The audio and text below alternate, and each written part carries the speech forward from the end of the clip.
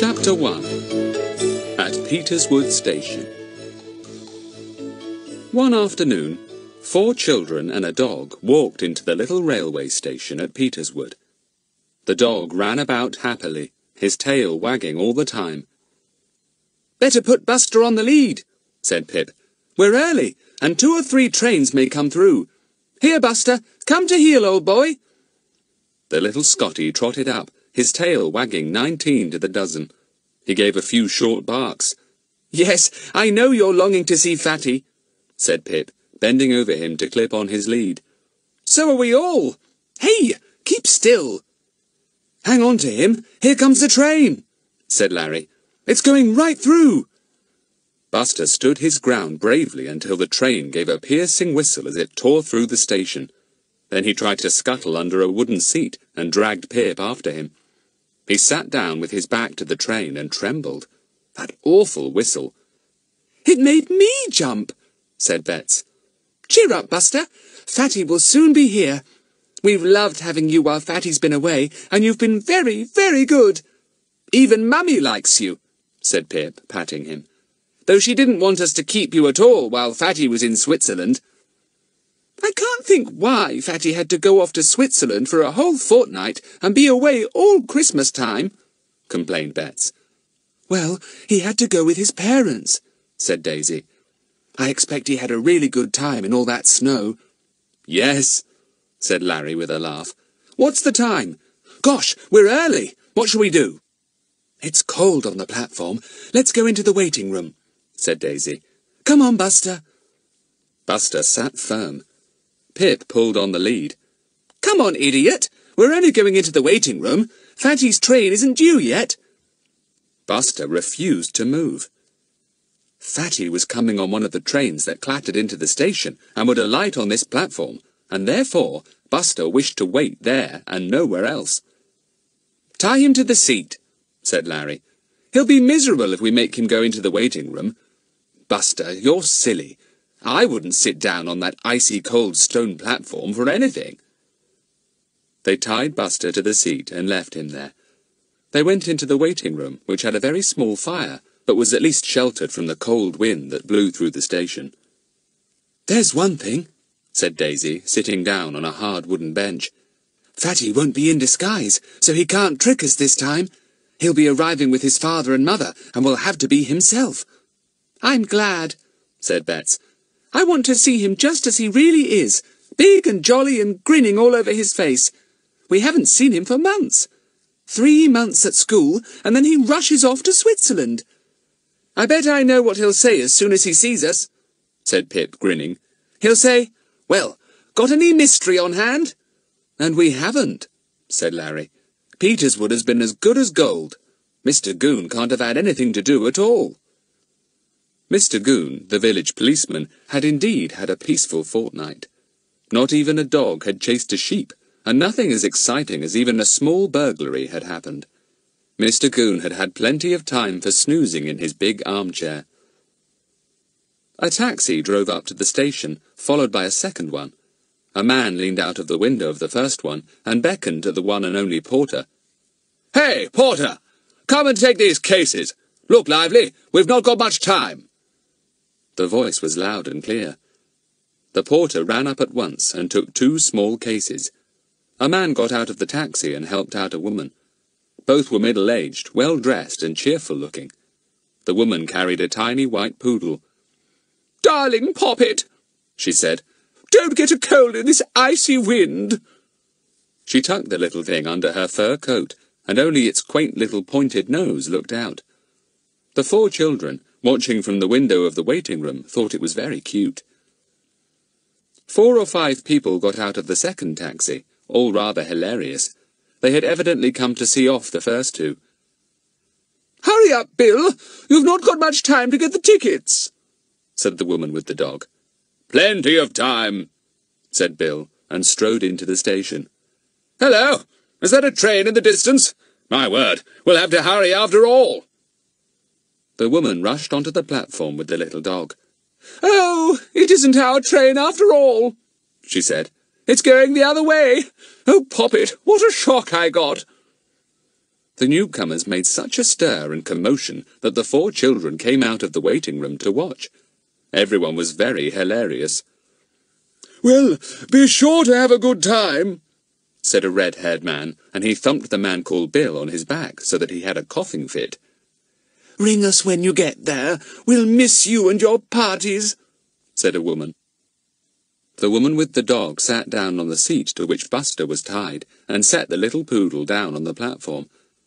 At once, Buster began to sniff at her woolly fur, and the little poodle yelped in sudden fright. Buster ran round to the front of the seat, twisting his lead across the woman's legs. She screamed and snatched Poppet up at once, afraid that Buster was going to snap at the poodle. To make matters worse, another train thundered into the station at that moment, and Poppet nearly went mad with fright. She leapt out of her mistress's arms and tore off at top speed. Buster tried to race after her, forgetting all about his lead, and nearly strangled himself. He got caught up in the woman's legs, and she fell over, squealing loudly. "Oh! Catch Poppet, someone! Oh, what's this dog doing? Get away, you brute!"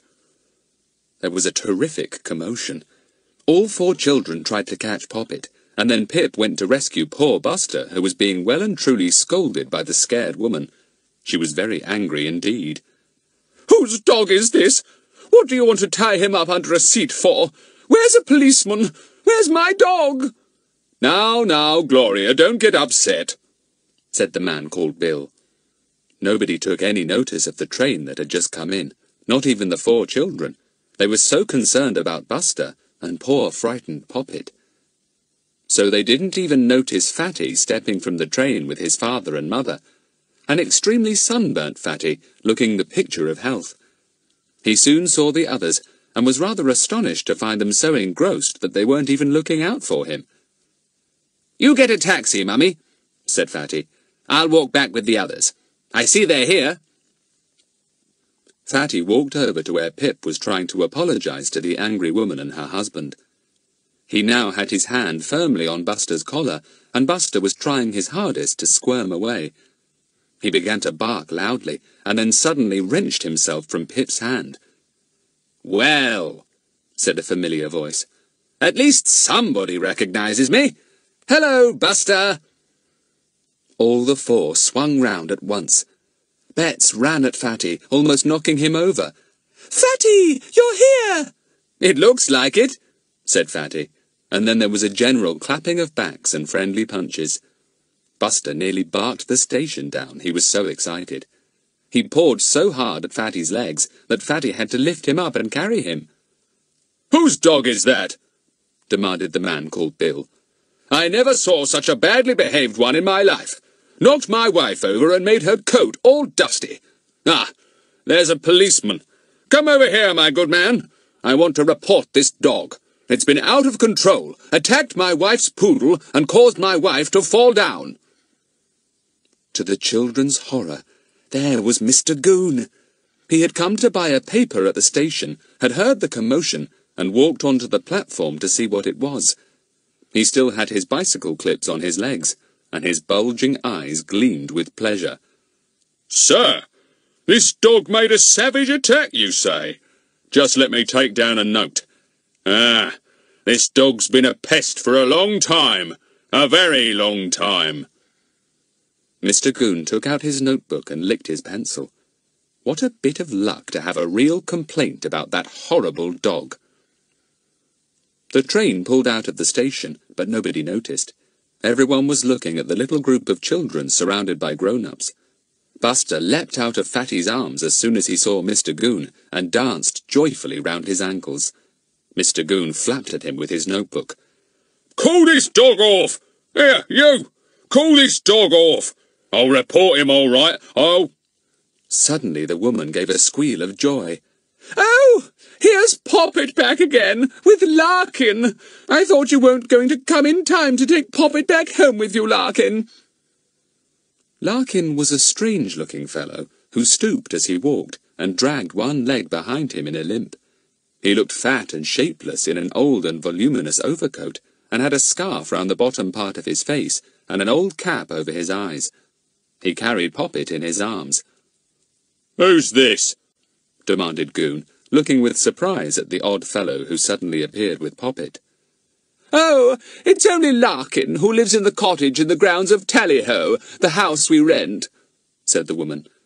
"He was told to come to the station in time to collect Poppet and take her back again with him. He's going to look after her, but I did want to have my darling Poppet till the very last minute, didn't I, Poppet?" She took Poppet into her arms and fondled her. She spoke to Larkin again. "You'll look after her well, won't you? And remember all I told you to do. I'll soon be back to see to her. Take her now before our train comes in and scares her." Larkin shuffled off, limping as he went. He hadn't said a word. Poppet had been handed back to him as if she were a doll, and was now snuggled into his coat again. Mr. Goon was growing impatient. He still had his notebook in his hand. The children were wondering whether they could make a dash and go, but Mr. Goon had his eye on them. "Now, madam," said Mr. Goon, "about this dog here. Can I have your name and address, please, and—" "Oh, here's our train!"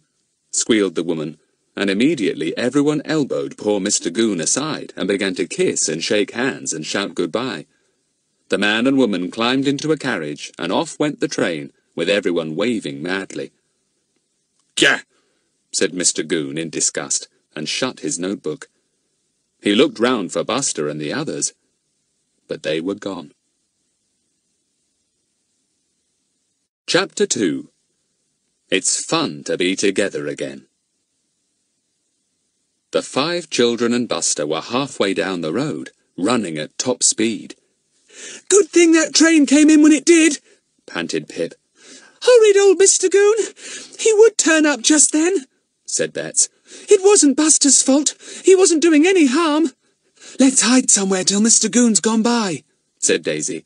"He's got his bike, I expect, and he'll have a few nasty things to say to us if he sees us." "Oh, yes, let's hide," said Bets, who really was very scared of the big policeman.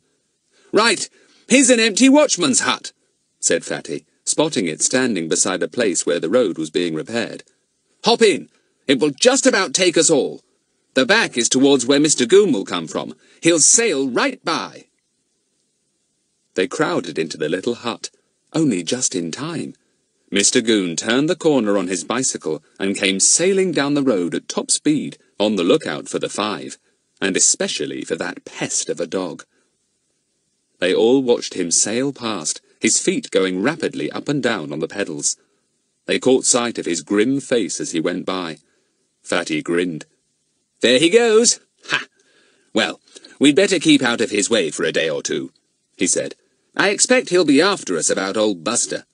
What did happen? Tell me. I was really surprised to find you all on the platform with your backs to me, not caring whether I arrived or not." "Oh, Fatty, everything happened so quickly," said Bets as they walked home with him. She told him all about tying Buster up to the seat, and how the man and woman had arrived with their friends, and how Poppet had got mixed up with Buster. "It was such a to-do," said Pip. "I'm really sorry about it, Fatty, just as your train arrived too." "That's all right," said Fatty. "I was only pulling your leg about it. Has Buster been good with you and Bets while I've been away?" "He's been angelic," said Bets. "I shall miss him. Mummy wouldn't let him sleep in my room or Pip's, as he does in yours, Fatty, but he was most obedient, and only came scratching at my door once in the middle of the night." "You're a very well brought-up dog, aren't you, Buster?" said Fatty, and the little Scotty danced in delight round his ankles. "Blow, Mr. Goon! It was bad luck that he came up at that minute. I bet he'll be after us for details of savage behaviour of dog out of control. I expect that's what he wrote down in his notebook. We'll have to think what to say to him." "Here we are," said Pip, stopping by Fatty's gate. "When shall we see you again, Fatty? You'll have to go in and unpack now, I suppose?" "Yes," said Fatty.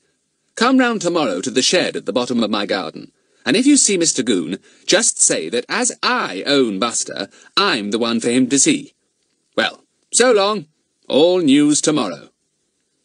He went through the gate and round to the garden door of his house. Bets sighed. "Oh, I do wish we could all have had tea together or something. I'm just longing for a good talk with Fatty. Isn't he brown?" Much to Bets's relief, Mr. Goon didn't appear at her home that day. When she and Pip set out the next morning to go to Fatty's shed, they both kept a good lookout for the policeman, but he didn't appear either on foot or on his bicycle.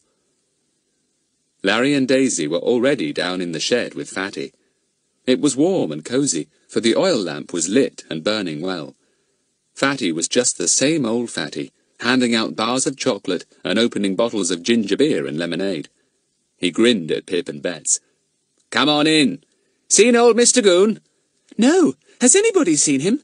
asked Bets. Nobody had. Buster went over to Bets and lay down beside her. "He feels as if he belongs to you as well as to me now," said Fatty, smiling at Bets. He was very fond of little Bets, and she thought the world of Fatty.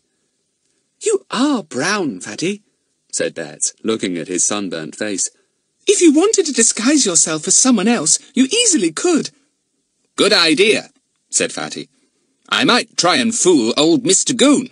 I'm longing to get back to some real detective work again and try out a few disguises. I don't get much chance at school. I only dressed up once last term." "What as?" asked Daisy with a giggle. "Go on, tell us. I know you want to." "It wasn't anything much," said Fatty airily. "Our French teacher fell ill, and the head had to send for a new one, and he, arrived early and made a bit of a fool of himself." "Oh, did you pretend to be him?" said Pip. "What did you do, Fatty? You really are crazy." "Well, I togged myself up, put on a moustache and those false teeth of mine," said Fatty, "and a wig of curly black hair, and a smile you could see a mile off because the teeth—" The others laughed. They knew Fatty's frightful false front teeth. "Did you ask for the head?" asked Bets. "Gosh, no, I'm not as stupid as all that," said Fatty. "I knew I'd find 3 or 4 of the teachers watching the football that afternoon, so I made my way to them and talked to them very earnestly about the school." "And the dear boys, they await my coming, is it not? And the, how you call him, the head, he awaits me also? This is the football, is it not? Boom, boom, how that boy kicks the ball." Fatty acted a Frenchman to the life, and the others roared at him. "I don't think they liked me very much," said Fatty. "They all muttered something about classes and wandered off one by one. My teeth put them off, I suppose. They were really surprised when the real French master turned up." "What was he like? Anything like you pretended to be?" asked Larry. "Not a bit. He was little and rather bald, and had a beard and teeth you'd hardly notice," said Fatty. "It all caused quite a commotion. A scare went round that the first man must have been someone who wanted to get in and rob the head's safe, and the poor new man couldn't think why people were so surprised to see him." "I don't know how you dare to do such things," said Pip. "I'd never dare, and if I did, I'd be found out at once. I can't think why you're hardly ever spotted, Fatty. There must be something about you. You do carry things off so well." Fatty looked pleased. "Oh, well, I've got to practice a bit if I'm going to be a real detective some day. Have some more ginger beer? Now, have you found any mystery? A mystery would be just about the best news I could hear." "There's not been a sniff of one," said Larry, drinking his ginger beer. "Mr. Goon must have been thoroughly bored this Christmas. I don't believe anything's happened at all." "Sad," said Fatty. "After 2 weeks of doing nothing but fall about in snow, I did hope I could exercise my brains as soon as I got home." "Tell us about Switzerland," said Bets. "Did you really fall down much?" It appeared that, far from falling down even once, Fatty had done extremely well in all forms of winter sport, and had carried off quite a few prizes. He tried to talk about them modestly, but being Fatty, this was very difficult. "Still the same old Fatty," said Larry, after about 20 minutes of listening to Fatty's exploits. "The wonder boy. Can't put a foot wrong, even on skis." "Didn't stand on his head once," said Pip, grinning. "My cousin Ronald said he was more often upside down than the right way up when he went to the winter sports, but not our Fatty." "Don't tease him," said Daisy. "You'll stop his traveller's tales. He's got plenty more, haven't you, Fatty?" "Well, I want to hear them, even if nobody else does," said Bets. who never minded Fatty's boasting. Fatty sighed heavily. "Ah, well, I don't want to bore you," he said. "You tell me your news. How many Christmas cards did you have? Was your turkey done to a turn? Did the fairy doll look nice at the top of your Christmas tree?" "Shut up, Fatty," said Pip, and gave him a punch. That was the signal for a general scrimmage in which Buster joined in delight. They were all shrieking so loudly that nobody heard a knock at the shed door. Buster was almost barking his head off, and he didn't hear it either. The shed door opened, and Fatty's mother, Mrs. Trotville, looked in. "Frederick!" she called in amazement. "Frederick! Whatever is going on here? You'll have the oil stove over. Frederick!" Buster heard her first and stopped barking. He stood and stared at her, and then gave a yelp as if to say, "Stop this fooling, everybody! Beware!" Pip suddenly caught sight of Mrs. Trotville and extricated himself from the heap of bodies on the floor. Fatty was underneath, having been well and truly pummeled. "Fatty!" said Pip in Fatty's ear. "Look out! Danger!" With a great heave, Fatty sat up and looked round. He saw the open door and his mother standing in astonishment there. He smoothed back his hair and grinned. "Oh, Mummy! I didn't hear you. I can't think why," said Fatty politely. "Do come in. Have a chocolate or some lemonade. I think there's a drop left." "Don't be foolish, Frederick," said his mother. "Really, to see you behaving like this, you must all have gone mad. You'll certainly have that oil stove over, and then the whole place will go up in flames." "I've got a bucket of water ready over there, Mummy," said Fatty. "Honestly, you don't need to worry. We were only... Well, actually, we were so pleased to be together again that we...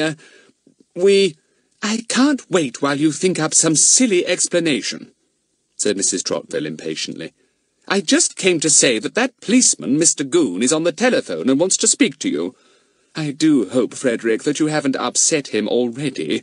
You only came back yesterday." Goon on the telephone? The five looked at one another in dismay. That meant he was going to get after old Buster after all. Blow. "All right, I'll go and speak to him," said Fatty, getting up and brushing the dust off various parts of himself. "Blow, Mr. Goon." "It's all right, Mummy. Don't look at me like that, there's a dear. I haven't done anything wrong. Truly I haven't." And off he went up the garden path and into the house, Mrs. Trotville behind him, and Buster scampering along too. The others looked at one another. Now what horrid things had Goon to say? Chapter 3. Poppet the Poodle. Mr. Goon was getting impatient. Why didn't that toad of a boy come to the telephone? He began to bellow into it at his end. "Hello? Hello? Are you there? Hello?" When Fatty picked up the receiver, he was almost deafened by Mr. Goon's yells. He shouted back, "Hello? Hello? Good morning? Hello? Hello? Hello?" This time it was Goon that was almost deafened. "Oh, you've come at last, have you?" he said. "What are you yelling at me like that for?" "Nothing. I just thought we were having a kind of shouting match," said Fatty in a most polite voice. Goon began to boil. Fatty always had a very bad effect on him. He spluttered into the telephone. "Now then, you look here, and don't you—" "Can't hear you properly," said Fatty in a most concerned voice. "Mr. Goon, can you speak a little closer to the mouthpiece?" "No!" roared the angry policeman. "And just you look here, "Look where? Down the telephone, do you mean?" said Fatty inquiringly. Poor Mr. Goon nearly flung down the telephone. He roared again.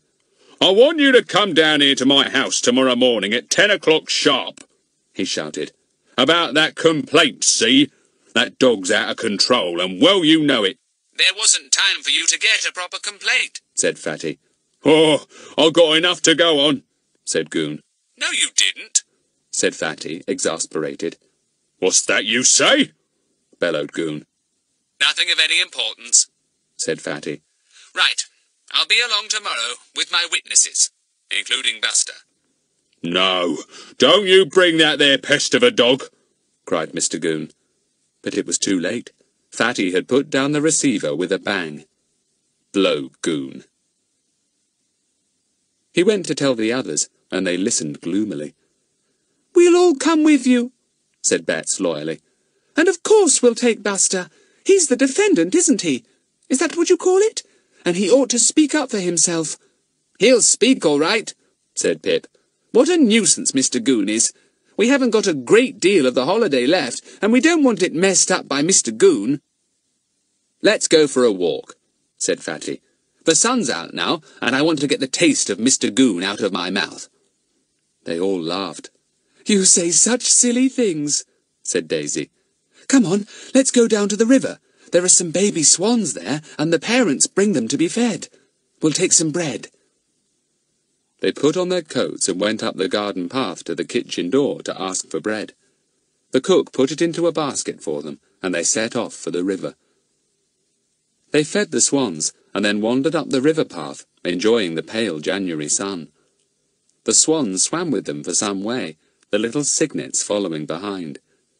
They came to a small gate that led on to the river path, and Bets looked over it idly. Then she pulled at Fatty's arm.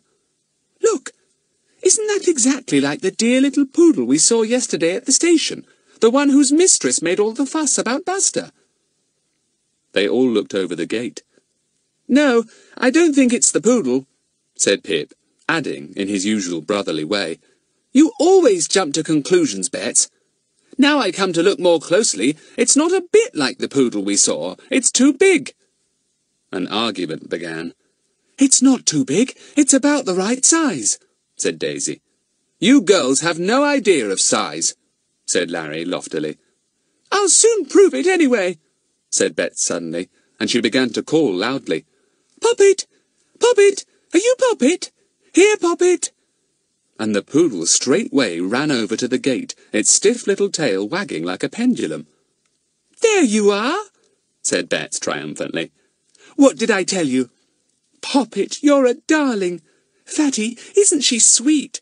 She trots about as if she learns ballet dancing." "So she does," said Fatty, seeing exactly what Bets meant. "At any moment now, Poppet will rise on her toes and pirouette. Poppet, why did you cause all that upset with Buster?" Poppet put her little pointed nose through the gate and sniffed at Buster, who sniffed back. He licked the tip of Poppet's nose, and Bets laughed. "He likes her! I wonder if she's lonely without her mistress. I didn't much like the look of that man who took her back home, did you?" "Well, I didn't like what I could see of him, which wasn't much," said Fatty. "I wonder where they live. In that cottage there, I suppose." A small, not very well-kept cottage stood at the side of the garden. Much further away rose a big house, probably the one that Poppet's master and mistress had left the day before. No smoke rose from its chimney, so presumably it was now empty. But smoke rose up from the chimneys of the little cottage steadily and thickly, and the 5 children immediately pictured the muffled-up man sitting hunched over a roaring fire. Poppet wanted Buster to play with her.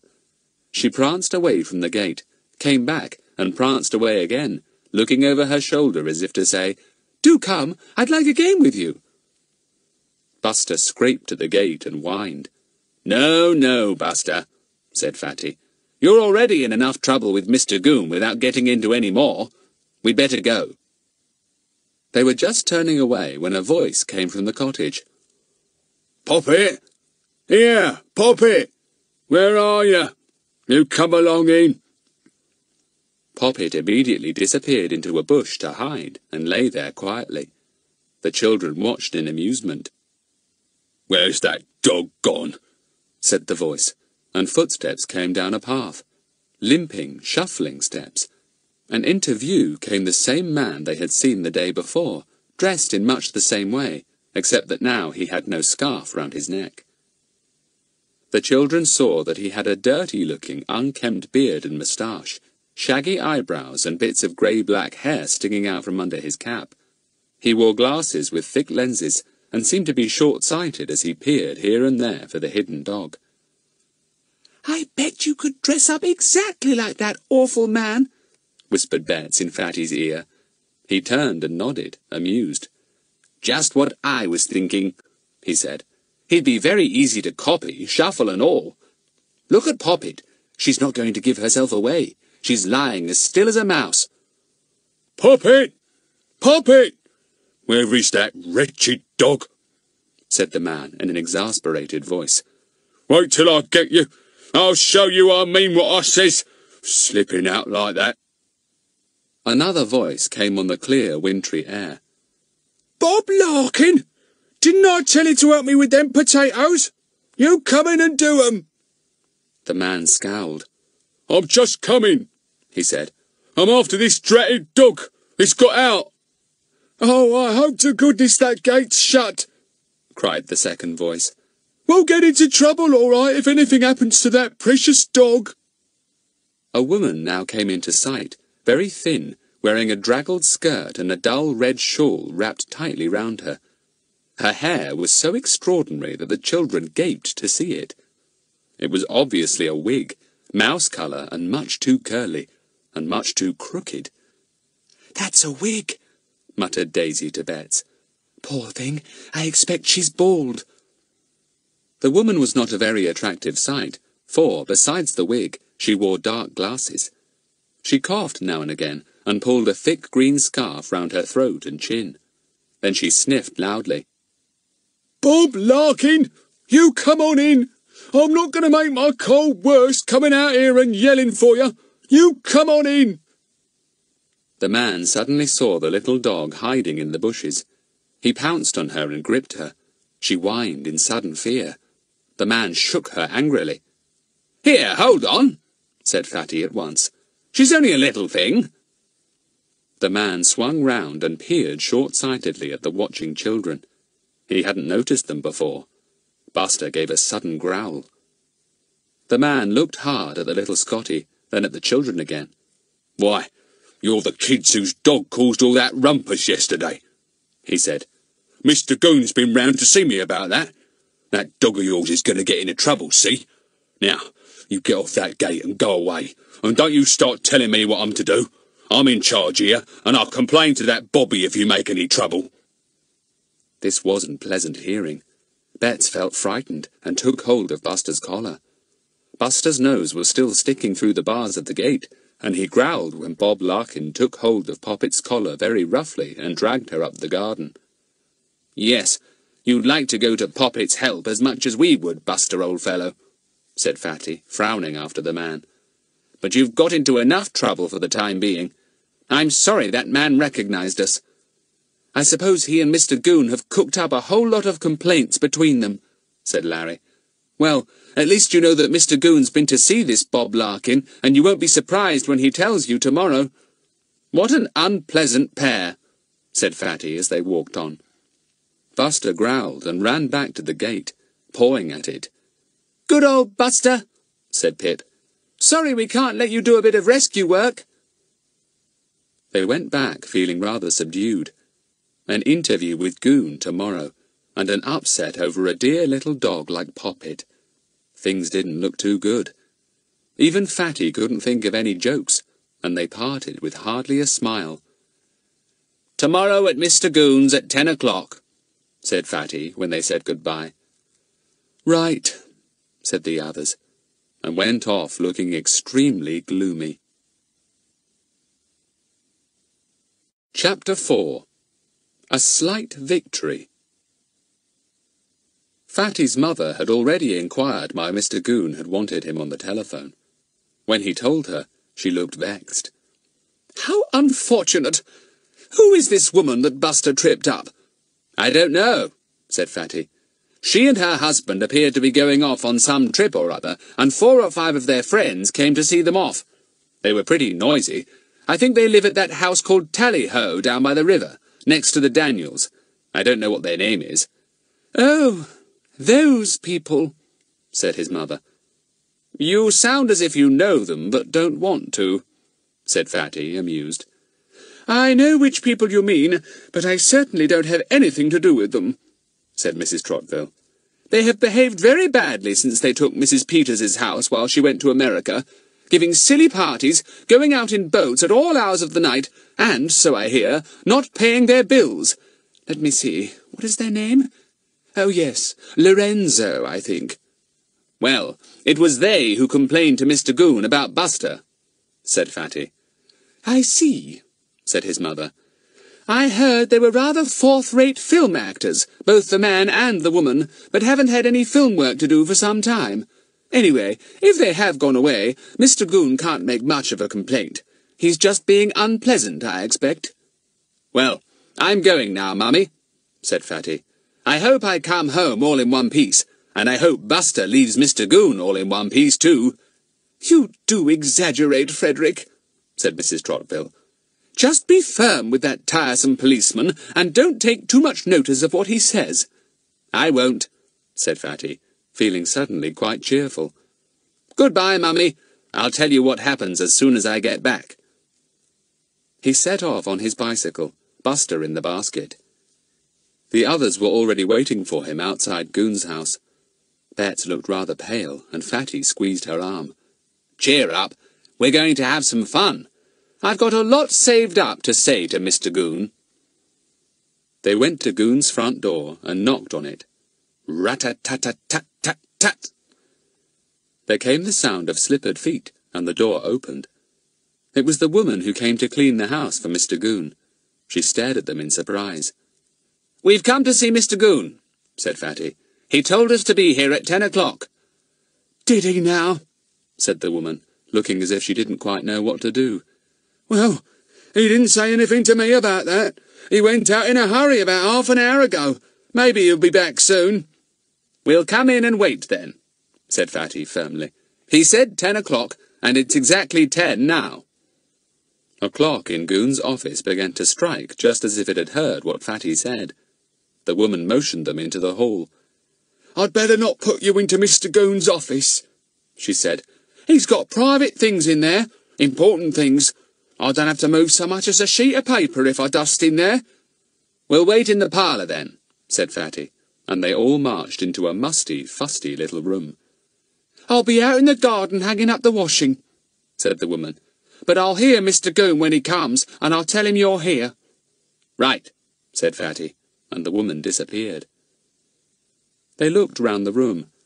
There was a large photograph on the mantelpiece of Goon's mother and father and family. The 5 children went to look at it in delight. Pa Goon looks as big as Goon is now, said Larry. And oh, look! This boy with eyes sticking out of his head must be Mr. Goon. They all chuckled at the sight of Goon as a boy. He's very like Ern, said Betts, and indeed he was. Ern was one of Goon's nephews, who had once been to stay with him and had a most unpleasant time. I wonder what Ern's doing, said Betts, remembering the admiration he had had for Fatty. He came to see you just before Christmas, Fatty, to give you a Christmas present he'd made you, and he almost burst into tears when he heard you were in Switzerland. Poor Ern, said Fatty. I've no doubt he'll turn up again with whatever it is. Hello, is that Mr. Goon? It was, and judging by the heavy tramp of feet in the hall, there were 2 others with him. Fatty debated what to do. Should he go and announce himself? But if Goon had visitors, he wouldn't be too pleased to be interrupted. We'd better wait a bit, he said to the others. Perhaps that woman will hear him and go and tell him we are waiting. She's busy talking to the woman next door, said Betts, looking out of the window. How they can understand what the other is saying, I really don't know. They're both talking at once. Voices came from the office next to the room the children were sitting in. First they were fairly quiet, and then they became loud. The children heard various words, and at first took no notice. Then a word came that made Fatty sit up. Lorenzo. Now where had he just recently heard that name? It certainly rang a bell. They've got to be traced, said a voice that was not Goon's. These Lorenzos are the ones we want, I'm sure. Get hold of anyone who knows anything about them. Get hold of their best friends here and ask questions and... The voice fell, and the next words could not be heard. Fatty listened in wonder. He remembered now where he had heard the name Lorenzo. His mother had said it was the name of the people who owned Poppet, the little poodle. Funny, thought Fatty. It sounds as if they've run into trouble. I hope they have. If so, old Goon won't bother about Buster. There was the sound of movement in the little office, and then footsteps. The visitors must be going. "Well, goodbye, Goon," said a voice. "You'll have to get going on this. It's a big thing. Pity we've just missed those rascals. Find out what you can from the Larkins. They may be able to tell you something. If we can't get our hands on the Lorenzos, we might at least be able to get hold of that picture. So long." There was the tramp of feet to the front gate. Fatty sat still, feeling startled. Why? What was this going on? Something had unexpectedly cropped up, that was certain. A sudden feeling of excitement surged up in him. It might be a mystery. Something was up. Something had to be found out. He'd tackle Goon about it and get the 5 find-outers on the job at once. Bets was surprised to see Fatty's face suddenly go red with excitement. She thought he was feeling nervous at having to meet Goon, and she slipped her hand through his arm. Fatty never even noticed it. He was thinking so very hard. What could the Lorenzos have done? What was this picture? He must find out. He must! Goon came back from the front gate humming a tuneless song. He was evidently feeling pleased with life. He didn't go back into the office, but walked straight into the parlour, not knowing that anyone was in it. He stopped dead when he saw the 5 children there, Buster safely on Fatty's knee. Buster barked at once and tried to leap off, but Fatty held on to his collar. "What's all this?" thundered Mr. Goon. "What are you here for?" Fatty stood up. "Well, you said 10 o'clock, and now it's 20 past, he said. "Perhaps you're too busy with the Lorenzo case to see us now." Mr. Goon looked extremely startled. The Lorenzo case?" he said. "What do you know about that?" "Not much," said Fatty honestly. "We couldn't help overhearing a few things just now, that's all." Mr. Goon lost his temper. "Oh-ho! Listening with your ear to the keyhole, I suppose? Eavesdropping on the law. There's a penalty for that kind of thing, Mr. Snoopy, let me tell you that. How dare you listen to private matters?" "I didn't. I couldn't help hearing," said Fatty. "We all heard a few things. Short of stopping up our ears, we couldn't help but hear. As for listening at the keyhole, that's nonsense. Your door was wide open and you know it." "Now, none of your cheek," said Goon, beginning to go purple. "I remember now. I told you to come about this here pest of a dog, of course. Yes, a serious complaint has been made. Very serious." He took out his notebook and looked through it, while the 5 gazed at him. Larry, Daisy, Pip and Bets hadn't the remotest idea what Fatty had been talking about, of course, because they didn't know who or what these mysterious Lorenzos were. "I know that the Lorenzos made a kind of complaint yesterday," said Fatty. "And I know that you've been to see the Larkins, who were in charge of Poppet, and—" "How do you know that?" almost shouted Mr. Goon. "Snooping round, interfering. I can't get rid of you. You're a toad of a boy. I always said so. Now, about this here dog of yours." "If the Lorenzos have gone off and nobody knows where, any complaint they made is not likely to be of any use to you," said Fatty scornfully. "Hadn't you better forget about Buster and concentrate on finding the Lorenzos? Or the picture, whatever it is, Mr. Goon?" Mr. Goon knew when he was beaten. He shut his notebook and began to bluster. "Well, if there's anybody else makes a single complaint about that dog, a single complaint, I say, he'll soon learn what happens to dogs that are out of control. Time he did, too. If ever there was a more aggravating dog, yes, and a more aggravating set of children, I'd like to hear of them." "I'll be sure to let you know if ever we do hear of any," said Fatty in his most courteous voice, the one that always drove poor Goon to fury. "Well, I take it you don't need us any more, unless you'd like to tell us a bit about this new case, so that we might help you." "Gah!" said Mr. Goon furiously, and drove the 5 out before him, Buster barking madly. They all went out of the front gate, and Mr. Goon bellowed over it, almost shaking his fist at them. And if you try interfering with the law and messing about in this case and telling me clues that aren't clues, I'll come and tell your parents," he shouted. "Mr. Goon, Mr. Goon, you'll be had up for a breach of the peace," said Fatty solemnly. "You're making everyone look out of their windows." Mr. Goon retreated hurriedly into his house, muttering fiercely. The children got on their bicycles and rode off. "A slight victory to us, I think," said Fatty happily. "Buster, you can breathe again." Chapter 5. Not So Good. The chief topic of conversation that day was the 5 children's interview with Goon. Larry, Pip, Daisy and Betts could hardly wait till they got to Fatty's shed to ask him what he meant about the Lorenzos. "Who are they? How did you know about them?" demanded Larry. "I didn't, but my mother happened to mention this morning that the people who owned Poppet were called the Lorenzos," said Fatty. "So when I heard the name spoken by that other policeman, or perhaps he was a sergeant by his manner to Mr. Goon, well, it just rang a bell, and I knew they were all talking about the people who made a complaint about Buster." "But what have they done? The Lorenzos, I mean?" asked Betts. "I don't know any more than you do," said Fatty, "except that they seem to have gone away just when the police wanted them for something. And there's something about a picture, too. My mother told me that they didn't pay their bills, so perhaps the trouble is about that." "Is it going to be a mystery?" asked Pip. "I hope so," said Fatty cheerfully.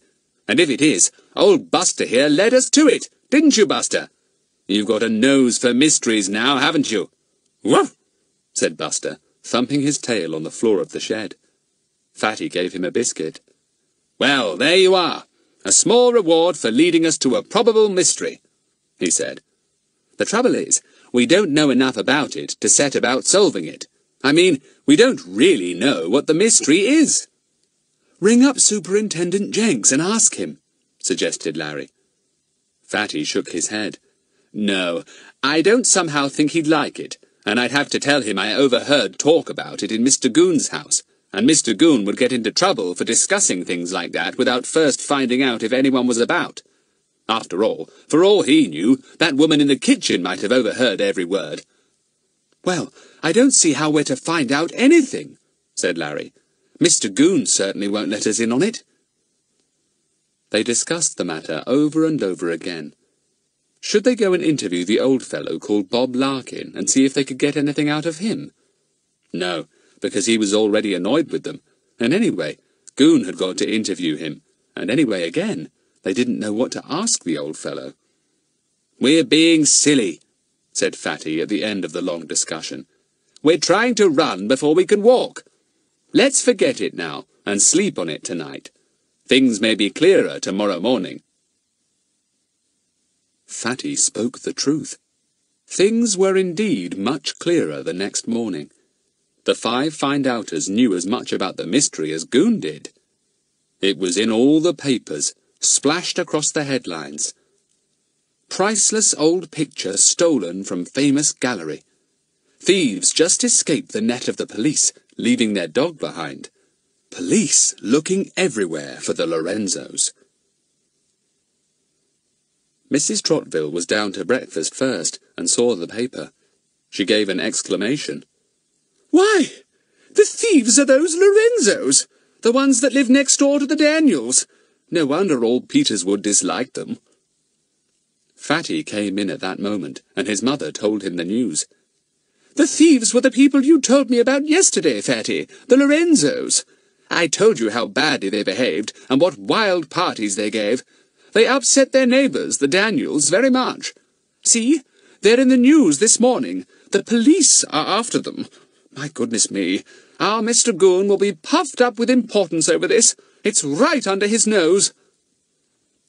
Fatty slid into his seat and took the paper, his eyes gleaming. Aha! If it was in all the papers, it didn't matter about Mr. Goon not telling him anything. The 5 find-outers could make their own plans and get going themselves. What a thrill! Fatty read and read. He forgot all about his breakfast, and never even saw his father come into the room. "Good morning, Frederick," said his father, and neatly took the paper from Fatty's hands. "What about eating your bacon and egg?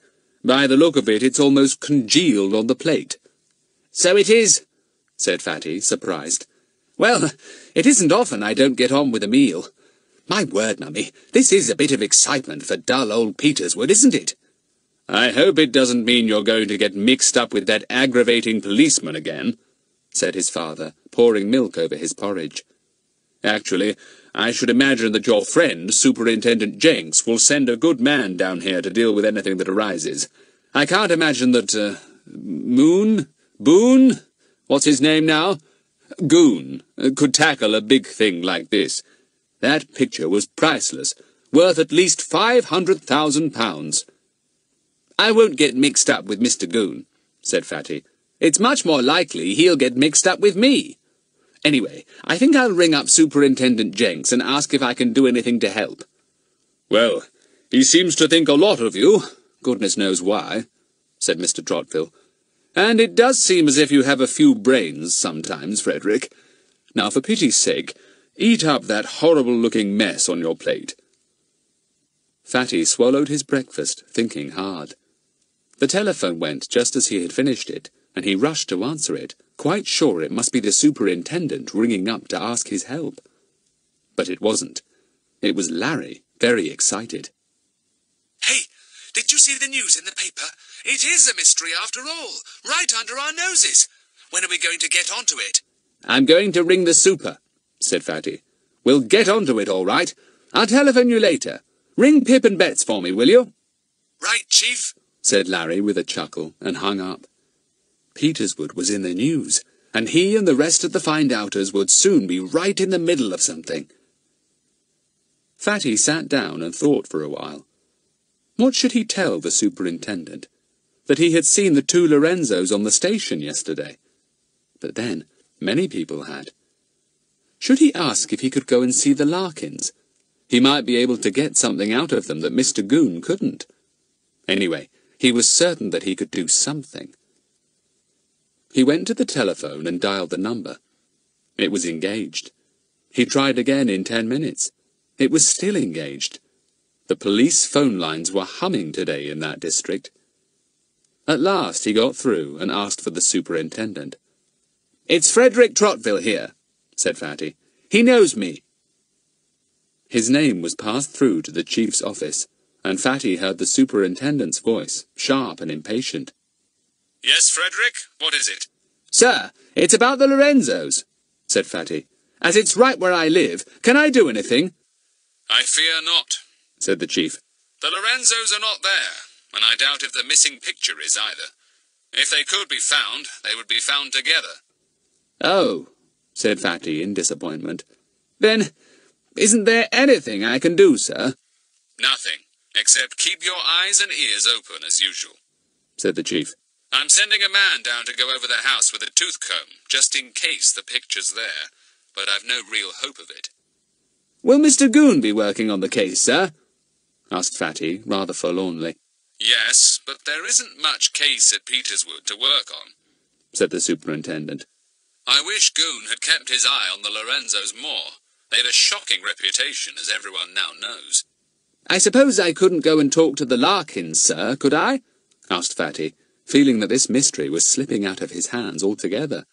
"No, certainly not," said the chief at once. "My man is doing that with Goon. No sense in your butting in there. You'll do more harm than good. I don't mean that you mustn't pass the time of day with them if you meet them, but you must remember that this case has really left Peterswood now, and gone goodness knows where. I don't for one moment think that the Larkins can possibly know anything that will be of the slightest help to us."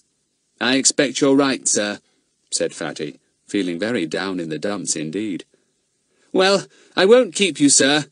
Good luck." He put down the receiver and looked gloomily at Buster, who was sitting nearby with cocked ears. "No go, Buster," he said dolefully. "It's all come to nothing. The mystery has fled from Peterswood and disappeared. Now I must telephone the others."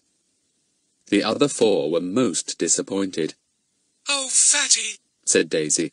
"there must be something we can do. There really must. Come along up here to us, and we'll get Pip and Bets too, and talk about it. You do sound miserable. So they all met at Larry's at 11:30 and sat down to a mid-morning snack of hot buns from the oven and cups of cocoa. They felt more cheerful after a couple of buns each. The chief really did seem to think that we can't do a thing this time, said Fatty. Apparently, the two main things are, 1, to find the Lorenzos, who are probably out of the country by now, and 2, to find the picture. And the chief thinks that where one is, the other will be there also. Well, we can't possibly go gallivanting all over the country looking for them ourselves, said Daisy. So we must just be content to do nothing. I think we might keep a watch on the house, perhaps, said Larry, just in case the Lorenzos come back to it. They won't, said Fatty. But what about their little dog? Said Bets. Mrs. Lorenzo really did seem attached to it. She might send for it, mightn't she? If it suddenly disappears, we'd know that the Lorenzos had sent a messenger of some sort for it. That certainly is a point, said Fatty. Yes, perhaps on the whole we won't give this up straight away. But the thing is, how on earth are we to keep a watch on the Larkins to see if any messenger is ever sent? I mean, the house is some way from where we live, and we can't spend all our days or nights there. Hopeless, said Pip, who didn't particularly want to spend any part of a cold day or night watching people like the Larkins. We can't do it. If we knew somebody who lived next door, it would be easy, but we don't, so— Hello, said a voice, suddenly interrupting, and a tousled head peeped round the door. I've been to your house, Fatty, and your mother sent me here. I've brought the Christmas present I made you. Ern! Cried everyone. And sure enough, it was Ern, round as ever and red in the face. Good old Ern. Chapter 6. The Same Old Ern. Ern came right into the room, beaming, and holding rather a large parcel. Still the same old Ern, said Fatty, and solemnly shook hands with him. Ern thereupon felt that he must shake hands with everyone, even Buster. Buster was very pleased indeed to see Ern, and leapt on him as if he were a long-lost friend. This is an unexpected pleasure, said Fatty. How are your twin brothers, Sid and Perce? We haven't seen them since we all solved the mystery of the vanished prince. Do you remember? Caw, yes, said Ern. That wasn't half a do. I enjoyed that, I did. Perce is all right as far as I know. I don't seem to notice him much. Sid's all right too. Sid had been a great toffee sucker, unable to speak at all one time because of the toffee gluing up his mouth. Bets remembered and giggled. Does he still suck toffee? She asked. Well, he rationed himself up to Christmas because he wanted to save money to buy presents, said Ern. But then everyone went and gave him tins of toffee, of course, and he's off again. Can't get a word out of him now. Except, ah, I suppose, said Pip. He used to say ah quite a lot, I remember. Yes, well, he still says it, said Ern. He isn't much of a talker, old Sid. Sit down and have a bun, said Daisy. What's in that parcel? Caw, I was almost forgetting, said Ern, beaming round again. It's something I made for you, Fatty. We did carpentry at school last term, and I said to myself, ah, Ern, this is where we do something for Fatty, and I made this. He pulled off the paper and showed Fatty a small table, plain and simple. He had polished it till it shone. Everyone exclaimed in surprise. Why, Ern, said Bets, amazed. Did you really make it all yourself? Never let anyone touch it but myself, said Ern proudly. Fatty examined it from every side. It's a masterpiece, he said. A beautiful piece of work. Thanks, Ern. I like it very much. Ern was bright red with delight. No kidding, he said. You do like it? I tell you, it's a masterpiece, said Fatty. First rate. We'll have it in my shed at home so that we can all see it and use it as much as possible. Ern was quite overcome. He swallowed once or twice, rubbed his sleeve over the tabletop to make quite sure it was perfect, and then beamed at everyone again. Nice to see you all again, he announced, sitting down. Anything on? Any mysteries going? I heard about them people called Lorenzo. Proper set-up, that was. I bet my Uncle Goon's excited. Have you seen him yet? Asked Daisy. Oh, no, said Ern in horror. I'd run a mile if I saw him. I'm scared stiff of him. He'd scold me as soon as look at me. I kept a good lookout for him this morning, I can tell you. They discussed the Lorenzo case, and how maddening it was that the most important things concerned, the Lorenzos themselves and the picture, had both gone. So, you see, there's nothing much we can do, Ern, said Fatty. I can't see anything we can get hold of. No clues or suspects like we usually do. Yes, it's bad luck, said Ern sympathetically. I was hoping I might be able to help a bit if you really wanted me. I'm coming to stay in Peterswood. My mum's got to go to hospital for a bit. She's got a bad leg, poor mum. So us kids are going to relations and friends for a week. Good gracious, you're not staying with Mr. Goon again, are you? Said Betts. You bet I'm not, said Ern. When my mum suggested it, I fell off my chair in fright, I did. What did your mum say then? Asked Pip. The five were always interested in the doings of Ern's large family. She said, all right, ducks, I'll think of something else, said Ern. And she did. Who was it she thought of? Asked Betts. Anyone we know? I don't reckon so, said Ern.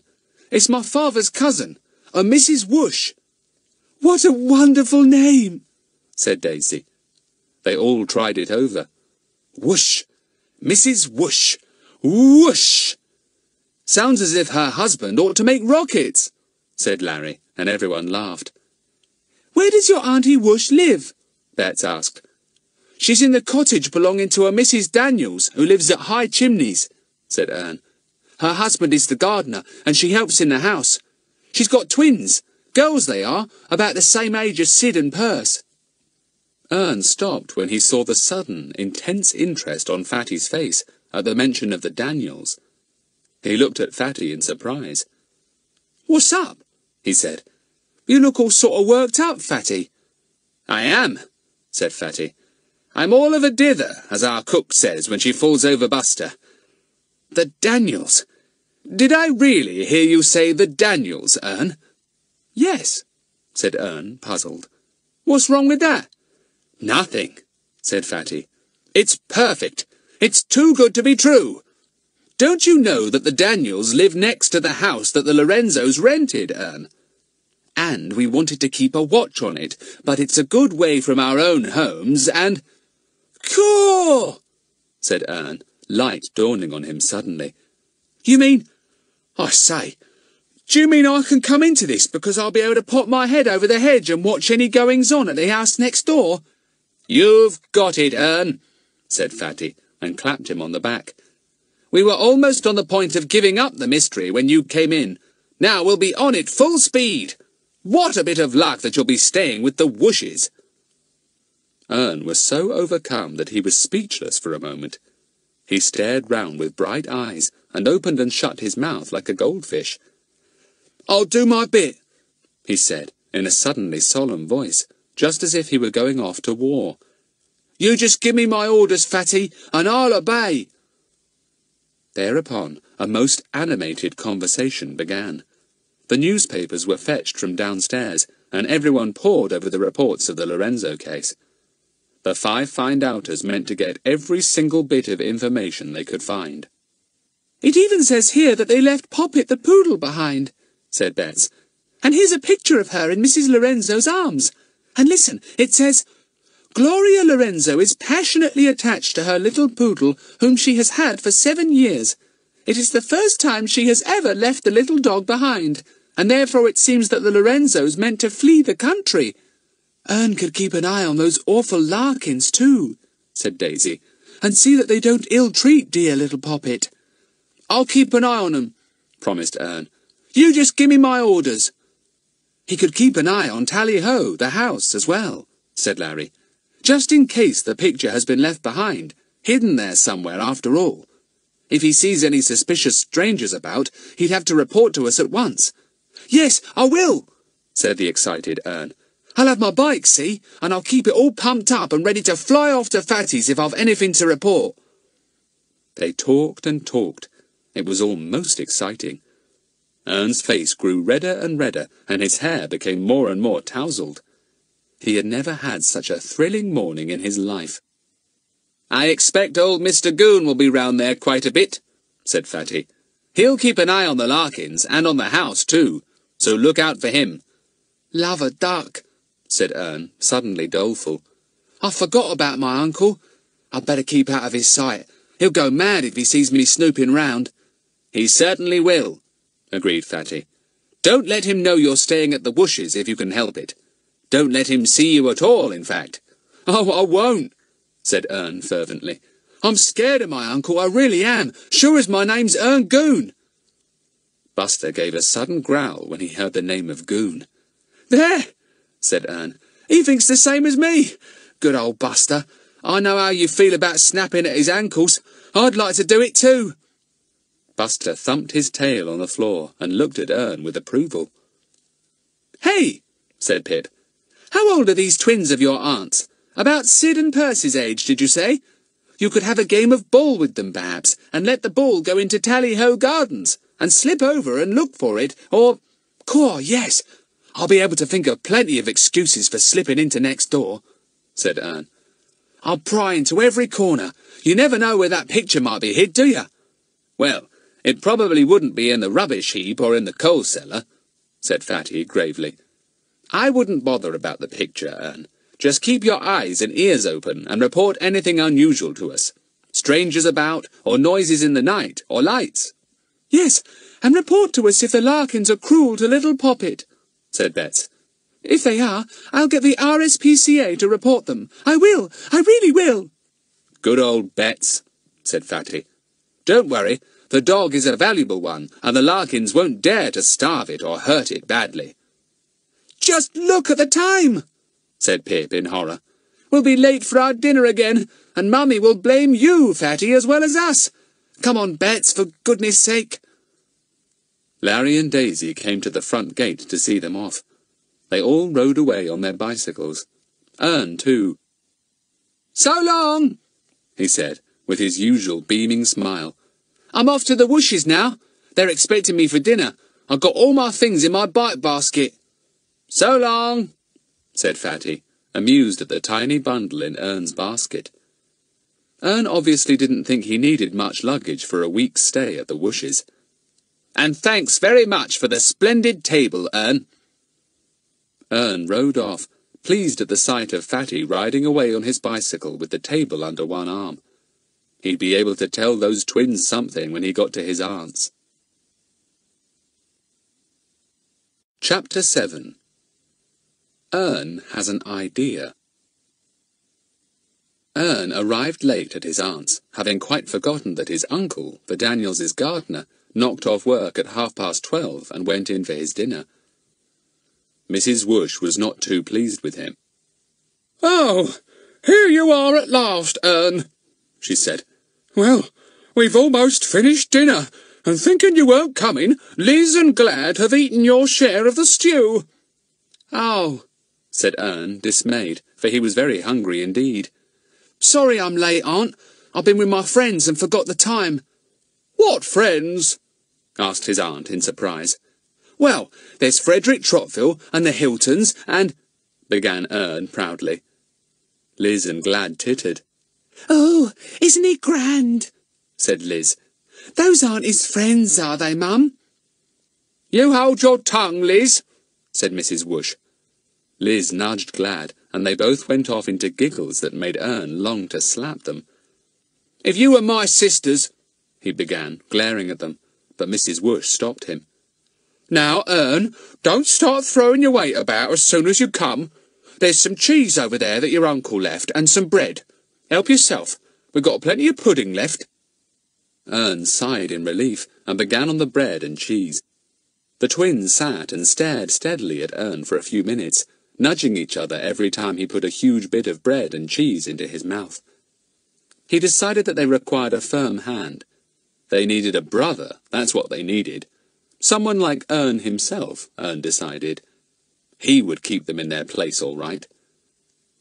At last, Glad and Liz slipped away from the table and went out into the garden to play. Mrs. Whoosh heaved a sigh of relief. "I'll be glad when the holidays are over," she said. "Always under my feet, those twins are. I don't know how your ma manages with Sid and Person, but twins are a handful, my word they are. If one isn't in mischief, the other is." "Mum's always saying the same about Sid and Perce," said Ern. "I'll take the twins off your hands for you for a bit, Auntie. Play ball with them and such like." "That's right, Ern," said Mrs. Whoosh. "I expect you know about the happenings next door, don't you? The Lorenzos, I mean, who were in the papers today. My word, I could tell you of some of the goings-on there, I could." Ern felt excited.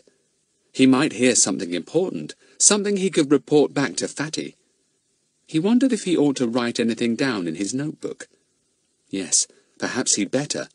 His aunt might let a few clues drop. That would be fine. So Ern pulled a notebook out of his pocket, licked his pencil, and glued his eyes on his aunt. "You tell me everything," he said, "and don't leave nothing out, Auntie." His aunt was pleasantly surprised to find Ern so interested in her chatter. Neither her husband nor the twins ever listened to her for more than a few seconds, and she was a born talker. She leaned her elbows on the table and began. "Well, the Lorenzos came about 6 months back. They took the house, furnished, from the Peters who were in America. They brought their own staff with them and—" "What about the Larkins?" said Ern, remembering what the five had said about them. He'd better ask for news of them, too. "Oh, the Larkins! They've been in that cottage for donkey's years," said Mrs. Whoosh. "Don't interrupt me, Ern. I don't have time for them Larkins. Dirty, untidy couple they are, shuffling and sniffling about. I just pass the time of day, and that's all. He's supposed to look after the boilers and go up to the house for boots to clean and things like that." "They've got the little poodle, Poppet, haven't they?" said Ern, trying to scribble fast enough to keep up with Mrs. Whoosh's chatter. "Yes, and why the Lorenzos left it with them, goodness knows," said Mrs. Whoosh. "We once had a cat, and it wandered into their garden, and would you believe it, they stoned the poor creature and almost broke one of its legs." Ern was horrified, and wrote down legs and underlined it. On and on went his aunt, telling him about the extraordinary parties that the Lorenzos gave. "Midnight bathing in the river and hide-and-seek in the garden afterwards," she said. "And once they all dressed up as animals, and I wasn't half startled to meet a giraffe and a bear going along the lane that night." Ern was soon so fascinated that he forgot to write in his notebook. He began to wish that he too lived next door to people like the Lorenzos. There would always be plenty of excitement. "The house is shut up now," said Mrs. Whoosh. "No lights, no smoke from the chimneys. I passed the time of day with Mr. Larkin yesterday, and he said that even he and his wife can't get in, not even to air the house. He says the police have got the keys." Ern decided this might be important, so he wrote down, "Shut house, keys." His aunt frowned. "Why do you keep scribbling in that notebook of yours, Ern, when I'm talking to you? That's rude. Anyone would think you were your uncle, P.C. Goon. He's always got a notebook he's scribbling in. My word, I've just thought of an idea." "What?" said Ern, his pencil poised over his notebook at once. "Quick, Aunt!" "I'll ask Mr. Goon in to tea while you're here. I'll tell him it's just so he can see his nephew. But really, it'll be because I want to hear what he's got to say on this Lorenzo business." Mrs. Whoosh looked delighted at her idea. "He's a wonderful man, your Uncle Theophilus Goon. Always on to something. Yes, I'll ask him to tea." Ern stared at her in the utmost horror. He could think of nothing worse than having his uncle to tea, and being made to sit opposite his big, angry face. Why, he didn't even want his uncle to know he was in Peterswood. "Please, Auntie, don't ask him," begged Ern. He isn't very fond of me. I'm very scared of him." "Oh, go on with you," said Mrs. Whoosh. "He's not a bad fella. I always say it's useful to have a policeman in the family." Ern didn't think so. He could have done without Mr. Goon in his own family, that was certain. He put away his notebook gloomily. What a pity it had reminded Mrs. Whoosh of his uncle. "Well, I'd better wash up, I suppose," said Mrs. Whoosh. "You go on out and play with Glad and Liz, Ern. You'll get on with them fine." Ern wasn't so sure that he would. He put on his coat and went out. He was immediately pelted with bits of earth and greeted with squeals of laughter. He looked round to see where the twins were. Up in that tree. Ern was about to shout at them when he stopped. The tree was a tall one. It stood by the hedge and overlooked the Larkins' cottage and garden. It would, in fact, be a perfectly splendid spying place. Ern decided not to be angry about the clod throwing. He called up the tree. "Hey, you kids! Like me to show you how to build a house in a tree?" There was a moment's silence. Then Glad looked down cautiously. "Yes, but don't you try punishing us when you come up. We'll push you down if you do." Ern immediately felt like punishing them, but he must keep guard on his temper. The twins might come in very useful. The tree was some kind of evergreen fir, very tall and broad. Its branches were admirable for climbing. Ern went up to where the twins sat. They grinned at him. "Did we hit you with the clods of earth? We waited and waited for you. Did Mum talk to you all that time?" As the twins never really expected any answers to their questions, they didn't at all mind when Ern ignored them and began to make a peephole through the thick branches so that he might look down on the Larkins' cottage over the hedge. "What are you doing? Are you going to make a house up here? Can we live in it? Will it have a chimney?" Ern found that he could see right down into the Larkins' garden. In fact, the cottage was so near that he could smell the smoke from the chimney. He took out his knife and began to cut away some of the greenery so that he could have a kind of window through the branches to peep from. The twins watched him with interest. "What are you doing? Is that a spy hole? Can we spy on the Larkins? We don't like them. Let's throw a stone down their chimney." The last idea appealed to Ern very much. He had never tried throwing stones down a chimney, but it certainly looked quite easy from where he sat. Then he reluctantly dismissed the idea from his mind. No, he might be lucky enough to get one stone down the chimney, but there would be a dozen stones that missed, and they would rattle on the tiles and bring out the Larkins in fury. That would never do. "Now you listen to me," said Ern, taking command firmly. "We'll play that the Larkins are our enemies, see? And we'll play that we've got to keep a watch on them and all they do. So we'll build a little house up here, and I'll keep watch." "Us too," said the twins, both together. Ern nodded. "All of us. When I'm not up here, you two can take a turn. And you'll have to report to me, see, because I'm your chief. This is our hidey-hole." The twins were thrilled.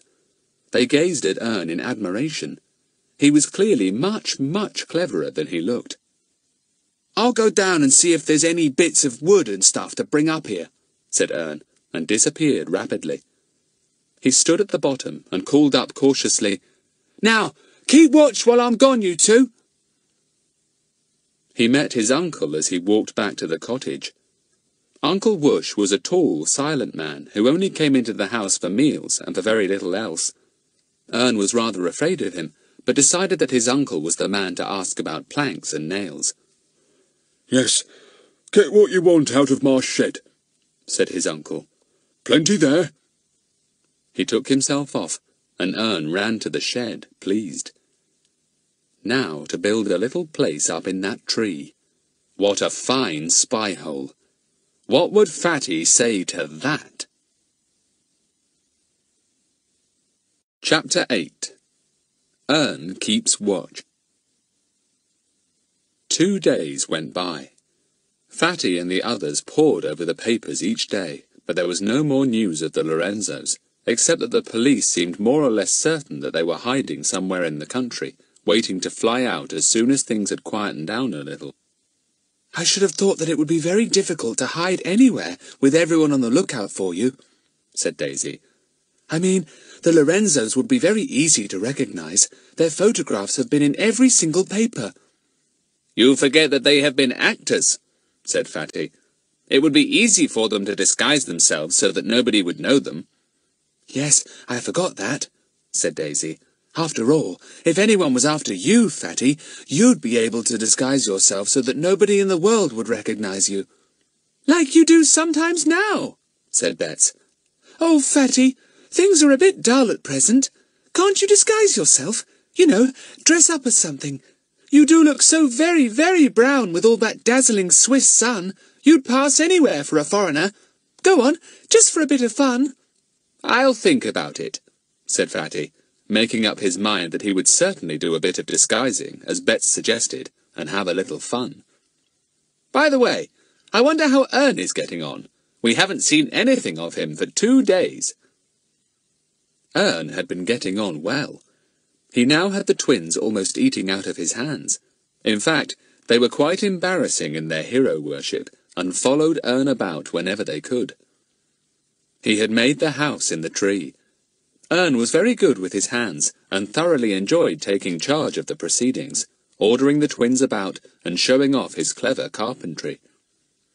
Even his Uncle Whoosh had taken an interest, and had helped Ern considerably. His aunt thought it was a lot of silly nonsense. "Messing about up trees," she said. "Getting filthy dirty. Just look at the state the twins are in after being up there all the morning." Their father looked at them and made one of his rare remarks. "Can't see a mite of difference in them," he said. "They're always dirty." He walked out, followed by a string of exasperated remarks from his wife. Ern followed him. "Women," said Mr. Whoosh, with a backward jerk of his head towards the cottage. "Women." Ern nodded understandingly. Once his uncle had discovered that Ern, like himself, was interested in carpentry, he had been very friendly. Ern was quite enjoying his stay, especially now that the twins were so completely under his thumb. The house in the tree was finished. It was quite an elaborate affair, and made of good strong planks securely fastened down. There were 3 walls and a very peculiar roof that had to fit under some rather awkward branches. The missing wall, of course, was the spy-hole that looked through the branches down onto the Larkins. The twins' mother gave them some cups and plates and allowed them to have snacks up in the tree. The twins were too thrilled for words and were ready to do anything in the world that Ern told them. Ern felt as excited as his 2 cousins. He had never imagined that it would be so easy to build a house up a tree. Of course, his uncle had helped a lot. Ern had to admit that. He and the twins sat up there continually, but Ern preferred it when he was quite alone. There was something very thrilling indeed about sitting up in the thickly leafed evergreen in his own little tree-house, peering quietly through the opening he had cut in the greenery. The Larkins had no idea that they were being spied on by 3 children. To the twins, of course, it was merely a game, but to Ern it was serious. He was helping Fatty. He might be able to gather a few clues for him. He might be able to see something suspicious. He might even help to solve the Lorenzo mystery. Though Ern had to admit to himself that that wasn't very likely. He peered down at the Larkins' cottage whenever he could, watching for any sign of movement. He had supplied himself with a tin of bullseye peppermints, enormous things that bulged out his cheek, but lasted for a very long time. He also had a comic that he read at intervals, and he really thoroughly enjoyed himself, sucking away at his bullseyes, hidden in the little tree-house he had built. "Old Man Larkin doesn't do much," Ern thought. "Just goes out and picks some sprouts, and does some shopping, and lets the dog out and yells for it to come back. Poor little dog. It looks down in the dumps all right, and I'm not surprised." Certainly Mr. Larkin didn't appear to do very much work. As for Mrs. Larkin, she hardly appeared at all. Apparently she had a bad cold, and Ern could often hear her coughing. Once, when she ventured out for a minute or 2 to hang up some washing, Ern could hear her sniffing all the time. Sniff, sniff, cough, sniff, sniff. She groaned as she bent down to pick up her washing basket. Ern watched her, thinking she was a strange woman with her extraordinary wig of hair and her very white face and red nose. Poppet came out with her, her stiff little tail down. She kept well out of Mrs. Larkin's reach. The woman spoke to her in a hoarse voice. "Don't you dare run off, or I'll punish you, nuisance that you are!" Poppet slunk into the house, and Mrs. Larkin followed, sniffing. Ern scribbled down a few notes about her in his notebook. He had torn out the notes he had made when his aunt had chatted to him, because when he examined them afterwards, such words as donkey's years, legs, and midnight bathing didn't make any sense to him. But sitting in peace up the tree, he could write quite sensibly. "She sniffs and coughs," he had written down. "She wears a wig. Her voice is hoarse and croaky. Poppet is afraid of her. She groans when she picks things up." After 2 days had gone by, Ern decided that it would be a good idea to go and see Fatty and the others again, so off he went, notebook in pocket. He found all the 5, with Buster, down in Fatty's shed playing a game of cards. They were very pleased to see him. Buster welcomed him at the top of his bark. Ern felt pleased to see that the table he had made for Fatty was standing in the middle of the shed, with a plate of chocolate biscuits on its polished top. He stood and grinned. "Come in, Ern. Make yourself at home," said Fatty, gathering up the cards. "We've just finished our game. What's your news?" "Well, I haven't much," said Ern, "except that I've got a house up in a tree that looks right down on the Larkins' cottage and into the grounds of Tally-Ho. I sit there and watch like anything." "Is it really a house in a tree?" said Bets, thrilled. "Oh, I would like to see it. Ern, you are clever." Ern blushed. He drew out his notebook and gave it to Fatty. "I made a few notes," he said. "Not that they're worth anything, but you never know." Fatty glanced through them rapidly and handed back the notebook. "Very good," he said. "You're doing well, Ern. Yes, those might come in useful sometime. If only we could get going." Ern was pleased. "You got anything interesting to tell me?" he asked. "Nothing," said Fatty dismally. "It's too maddening to have something like this under our noses, so to speak, and not be able to get even a bite at it." "The only thing that's new was in the paper this morning," said Larry. "What?" asked Ern, who hadn't seen a paper. "Well, the Lorenzos were spotted somewhere up north," said Larry, "near an airfield in a small hotel. And what is more, they had a crate with them this time, as well as 2 small suitcases." "Caw, the picture!" said Ern. "Weren't they caught then? Did they get away?" "Yes, fled in the night. Took someone else's car out of the garage and went," said Fatty. "Complete with suitcases and crate. I don't somehow think they will try to get out of the country at present. They'll hide somewhere safe and wait." "Would they come back to Peterswood?" asked Ern, thrilled. "I'd better keep a strict watch from my treehouse." "They might," said Fatty. "And, as we said before, they might send someone to fetch Poppet. So keep a watch for any stranger at the Larkins' cottage, Ern, and keep a watch, too, to see that the poodle is always there." "Oh, I will," said Ern. He spent a pleasant morning with the others, and then, remembering that his dinner was at 12:30, not 1 o'clock, he rose to go. "I'll be along again sometime," he said. "Goodbye, all. Thanks for the biscuits. Goodbye, Buster." Buster came with him as far as the gate, and saw him off politely, his tail wagging fast. He liked Ern. Ern mounted his bicycle and rode off at top speed. He rang his bell going round the corner, just at the same moment as somebody else rang theirs. Ern swung round the corner, pedalling furiously, to meet his uncle, Mr. Goon, also pedalling furiously on his bicycle. Mr. Goon, unfortunately, had cut the corner and was on his wrong side. The bicycles were about to crash together when Ern quickly swerved. His pedal caught Mr. Goon's, and over they both went. "Oh, God!" groaned Mr. Goon, as he landed very heavily indeed. His bicycle fell on top of him. "Oh!" yelled Ern, and he too fell to the ground. He sent a terrified glance at Mr. Goon and got up. Mr. Goon groaned again. Then he saw who the other cyclist was, and stared open-mouthed. What? You, Ern? How dare you ride at 60 miles an hour round a corner? How? It wasn't my fault, Uncle, said poor Ern, scared stiff. You were on the wrong side. I was not, said Mr. Goon most untruthfully. Do you mean to say you're accusing me of causing this here accident? You just wait, young Ern. What are you doing in Peterswood anyhow? Ern was not prepared to tell him that. He put his foot on the left-hand pedal and was about to swing his leg over to sit on the saddle when his uncle gave a really most alarming groan. Oh, my back! Oh, it's broken! Here, young Ern, you help me up. Come on now. He held out an enormous hand to Ern. Come on, give me a pull.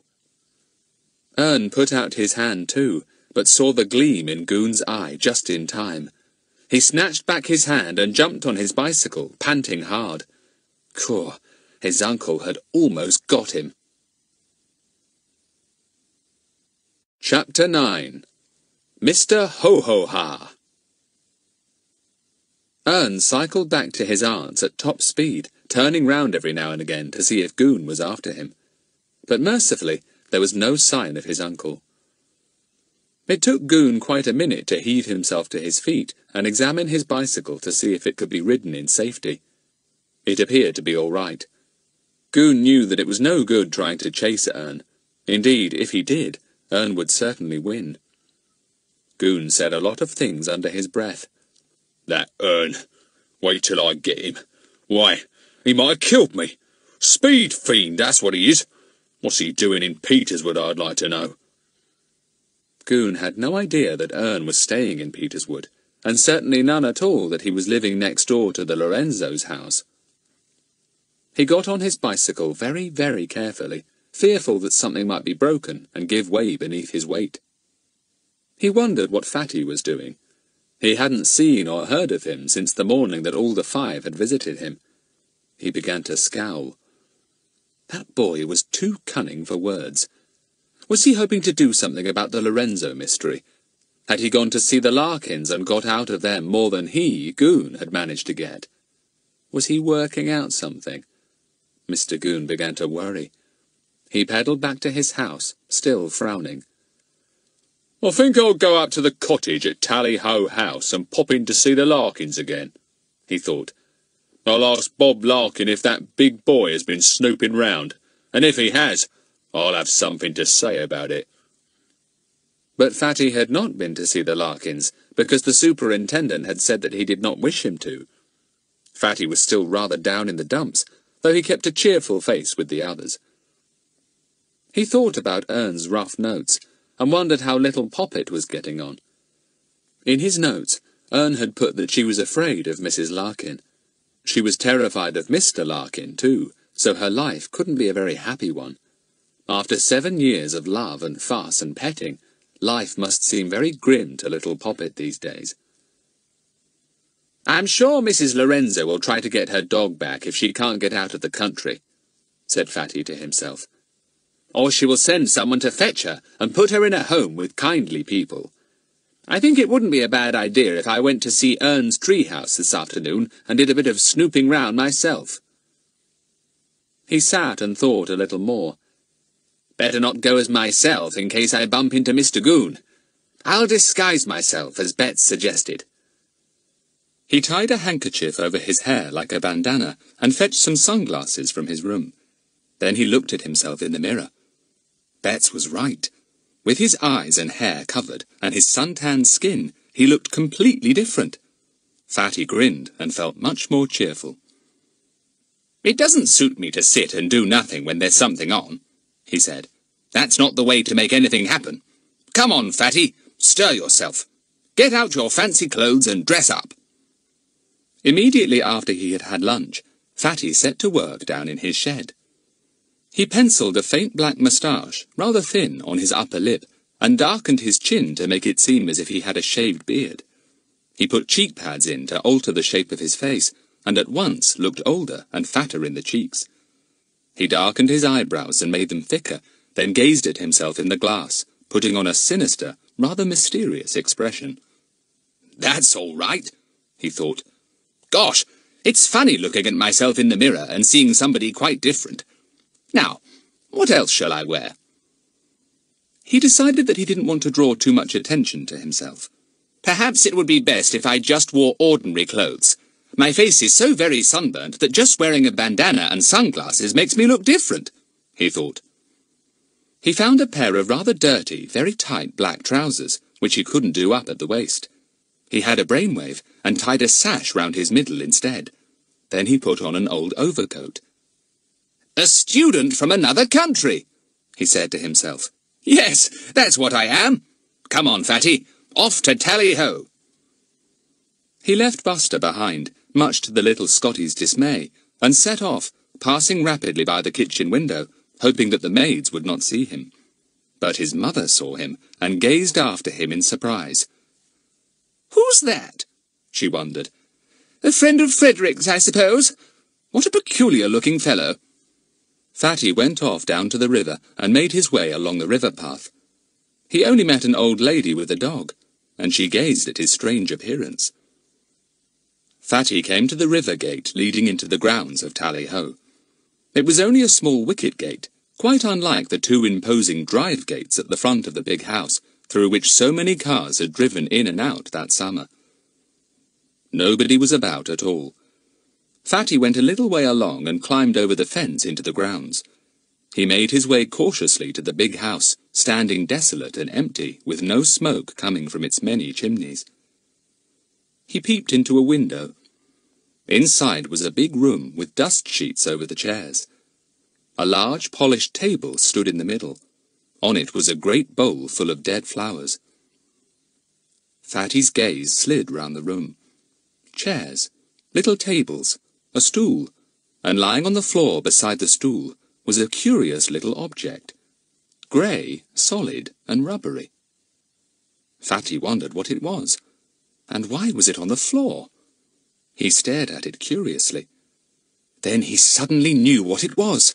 Of course! It was a little rubber bone, the kind given to dogs to play with and chew. Must be Poppets, said Fatty. One of her playthings that she left behind on the floor.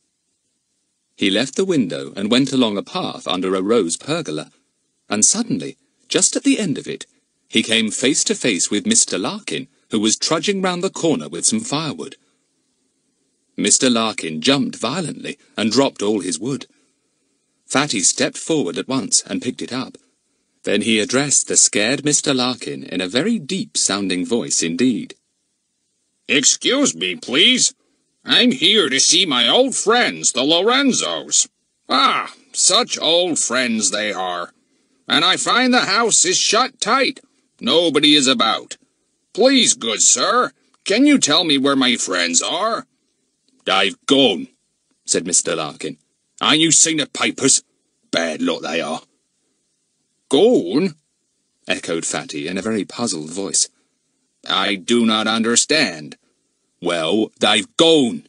Just gone, said Mr. Larkin impatiently. Fatty stared at him. He looked just the same miserable fellow as before, largish under his untidy old overcoat, a scarf round his chin and throat, and a cap pulled down over his eyes.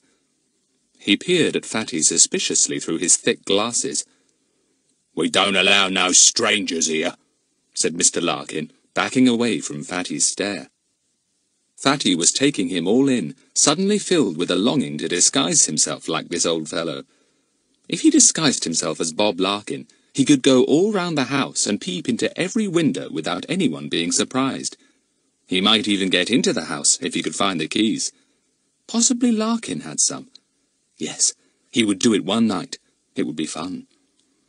You'll have to give me your name, said Mr. Larkin, suddenly remembering that the police had asked him to take the name of anyone coming to the house. Foreigner, aren't you? He took out a dirty little notebook and sucked a pencil. You can write down my name as Mr. Ho-Ho-Ha, said Fatty politely, and spelt it out carefully for Mr. Larkin. And my address is the White House, USA. Mr. Larkin laboriously wrote it all down, placing his notebook on a window ledge to write legibly. When he looked up again, Mr. Ho-Ho-Ha had gone. Larkin grunted and picked up his firewood. All this silly police business annoyed him. Why couldn't he be left in peace to do his job? But he didn't seem to have much of a job now. All those boilers raked out, nothing to light or keep going. No nice warm boiler house to sit in and read his paper. Nothing to do but look after a silly little poodle. Fatty was behind a bush, watching Larkin going down the path. He noted every action. The shuffling limp, the stoop, the way the cap was pulled half sideways over the man's face. Yes, he could disguise himself well enough as Larkin to deceive even his old wife. Fatty had a good look round while he was about it. He looked into the shed and greenhouses, boiler house and summer house, keeping a sharp lookout for anyone else. But he saw nobody. He would, however, have seen somebody if he had been near the Larkins' cottage. He would have seen Mr. Goon. Mr. Goon had ridden up to have another talk to the Larkins, and he was at that moment trying his hardest to get something out of Mrs. Larkin besides coughs, groans, and sniffles. Fatty would also have seen two other people if he had looked up into the tall fir tree that grew beside the hedge which separated Tally-Ho grounds from the grounds of High Chimneys next door. He would have seen Glad and Liz. They, faithful to their trust, had been on guard in the tree for 2 hours, while Ern was mending his bike. Ern's brakes had gone wrong, owing to his crash with Mr. Goon, and he wanted to put them right. "Glad and Liz, you sit up there and keep your eyes open," he said, "and here's 2 bullseyes each to keep me going." Glad spotted the unfamiliar figure as soon as he climbed over the fence. She was so surprised that she swallowed the bullseye she was sucking, and choked so violently that she nearly fell out of the treehouse. When at last she recovered, the man had disappeared. She found that Liz had spotted him too, and the twins gazed at each other in excitement. "He must still be there," said Glad. "Come on, Liz, let's climb down and tell Ern. He'll go after him all right. Won't he be pleased with us?" Chapter 10. Ern shadows a suspect. Glad and Liz almost fell down the tree in their hurry. They went into the little shed where Ern was busy with his bicycle. "Ern, we've seen somebody," said Glad, in a penetrating whisper that could be heard all over the garden. Ern looked up, startled. "Where? Who?" he asked, getting up at once. Glad and Liz told him, and Ern straight away made for the hedge and disappeared through it. He went cautiously round the Larkins' cottage, and then stopped in horror. Mr. Goon was standing at the door talking to Mrs. Larkin. The twins had not seen him because he had arrived after they had climbed down the tree. Mr. Goon caught sight of Ern at the same moment that Ern caught sight of him. He couldn't believe his eyes. "Ern again? Ern here in the Larkins' garden?" Mr. Goon gave such a roar that Mrs. Larkin disappeared indoors immediately and shut the door with a slam. Ern was too petrified to move. Mr. Goon advanced on him majestically. "You here?" said Mr. Goon. "Now you just come along with me, Ern. I've a few things to say to you, I have."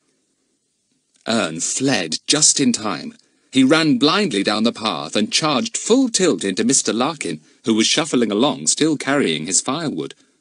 He dropped it for the second time as Ern ran straight into him and almost knocked him over.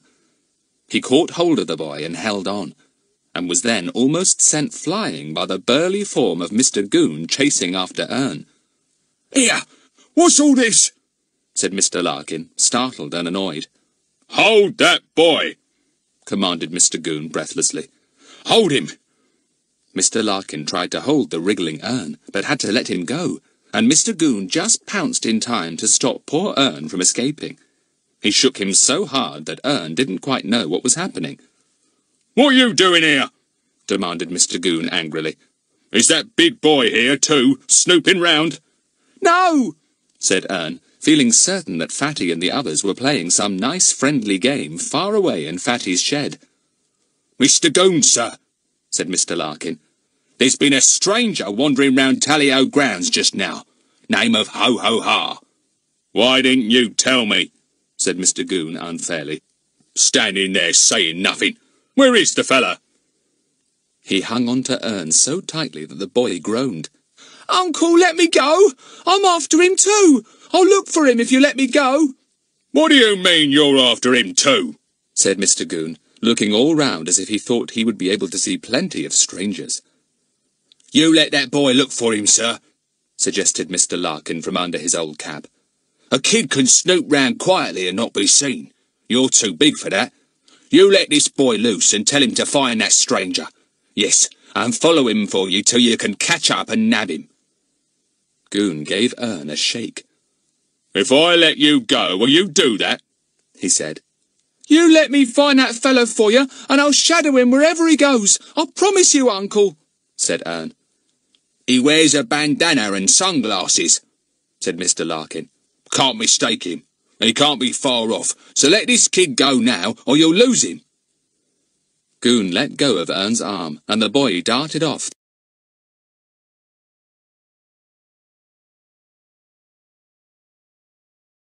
Thankfully. Oh, what bad luck to run into Goon again, just as he was hoping to get some news for Fatty too.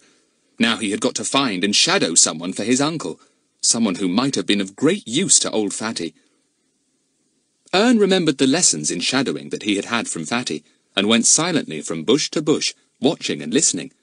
And soon he heard the crack of a twig on a path. Ah, the stranger must be there. Ern peeped round the bush. It was getting rather dark now, but he could see a man, and he was wearing a bandana and sunglasses. "Up to no good," thought Ern. "I'd better be careful." Ern felt very thrilled. "Almost as if I was in a film," he thought, remembering the dramatic moments in some of the films he had seen lately. "Cool! What'll Fatty and the others say when they hear about this?" The man with the bandana moved down the path to the little wicket gate. Ern followed cautiously some way behind. Goon caught sight of both of them and followed cautiously too. Ern was after the man, so if he kept the boy in sight, Ern would lead him to wherever the man was going. Fatty had absolutely no idea that he was being shadowed by Ern, with Goon some distance behind. He sauntered along, thinking of Larkin, and what fun it would be to disguise himself as the old fellow and meet him some morning down the street. What would Larkin say if he came face to face with himself? Ern followed carefully, holding his breath. Fatty went along the river path and turned up into Peterswood village. Ern stalked him, keeping in the shadows. Goon followed, wishing he hadn't left his bicycle behind at the Larkins. Now he would have to walk all the way back to get it that night. Fatty suddenly felt that he was being followed and looked round. Was he or wasn't he? Was that a figure hiding beside that bush? Well, never mind, he was nearly home. Fatty suddenly took to his heels and ran for home, thinking that it wouldn't do to be stopped by Goon, if it was Goon. He had no idea it was Ern. He came to his gate and slipped through it, ran to the garden door and into the house. Up the stairs he went, 2 at a time, and into his bedroom. Buster welcomed him with a volley of delighted barks. It didn't matter what disguise Fatty put on, Buster was never deceived. Fatty always smelt like Fatty, no matter what he looked like. An old man, a woman, a butcher's boy. One sniff and Buster knew him. "Caw!" said Ern, stepping out of the shadows as Fatty went in at his gate. "Look at that! He ran off all of a sudden, and I'm blessed if he didn't go in at Fatty's gate. Perhaps he's a friend of Fatty's. Gosh, he is Uncle." "Where'd that man go?" demanded Mr. Goon, holding Ern's shoulder in a vice-like grip. "Into Fatty's gate," said Ern. "I say, Uncle, perhaps he's a friend of Fatty's. You better not go after him." "Huh! I'd just like to know who Frederick Trottville is sending to snoop round Tally-Ho grounds," said Goon, and in at the gate he went, leaving Ern miserably outside. Had he got Fatty into trouble? Mr. Goon knocked loudly at the door, and the maid answered promptly. "Is Frederick in?" asked Goon in his most pompous voice. Before the maid could answer, Mrs. Trottville came into the hall. "What do you want, Mr. Goon?" she inquired. "Was it you who knocked so loudly?" Yes, I suppose it was," said Goon, forgetting to be pompous. He was rather afraid of Mrs. Trottville. "I came about a stranger." "A stranger?" said Mrs. Trottville. "But there is no one here. What makes you think there is? Well, he came in at your gate, said Goon. Man with a bandana and sunglasses. Oh, dear me. I remember seeing a man of that description going past the windows this afternoon, said Mrs. Trottville. I'll call Frederick. He may have seen him too. Frederick, she called up the stairs. Are you in? Yes, Mummy, said Fatty, appearing suddenly at the top of the stairs, dressed in his ordinary clothes and looking very clean and tidy. I was just reading. Do you want me? Mr. Goon has come about some man he thinks is here, said Mrs. Trottville. He says he came in at our gate a little while ago. I think Mr. Goon must be seeing things, said Fatty in a concerned voice. Do you feel quite well, Mr. Goon? What was this fellow like? He wore a bandana and sunglasses, said Goon, beginning to feel annoyed. Well, I really haven't seen anyone walking about just wearing a bandana and sunglasses, said Fatty. I think I'd have remembered if I had. Don't be stupid, Frederick, said his mother. I saw somebody wearing a bandana and sunglasses this afternoon. Who can this fellow be, Frederick? A new paper boy, perhaps, suggested Fatty. Or some friend of the maid's, or just somebody taking a shortcut through our garden. People do, you know. Well, this man is obviously not here, Mr. Goon, said Mrs. Trottville. I don't imagine you want to search the house. Goon would dearly have liked to, but Mrs. Trottville looked so forbidding that he said a hasty good night and went off to the front gate. Fatty ushered him politely all the way and watched him stride away in the twilight. He was just going in when a low whistle reached his ears. He swung round. Ern's voice came urgently from a bush nearby. Fatty, I've some news for you. Ern, what in the world are you doing there? Said Fatty, startled. Out came Ern very cautiously. There was a man snooping about in Tally-Ho grounds this afternoon, he began, and I followed him to your house. He wore a bandana. Fatty groaned. Oh, Ern, that was me. I disguised myself and went up and had a snoop round and a few words with our friend Mr. Larkin. How on earth did Mr. Goon come into this? Ern explained sadly, feeling that he had not been at all clever. He had even taken Goon to Fatty's house. Golly, Fatty might have been caught in his disguise. What an upset that would have been. Poor Ern was really very miserable. Cheer up, Ern, said Fatty, patting him on the shoulder. It just shows two things. One, that my disguise was really very good, and two, that you're certainly quick off the mark. Ern felt more cheerful. Good old Fatty. He always took things the right way, thought Ern. He determined to be even more on the lookout than ever. Next time, he would track a real suspect, not just Fatty. Fatty went up into his bedroom again, rather depressed after his interesting afternoon. This wasn't a real mystery. It was just a stupid, idiotic newspaper case. Chapter 11. Quite a lot of talk. Fatty was tremendously surprised to see the papers the next morning. Somehow they had got hold of the fact that a stranger of some kind had been seen wandering about the grounds of Tally-Ho House. Mystery of the Lorenzos and stolen picture flares up again, said one headline. An old friend found in the grounds. Man in bandana and sunglasses chased by brave constable, said another paper. Stolen picture probably hidden in Tally-Ho House, said a third. Fatty stared at these headlines in the utmost dismay. Goodness, what in the world had Mr. Goon been saying?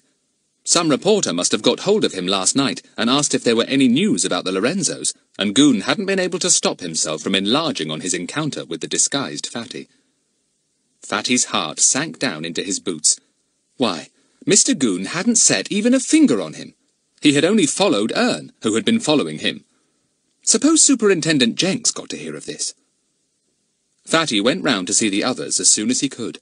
They hadn't known, of course, that he was going to disguise himself, and had been most astonished to see the papers. Larry and Daisy had gone to call for Pip and Betts on their way down to Fatty's, and they were very pleased to see him. "Seen the papers?" said Pip, as soon as Fatty came in at the playroom door, with Buster at his heels. Fatty nodded. The others stared at him in surprise. "What's up? What are you looking like that for?" asked Larry. "We were really pleased about it. It looks as if something might happen here after all." Fatty sat down and groaned in such a desperate manner that Betts ran to him at once. "What is it? Are you ill, Fatty?" "I feel ill," said Fatty. "I was the man in a bandana and sunglasses," Didn't you guess? I thought I'd disguise myself and just go for a little snoop. And of course, first I bumped into old Larkin and gave him a shock. And then Ern discovers me and tells old Mr. Goon, who happens to be interviewing Mr. Larkin, and then Ern is told to shadow me so that Mr. Goon can see where I go. The others listened in horror. Fatty, and now you're in all the papers. Yes, but mercifully nobody knows I was the stranger, except Ern. I told him. Wish I hadn't now. He'll never be able to keep his mouth shut. And oh, I've just thought of something else. Oh, my word! What? What is it? Said Bats, quite overcome with all this. All kinds of dreadful ideas filled her mind. Old Larkin met me, and I asked him where my old friends the Lorenzos had gone, said poor Fatty. And when he asked me for my name, I told him an idiotic one, and he wrote it down. If Mr. Goon gets it out of him and realizes the stranger was a spoof, in other words, me, there'll be an awful lot of fat in the fire. What name did you give? Asked Larry. Mr. Ho-Ho-Ha of the White House, USA, said Fatty with another groan. There was a moment's silence, and then a squeal of laughter from Daisy. Oh, Fatty! Oh, Mr. Ho-Ho-Ha! Do you mean to say old Larkin really wrote that down? Yes, said Fatty, still unable to raise even a smile. It's no laughing matter, Daisy. If Ern splits on me, I'm in the soup. Hot soup, too. We're sure to get the reporters down here then, interviewing me as the boy who deceived the police. Frightful! Oh, why did I do it? Ern won't give you away, said Bats. I think he would, said Pip. He's not very brave, and he's so scared of Mr. Goon that he'd say anything to get away from him. There came a knock at the door. Everyone turned their heads, expecting they hardly knew what. Goon, perhaps, except that he wouldn't knock. He'd walk straight in. The door opened. It was Ern. Ern looking very flushed and rather fearful. Ern, we were just talking about you, said Bats. Have you split on Fatty? You haven't told Mr. Goon that Fatty was the stranger, have you? Caw, no, said Ern, much to everyone's relief. Uncle's been at me like anything this morning, but I never said a word about Fatty. What'd you take me for? I knew you wouldn't, Ern, said Bats. I just came to tell you something, said Ern. My uncle's gone all funny-like this morning. Don't know what to make of him. Exactly what do you mean? Asked Fatty, interested. Well, he came up to me Aunt Whoosh's place this morning, though goodness knows how he found out I was staying there, said Ern. And he took me into the woodshed and shut the door. I was really puzzled, said Ern. But he was as sweet as sugar. Kept patting me on the shoulder and telling me I wasn't such a bad kid after all. And then he said he wanted to keep me out of any unpleasantness, so he wanted me to promise I'd not say a word about how I'd discovered the stranger yesterday, nor a word about me shadowing him. Fatty laughed suddenly. Gosh! He's so proud of this business that he wants everyone to think he discovered him, tackled him and shadowed him. He doesn't want you to figure in this show at all, Ern. Oh, so that's it, is it? Said Ern. Well, my Aunt Whoosh got a paper this morning, and when I saw all about you in it, Fatty, well, about the man in the bandana, I mean, I got the shock of my life. I was all of a tremble when my Uncle Goon came in, and I was worse when I saw him. I'm all of a tremble now, even when I think of it. Have a sweet, said Pip. It's good for trembles. Ern took one. Phew, he said. I wasn't half glad when my uncle let me go. I promised I wouldn't say a word to anyone, and I was never so glad to promise anything in my life. Never! Fatty heaved a sigh of relief. Good old Ern, he said with much feeling. You've taken a load off my mind. If Goon goes about saying he discovered the man and tackled him and then shadowed him, I'm all right, though he shouldn't really say anything if he's on a case. Suppose one of the reporters from the papers finds out from Larkin that the man gave him the name of Mr. Ho-Ho-Ha of the White House, said Pip. Won't he smell a rat? No, I don't think so, said Fatty, considering the matter. He'll probably think the man was just spoofing the old fellow. I hope Superintendent Jenks doesn't hear that, though. He'll know it's the sort of idiotic name I'd think up myself. You are a one, said Ern, round-eyed. How you dare? Caw, Fatty, I never knew it was you. You don't even walk like yourself when you're in disguise. You ought to be on the stage. Good gracious, no, said Fatty. Be on the stage when I could be a detective, not on your life. We'd better lie low for a day or two, hadn't we? Said Daisy. Not go anywhere near Tally-Ho House. Once this new excitement has died down, things will be all right. But Fatty oughtn't to risk anything at the moment. You're right, Daisy, said Fatty. But personally, I'm beginning to think that the next thing we'll hear is that the Lorenzos have managed to get out of the country, with the picture, and that will be that. Oh, I hope not, said Pip. This is a most annoying mystery. There's nothing to get hold of. No clues, no suspects. Except the bandana man, said Larry with a grin. Well, let's drop the whole thing for a couple of days, said Fatty. Then we'll see if anything further has happened. We'll know by the papers. Shan't I keep watch from my treehouse? Said Ern, disappointed. Oh, yes, no harm in that, said Fatty. Do those twin cousins of yours still enjoy themselves up there? Oh, yes, they've got all their dolls up there now, said Ern, sounding rather disgusted. There's nowhere to sit except on dolls, and one squeaks like anything if you tread on it. Gave me a real fright, I can tell you. They all laughed. Well, you let the twins sit up there as much as they like, and report to you if they see anything, said Fatty. I wish I'd known I could be so easily seen from that tree when I wandered in yesterday. I forgot all about it. Those cousins of yours must have been keeping a pretty sharp lookout. They're not bad, said Ern. I've got them properly under my thumb now. They think I'm the cat's whiskers and the dog's tail and the kangaroo's jump and... Oh, Ern, said Betts, and joined in the laughter. Ern beamed. He did so love the five to laugh at any of his jokes. Ern, have you written any more poems? Asked Betts. Ern was very fond of writing what he called poems, but as he rarely got beyond the first 3 or 4 lines, they were not very successful. Ern pulled out a notebook, looking pleased. Fancy you remembering my poems, he said. Well, I began one last week. It might be a good one, but I got stuck again. What is it? Said Fatty, grinning. Let me help you. Ern read out his poem, putting on a very solemn voice. A poor old woman had a dog, and it was always barking. Its name was... Well, that's as far as I got, said Ern. There's all sorts of ideas swarming round in my head, but they just sort of won't come out. My dear Ern, it's a fine poem, said Fatty earnestly. Don't you really know how it goes on? Listen. Fatty stood in the middle of the room and recited in a voice exactly like Ern's. A poor old woman had a dog, and it was always barking. Its name was Poppet, and of course, the woman's name was Larkin. She sniffed and coughed the whole day long, and said the wind was cold, and when the dog got in her way, she handed out a scold. Her husband shuffled in and out. He wasn't very supple. They weren't at all what you might call a really pleasant couple. Fatty stopped to take breath. Ern had listened in the greatest awe. The others laughed in delight. Fatty could go on like this for ages without stopping. It was one of the many extraordinary things he could do. Caw, said Ern. How'd you do it, Fatty?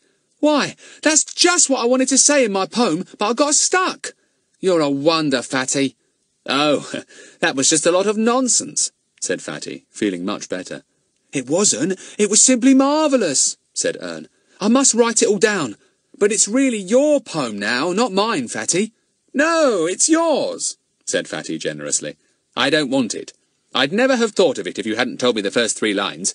You can have it for your very own, Ern. Ern was delighted, and for the next 20 minutes he didn't join in any of the fun. He was most laboriously writing out his new poem. Chapter 12. A Quiet 2 Days. There was nothing more in the papers about the strange foreigner. In fact, as far as Fatty could see, there was no mention of the Lorenzo case at all. He was rather relieved. For 2 days, the 5 led perfectly normal lives, with Ern and Buster following them around. The Lorenzo mystery wasn't even mentioned, except that Ern volunteered the information that the twins were getting rather tired of the treehouse. You see, it's been windy, and their things keep falling out of the tree when the wind shakes it, explained Ern. And they got annoyed because I wouldn't let them blow bubbles over the Larkins' cottage. Blow bubbles over the cottage? Said Fatty in surprise. But why should they want to? The bubbles would burst at once, anyhow. Not the kind they've got, said Ern. They aren't ordinary soap bubbles. You make the mixture and blow the bubbles, and they come out very big and strong. They can bump into things without breaking, so they go on flying about for ages. I see, said Fatty, having a sudden vision of Mr. and Mrs. Larkin being surrounded by big bouncing bubbles every time they put their noses out of doors. Well, it does sound a most tempting thing to do, I must say, But you'd better restrain the twins at present, anyway. The treehouse spy hole would certainly be discovered if they start anything like that. I've told them not to do it, said Ern, but they're not all that obedient, Fatty. They keep on and on about it. When they first thought of it, they almost fell out of the tree with laughing. Yes, well, it's quite a bright idea, said Fatty. One we might use sometime, but not just now. Come on, we are all going to the cake shop for coffee and hot buttered scones. They cycled off to the cake shop. Ern thought that this custom of the five of popping out to eat and drink in between meals was a very, very good one. His aunt didn't feed him as well as his mother did, and poor Ern was in a constant state of hunger. The cake shop woman was very pleased to see them. 6 children and a hungry dog were better than 12 grown-ups, because they seemed to eat 3 times as much. She brought out a plate heaped with hot, buttery scones. "Curranty ones," said Pip. "Just what I like. It's decent of you to keep treating us to this kind of thing, Fatty. You always seem to have a lot of money." "Well, this is my Christmas money," said Fatty, who had a good supply of generous aunts and uncles and grandparents. "Sit, Buster. Well-mannered dogs do not put their paws on the table and count the number of scones." "They take some counting," said Ern, eyeing the plate with much approval. Then he jumped violently as a large burly figure suddenly appeared at the door. "Oh, good morning, Mr. Goon," said Fatty. "Do come and join us. Do you like hot buttery scones?" Mr. Goon stalked in, his lips pursed up as if he was afraid he might say something he didn't mean to. He eyed all the children, and Ern squirmed. "I've been looking for you," he said to Fatty. "Mr. Ho-Ho-Ha! Oh, yes, I've read it in Larkin's notebook. Think you've made a fool of me, don't you? Do you want me to tell the superintendent?" "What do you mean?" said Fatty. "I read in the papers that you tackled a strange man very bravely the other day in the grounds of Tally-Ho House. Congratulations, Mr. Goon. I wish I'd been there." Ern disappeared under the table, and Buster welcomed him heartily, licking his face all over. Goon didn't even see him go. "What do you mean, you wish you'd been there?" demanded Mr. Goon. "You were there all right, Mr. Ho-Ho-Ha. Just let me say this, Frederick, Algernon Trottville. You better go back to Bong Castle, see? Else you'll get into very serious trouble." Having made this extraordinary fierce joke, Mr. Goon marched out again. The cake shop woman stared after him in amazement. Whatever was he talking about? "Poor man, mad as a hatter," said Fatty sympathetically, reaching for another scone. "Come out, Ern. You're safe now. Hurry up, or all the scones will be gone." Ern came out from under the table in a hurry, still looking rather pale. He opened his mouth to ask a question. "We're not talking about certain things just now, Ern," said Fatty warningly, and Ern's mouth shut, only to open again for a bite at a scone. "I suppose Mr. Goon saw all our bikes outside and couldn't resist coming in to say a few words to you," said Daisy in a low voice. "I thought he was going to burst." The rest of the day passed very pleasantly, as Pip's mother had asked all the find-outers to tea and games. "Mummy says she will be out from 3 o'clock till 7, said Pip. "So if we want to make a noise or do anything silly, she says now's our chance." "Very thoughtful of her," said Fatty approvingly. "Your mother is strict, Pip, but always fair. I hope your cook is in." Pip grinned. "Oh, yes. And she says if you go down to the kitchen and do your imitation of the gardener when she's been and picked some parsley without asking him, she'll make you your favourite gingerbread." "A very reasonable bargain," said Fatty. He had once been at Pip's when the hot-tempered gardener had discovered the cook picking his parsley without so much as a by-your-leaf. Fatty had thoroughly enjoyed his remarks, and the cook had been delighted to hear Fatty acting the whole thing to the others afterwards. She had even lent him her cooking apron for an imitation gardening apron. Fatty was amused to see the apron waiting on a chair for him. Pip chuckled. "It must be nice to be you, Fatty," he said. "Getting your favourite cake because you can imitate our hot-tempered old gardener. Getting the finest oranges at the greengrocer's because you do a bit of ventriloquism there, and make a cow moo at the back of the shop just to please the shop boy, and getting—" "That's enough," said Fatty. "You make it sound like bribery, but it's merely good bargaining. Now, let's go down and do the parsley act straight away, so that your cook has got plenty of time to make a smashing plate of gingerbread." They all went down, Ern following behind. Ern was like Betts. He thought Fatty was a wonder. There couldn't be anyone else like him. He considered that he was very, very lucky to be made welcome by every one of the 5. For the 100th time, he made up his mind to serve Fatty faithfully. Or die, thought Ern dramatically, as he watched Fatty doing his ridiculous parsley act, croaking in the old gardener's voice, and flapping his apron at the enraptured cook, who was almost dying with laughter. Oh, bless us all, she said, wiping her eyes. I never saw such a thing in my life. Your old Herbert to the life. He flapped at me just like that. Stop now, I can't bear any more. They had their gingerbread, a magnificent pile, and old Herbert, the gardener, was immensely surprised to see Pip coming out with a very large piece for him. He took it in astonished silence. As a mark of gratitude from us all, said Pip solemnly, and Herbert was even more mystified. The evening paper came just as they were all in the hall, saying goodbye to Pip and Betts. It was pushed through the letterbox and fell onto the mat. It lay there, folded in half, with the top half showing clearly. Fatty gave an exclamation as he picked it up. Look here! See what it says! The Lorenzos reported in Maidenhead. Why, that's quite near here. He read the paragraph quickly. Oh, well, apparently it's just a guess by someone. Anyway, surely the Lorenzos wouldn't be foolish enough to travel about undisguised. I expect we'll keep on getting these reports from all over the country just to keep interest alive. Caw, said Ern. Maidenhead! If it was them, they might visit Tally-Ho House or the Larkins' cottage to get Poppet. Will Mr. Goon be watching the place tonight, do you think? Asked Larry. I don't know. Possibly, if there is anything in the report, said Fatty. Ern, keep your eyes skinned tonight, will you? Oh, I will, promised Ern, thrilled.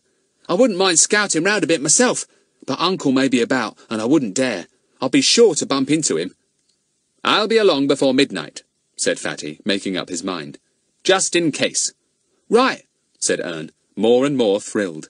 I'll be up in the treehouse watching, Fatty. I'll hoot like an owl to let you know I'm there. He put his shut hands to his mouth, with the thumbs on his lips, and blew softly. Immediately, the hall was filled with the sound of quavering owl hoots. Very good, said Larry admiringly. It's all right, cook. We haven't got an owl in the hall. The cook, who had run out in surprise, went back into her kitchen. Frederick again, I expect, she said to her friend sitting there. What a one! But it was Ern this time, and he hooted again, pleased to have such an admiring audience. Right, said Fatty. You'll be up in the treehouse, and I'll be scouting around till midnight. I don't really expect anything to happen, but I won't leave anything to chance. I'll look out for Mr. Goon, of course. Goodbye, said Larry, hearing 7 o'clock strike. Thank you for a lovely time. Hurry up, Daisy. They all went off, and Pip shut the door. Ern left the others at the corner and rode back to his aunt's, full of excitement over his night's plan. The treehouse at night. He'd take a rug and some cushions and make himself comfortable, and a bag of bullseyes to suck. So, at 9 o'clock, when his aunt and uncle had gone early to bed, and the twins were sound asleep in their small room, Ern sat bolt upright and listened to hear if his uncle and aunt were asleep. Yes, as usual, they were both snoring. His uncle with great big, long drawn-out snores, and his aunt with little polite ones. Ern dressed warmly because the night was cold. He decided to take both the blanket and the rug off his bed. He had already put a couple of old cushions up in the treehouse, and in his coat pocket he had the bag of bullseyes and a torch. Now for it. He crept out of bed and down the little stairway, carrying the blanket and rug. He opened the kitchen door and went out into the garden. In a minute, he was at the foot of the tree. He climbed up carefully, the rugs round his neck. He was soon in the little tree-house, peering through the peephole in the branches. The moon was coming up, and the night was quite light. Ern popped a bullseye in his mouth and prepared to keep watch. He had never in his life felt so happy. Chapter 13. An exciting time. Fatty did not arrive at Tally-Ho grounds till much later.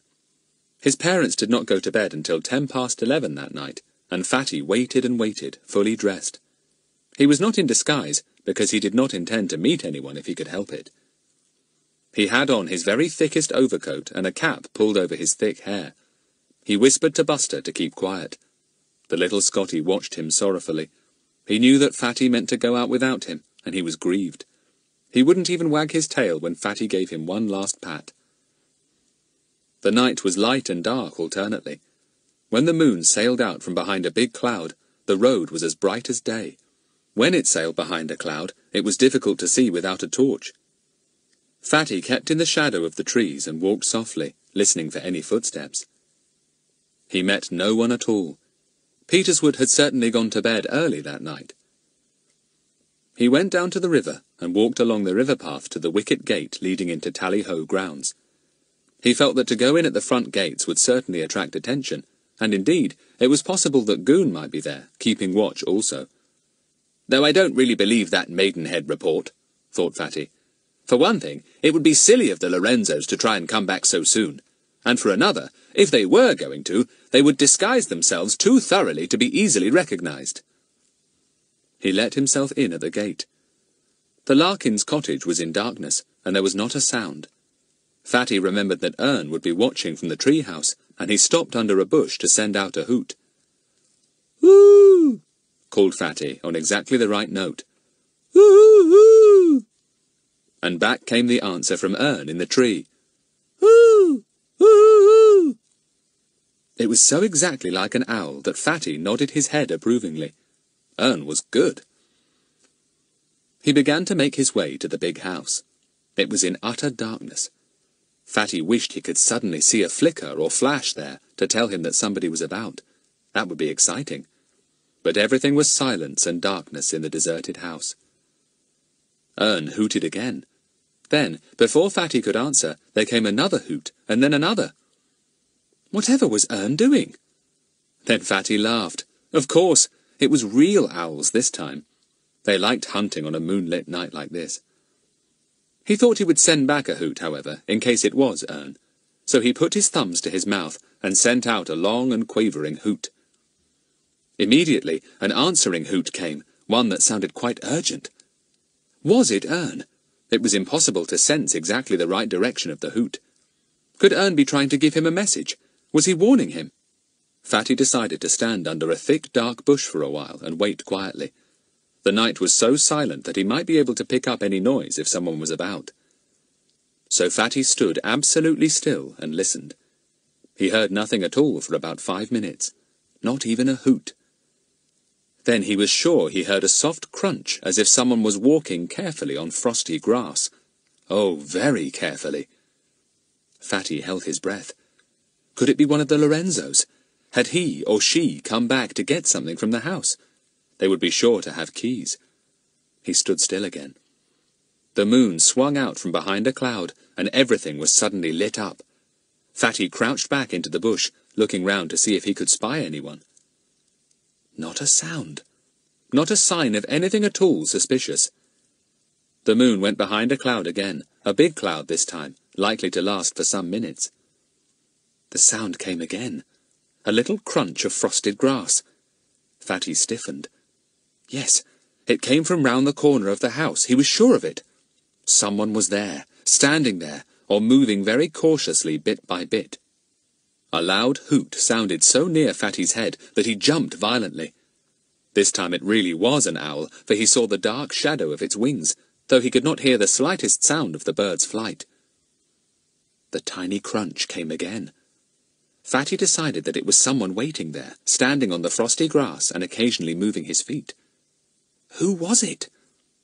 I really must see, thought Fatty. If it is Lorenzo, I'd better scoot off and telephone Superintendent Jenks. It can't be Mr. Goon. I would hear his heavy breathing. This fellow doesn't make any sound at all, except the tiny crunching noise. As the moon was still behind the cloud, Fatty decided he had better try and have a look at the man, whoever he was, straight away.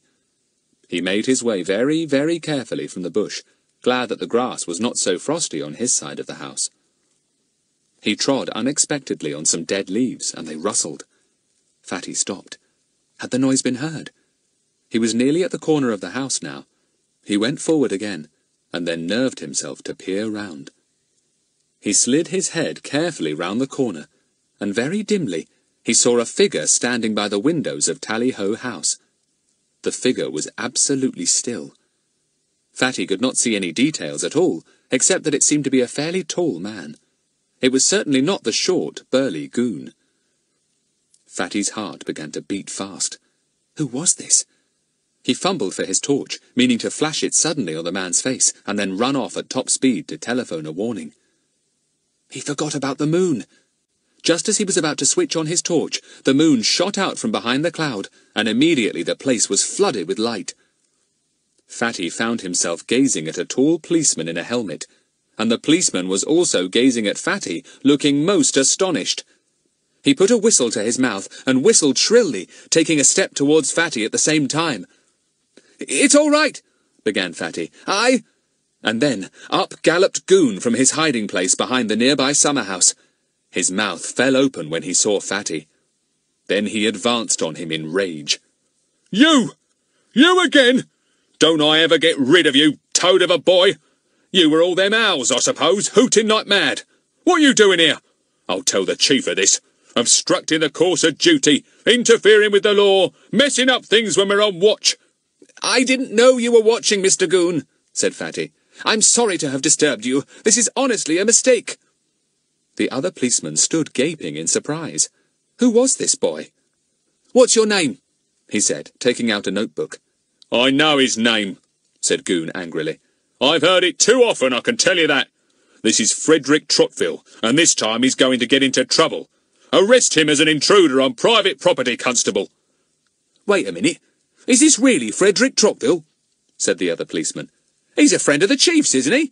I'm not arresting him, Goon. You can do that if you want to." "You do as I tell you," said Goon, losing his temper. "Who do you think you are, giving me my orders? You're under my orders tonight, P.C. Johns, as well you know." The moon went most conveniently behind a thick cloud at this point, and Fatty thought it would be just as well if he slipped away. He really didn't want to be arrested, and he was sorry that he had barged into Goon's little spot of night duty.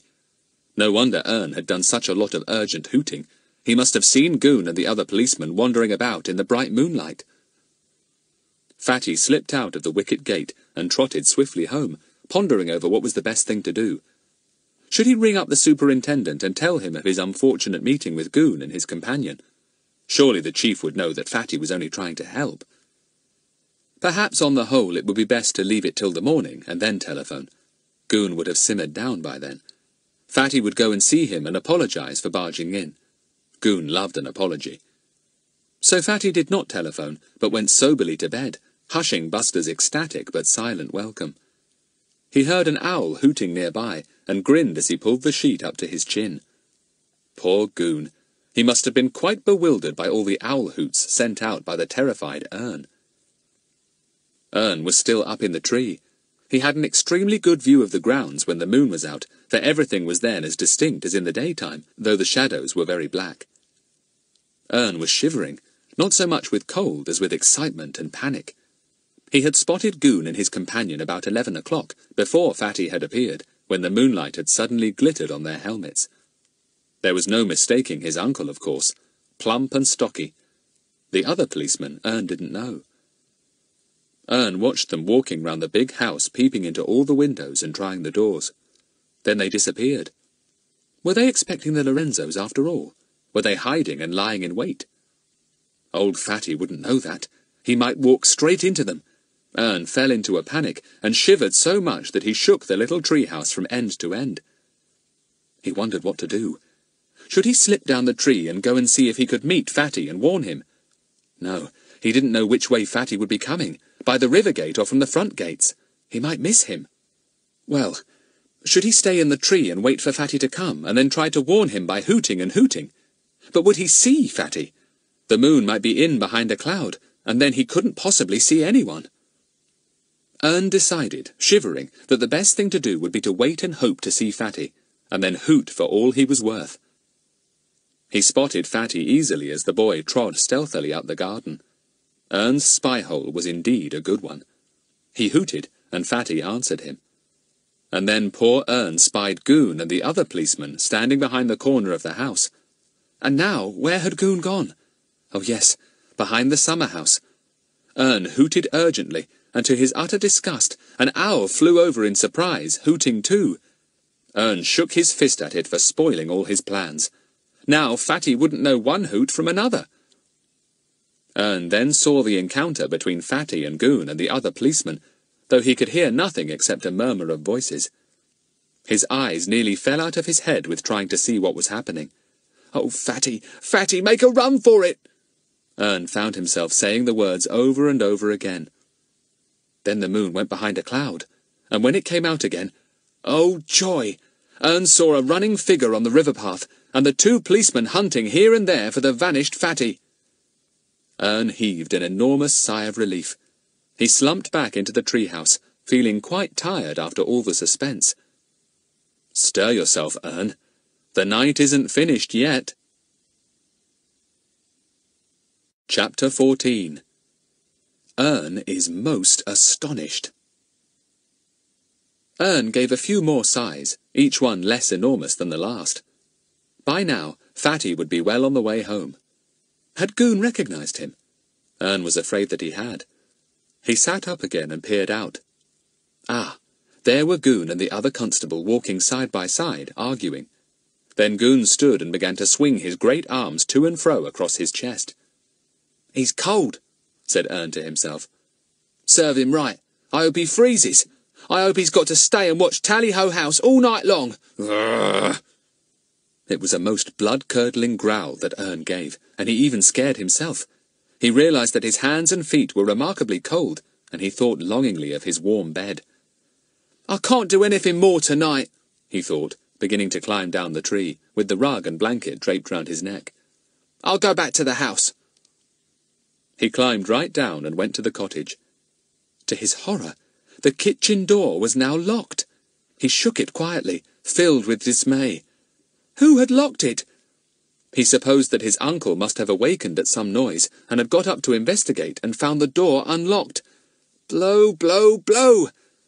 "Well, I'm not going to knock at the door and give everybody a fright," thought Ern. "I'll just go back to the tree now, and I'll explain tomorrow morning that I thought I'd like a night out up here, and that's where I was. They'll think I'm potty, but I can't help that."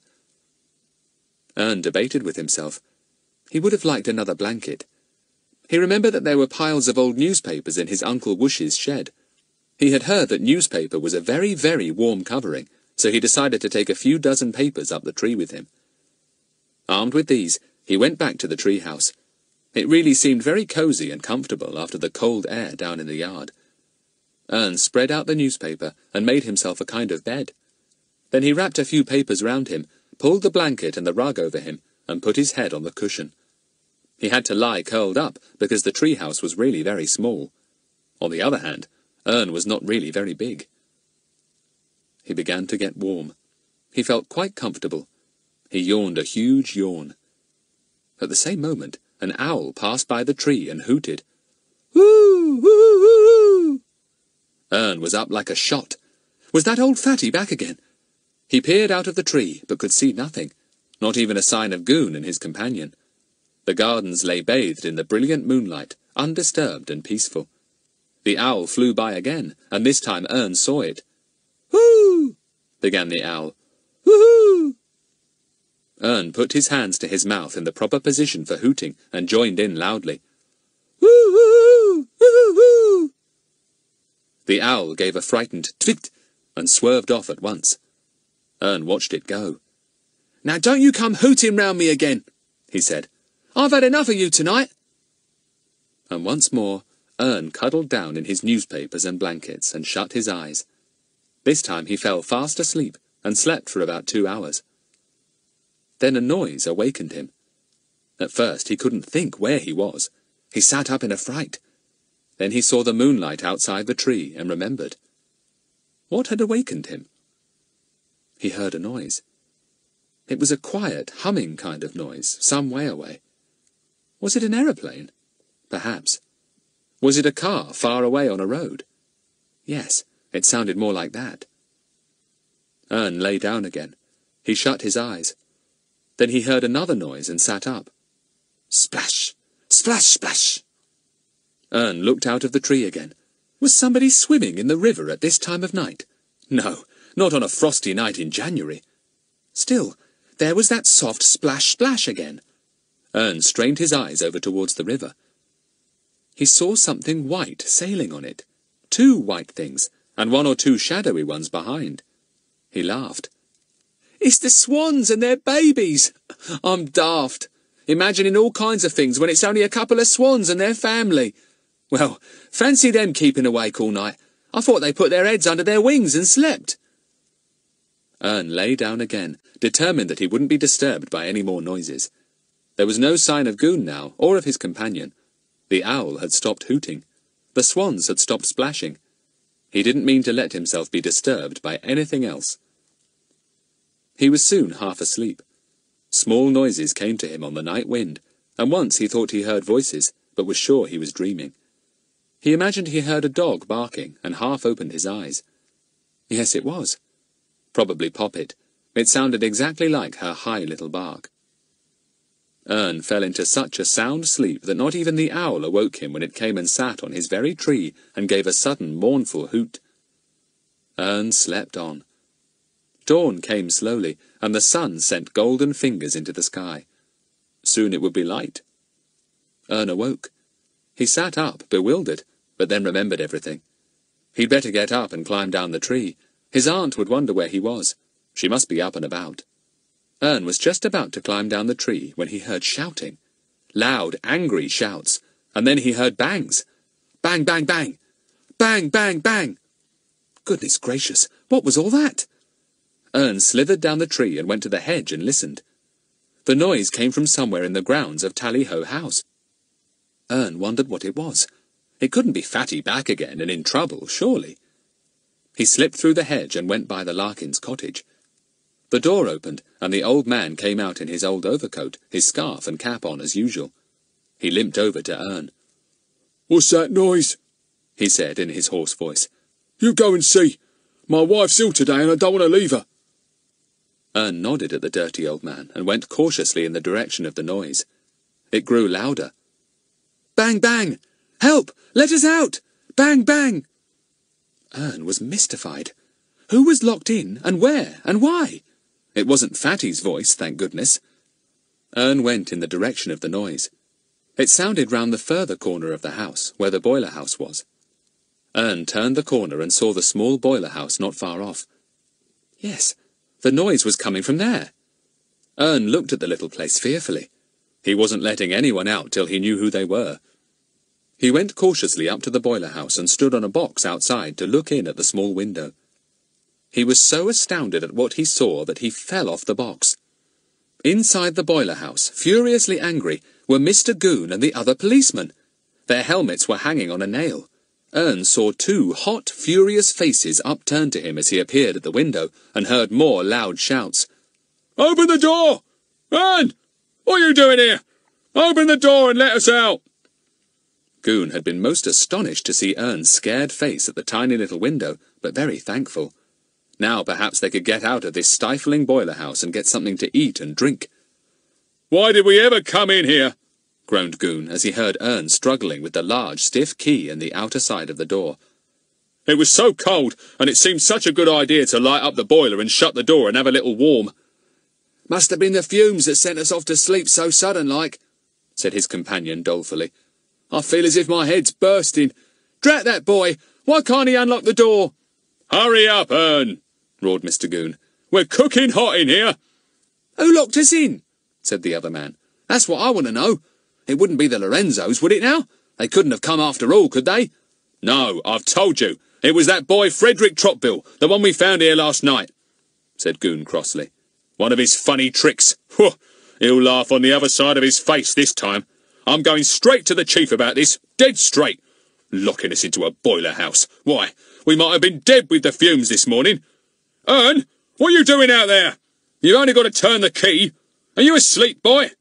"No, Uncle, and don't you talk to me like that when I'm doing my best to help you," panted Ern. "It's a whopping big key and very rusty. I've a good mind to leave you here if you don't talk proper to me when I'm trying hard." Mr. Goon was amazed to hear this cheek from Ern, but he had to swallow his wrath and speak in honey-like tones, afraid that Ern really would go off and leave them. "Now, Ern, it's only because we're almost cooked," he said. "I know you're doing your best. Ah, there's a good lad. The key's turned." Ern fled as his uncle and the second policeman walked out of the boiler house. One look at their beetroot-like faces and protruding eyes was enough for him. Goon and his companion walked with as much dignity as they could muster past the Larkins' cottage on their way to the river. The old fellow came out of his door, shuffling as usual. "What was the matter?" he said in his hoarse voice. "Tell you later," said Goon, who was not particularly anxious that the tale of the boiler house should go all round Peterswood. "Nothing much. We just kept watch last night, that's all. You didn't hear anything, did you? We never heard a sound, so we're going off duty now." Mr. Goon went back to his house and took up the telephone, a grim look on his face. He made a brief report, which caused quite a stir at the other end. It even made the chief himself come to the telephone. "Goon, what's this story about Frederick Trottville? I don't believe it." "Sir, I wouldn't tell you such a story if it wasn't true," said Goon earnestly. "And P.C. Johns, who was with me, will tell you that this boy was in the grounds last night, snooping round after us. One of his little jokes, sir, this was. He thought it'd be funny to lock us in." "But what were you doing in the boiler house, Goon, when you should have been outside on duty?" said the chief's sharp voice. "Just looking round, sir," said Goon, and then let his imagination get the better of him. "We heard footsteps outside, sir, then the door banged and the key turned in the lock, and we heard Frederick's laugh, sir, a most horrible laugh, sir, and—" "That's enough, Goon," said the chief's voice. "All right, I'll see to this. Did you hear or see anything at all last night?" "Nothing at all, sir," said Goon, and then the telephone was clicked off at the chief's end. Goon stood quite still, his face red with delight. "Ho, you toad of a boy," he said. "Now you've gone too far at last. You're finished." Chapter 15. Fatty is pleased. Fatty was just going down to breakfast when a big black police car swept up the drive to the front door, and out got Superintendent Jenks, looking rather grim. Fatty was thrilled. "He's got some news, and he wants me to help in some way," thought Fatty joyfully. He went to open the door himself. "I want a word with you, Frederick," said the chief, and Fatty led him into the study, struck with the superintendent's sharp voice. Once the door was shut, the chief looked straight at Fatty. "What possessed you to lock Goon and the other fellow up last night?" he demanded grimly. Fatty stared in surprise. "I don't know what you mean, sir," he said at last. "I really don't. Where am I supposed to have locked them up? In the cells?" "Don't play the fool," said the chief, his eyes like gimlets, boring into poor Fatty. "Don't you realize that you can go a bit too far with your jokes on Goon?" "Sir," said Fatty earnestly, "do believe me when I say I haven't the remotest idea what you are talking about. I saw Mr. Goon last night in the grounds of Tally-Ho House, where I was keeping watch in case the Lorenzos turned up. I had seen a report that they had been spotted at Maidenhead. Mr. Goon had another policeman with him. I left the grounds a few minutes after I had seen them and said a few words to them and went straight home to bed. They were not locked up when I left them. I must ask you to believe me, sir. I never tell lies." The chief relaxed and sat down. "Right. I believe you, of course, Frederick," he said. "But I must say it's odd how you always turn up in the middle of things. Goon and Johns were locked up all night in the boiler house at Tally-Ho, and Ern let them out this morning." "Ern?" said Fatty, startled. "Yes, he seemed to be about, too," said the chief. "Goon and Johns were apparently half-cooked. The boiler house was so hot." "The boiler wasn't going when I left them, sir," said Fatty. "I'd have noticed if it was. I'd have seen the glow when I went near it." "Oh, then who lit it?" said the chief. "Goon and Johns, I suppose," said Fatty. "It was a cold night, and they might have thought it a good idea to light up the boiler and get warm, sir. And possibly they, quite possibly they fell asleep." "Yes, that thought also occurred to me," said the chief. "It might have been the fumes that sent them off, of course," said Fatty generously. "They might not have meant to sleep there, only get warm." "Yes, quite so," said the superintendent. "Still, the fact remains that somebody locked them in." "Yes. Who?" said Fatty. "Do you think the Lorenzos could have slipped back, sir, for some reason or other, perhaps to fetch the little poodle Mrs. Lorenzo is so fond of, or even to get something from the house?" "It's possible," said the chief. "Yes, quite possible. They've a reputation for being daredevils. We'll find out if the dog is gone or if the house has been entered and anything personal taken. Something that they had left behind and wanted. What a fathead that fellow Goon is, isn't he? Still, I'm glad I came over here. I'd like you to take a hand now in this mystery, Frederick. Oh, thank you very much, sir, said Fatty, thrilled. I'm not telling Goon this because he's such a blunderer, said the chief. But I have a distinct feeling that the Lorenzos are back in Peterswood for some reason or other. Perhaps, as you say, to get back the dog. Mrs. Lorenzo is quite mad about it, idolizes it, and I think it possible that they will try to get it. Or again, it's just possible that they didn't take the picture with them, but have left it behind in case they were caught, for some accomplice to fetch. But what about the crate they were said to have been seen with up north? Asked Fatty. That might have been a blind to put us off, said the chief. They're clever, these Lorenzos. You wouldn't believe the things they've done, and got away with, too. They are about the cleverest tricksters I've had to deal with. Well, I'll be proud to help, said Fatty, as the chief got up to go. Is there any particular thing you'd like me to do? No. Go your own way. Do what you like, said the chief. Short of locking Goon up in a boiler house, of course, though I feel very like doing that myself this morning. Fatty saw him off and went into the breakfast room feeling most elated. So Goon had told the chief a thumping big lie about him, had he? Well, it hadn't done him any good. He, Fatty, was now more or less in charge of something that was turning out to be jolly interesting. In fact, a very promising mystery. Ern came to see Fatty immediately after his breakfast. He had had to do a lot of explaining to his aunt about his night in the treehouse, but it was over at last. Now all he wanted to do was to tell Fatty about Goon and his companion in the boiler house, and how they had said that it was Fatty who locked them in. "Did you, Fatty?" said Ern, looking at him in awe. He was half disappointed when Fatty shook his head. "No, Ern. Much as I wish I could have done it, I didn't. Ern, you were up in that tree all night, you say. Did you hear or see anything at all?" "Well, owls, of course," said Ern. "What with you and me and the owls all hooting—" "I don't mean owls," said Fatty. "Think hard, Ern. Did you hear any out-of-the-way sounds at all?" Ern thought back to his night in the tree. "Well, I heard a kind of humming noise," he said. "I thought at first it was an aeroplane, but it might have been a car." "Ah," said Fatty. "Go on. Anything else?" "I heard splashing and saw the swans swimming in the moonlight," said Ern. "They looked as white as snow. And I thought I heard voices once and a dog barking." Fatty was alert at once. "Voices? A dog barking? Would that be Poppet?" "Yes, I think it was," said Ern. "Her bark is sort of high, isn't it? More like a yelp." "You're sure about the voices?" said Fatty. "And the barking? You see, somebody besides me and Goon and Johns must have been there last night, and locked them up." "Caw, yes," said Ern. "Lot of people about last night, it seems. Well, these voices and barking were some time after you left. I tell you, I was half asleep by then." "You couldn't have heard voices unless they had been fairly near," said Fatty, frowning and thinking hard. "Would they have been in or near the Larkins' cottage, do you think?" "Well, I don't reckon I'd have heard them if they'd been inside the cottage," said Ern. "I'd have heard them outside, all right." "Did Poppet's bark sound pleased or frightened?" asked Fatty. "Pleased," said Ern at once. "Oh, that's interesting," said Fatty. "Very interesting. Ern, I think the Lorenzos came to get their dog from the Larkins last night, and perhaps to get a few things from the big house as well. They saw Goon and Johns asleep as they passed the boiler house, and neatly locked them in." "You're right, Fatty," said Ern in great admiration. "It's wonderful to see how you work these things out.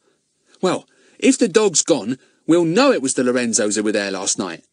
"Yes, but it doesn't really get us any further forward," said Fatty. "I mean, we still won't know where the Lorenzos are, or where the picture is either." "You'll find all that out too, Fatty, I'm sure you will," said Ern solemnly. "You and your brains." "You go and tell the others to meet down in my shed at 9:30, said Fatty. "We'll all have a talk together." So, at 9:30, the whole company was gathered together in the little shed, and heard the grand tale of the night in the grounds of Tally-Ho, and all that had happened there. Pip was so tickled to hear about Goon and Johns being locked in the boiler house that he laughed till he ached. Now the first thing we must do is to go up to the Larkins and find out about Poppet, said Fatty. If she's gone, it proves that the Lorenzos were there last night. We'll then put the Larkins through a lot of questions and try to get out of them what really did happen last night. Right, said Larry. Let's go now. We shan't be able to see Mrs. Larkin, said Ern. She's ill. I saw old Bob Larkin this morning when I went to set Mr. Goon free. He heard the shouting and banging too. Well, we can perhaps get something out of Larkin, said Fatty. Everyone got their bikes?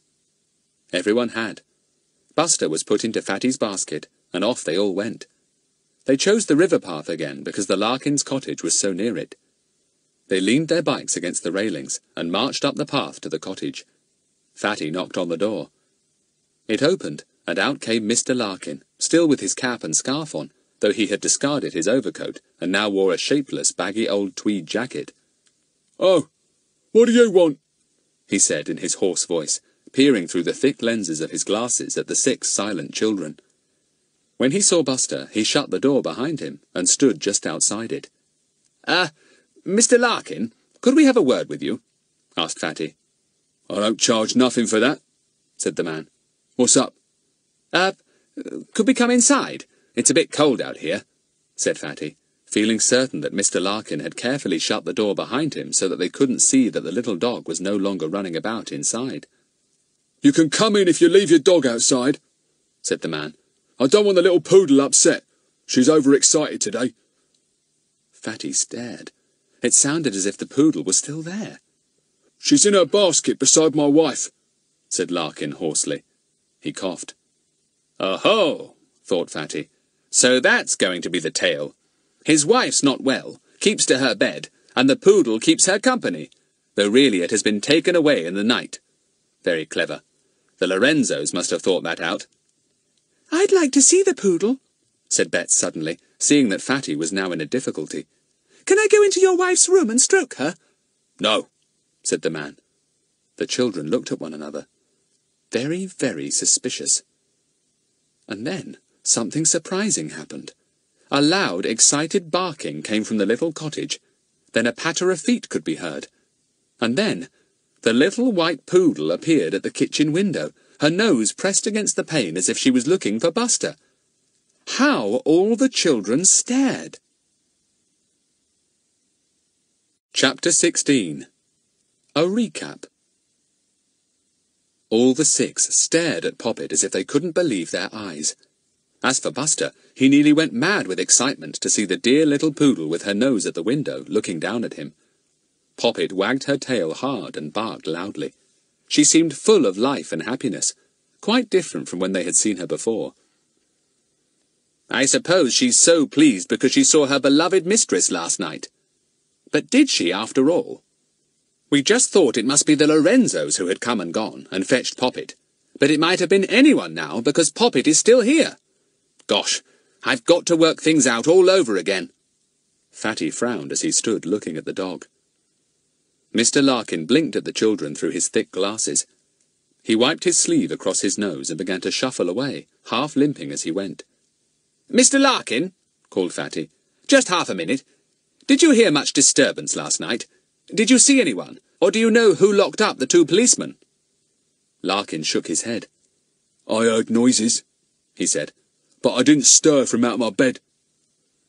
He shuffled off towards the boiler house, and the children watched him go. Fatty looked back at the little cottage. Somebody had come there last night. Ern had heard voices, and that meant that people were talking outside the cottage. Larkin was not telling the truth when he said he had not stirred from his bed. He had left his bed to open his door and talk to someone. Had he taken a message? Had he... Ah, yes. Had he perhaps taken in a parcel? A crate? It would surely be an ingenious idea to bring the picture back and store it in the little cottage. He went to the window where Poppet was still barking, pawing at the pane excitedly. He looked in cautiously, trying to see what was in the small room. It was a poor, dirty place, with makeshift furniture. There was certainly no crate there, or large wrapped-up parcel. There was no sign of Mrs. Larkin. Larkin had told Ern she was ill, so presumably she was in bed in the back room. A thought suddenly struck him. Could the Larkins possibly be hiding the Lorenzos? The couple were apparently unable to get out of the country, and must be on the run, hiding here and there, running the risk of being spotted. It would be a clever thing to do to come and hide in the very place where no one would think they would dare to be. There didn't seem anything else to do now but walk away. Now that Poppet was still there, after all, new plans would have to be made, and new ideas thought of. Especially some plan that would bring in the possibility of searching the cottage in case the Lorenzos were hiding there. "Larry, Pip, let's go," called Fatty. "Hey, Buster, stop trying to pour down the wall under Poppet's window. Come on, Bets and Daisy. You coming too, Ern? Let's go back to my shed and talk." They left Poppet still barking happily at the window, her stiff tail wagging hard. There was no sign of Larkin. He was presumably raking out the boiler fire, still warm from the night before. They all rode off together, Fatty thinking hard. They piled their bicycles against Fatty's shed and went in. Fatty lit the little oil stove. "Biscuits on that shelf, Larry," he said. "Lemonade below.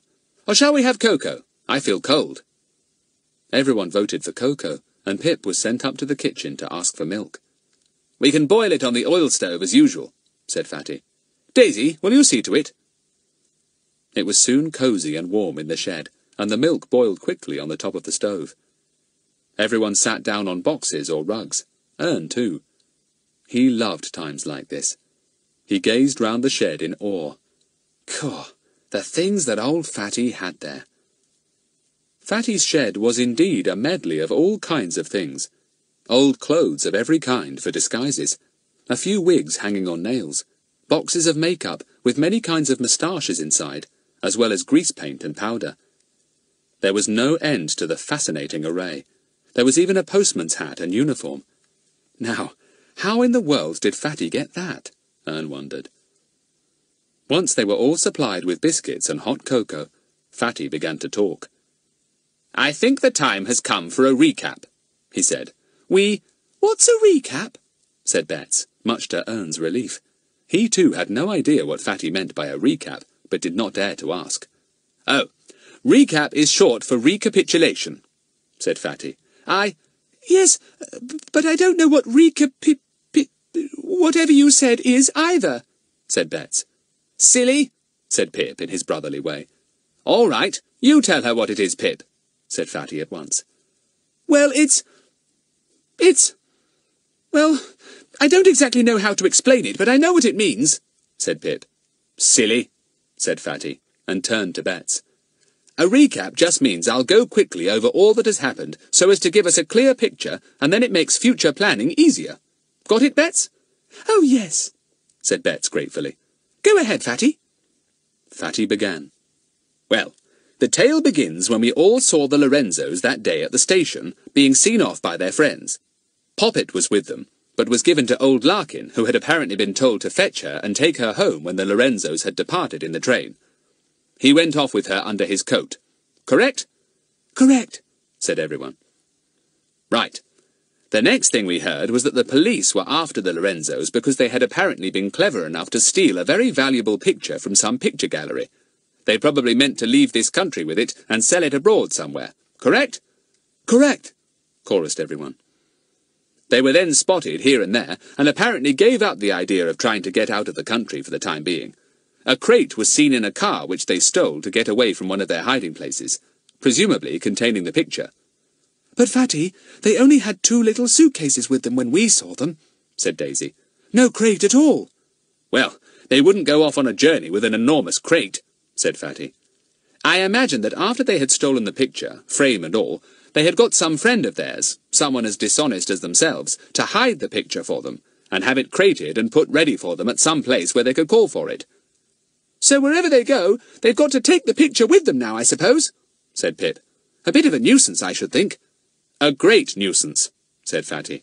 "But unless they can undo the crate, destroy it, take out the picture and hide it somewhere really safe, they've got to carry it around." "And that's what they've been doing," said Larry. "And I bet they've brought it here and hidden it somewhere. I bet they came last night with it." "I was coming to that," said Fatty.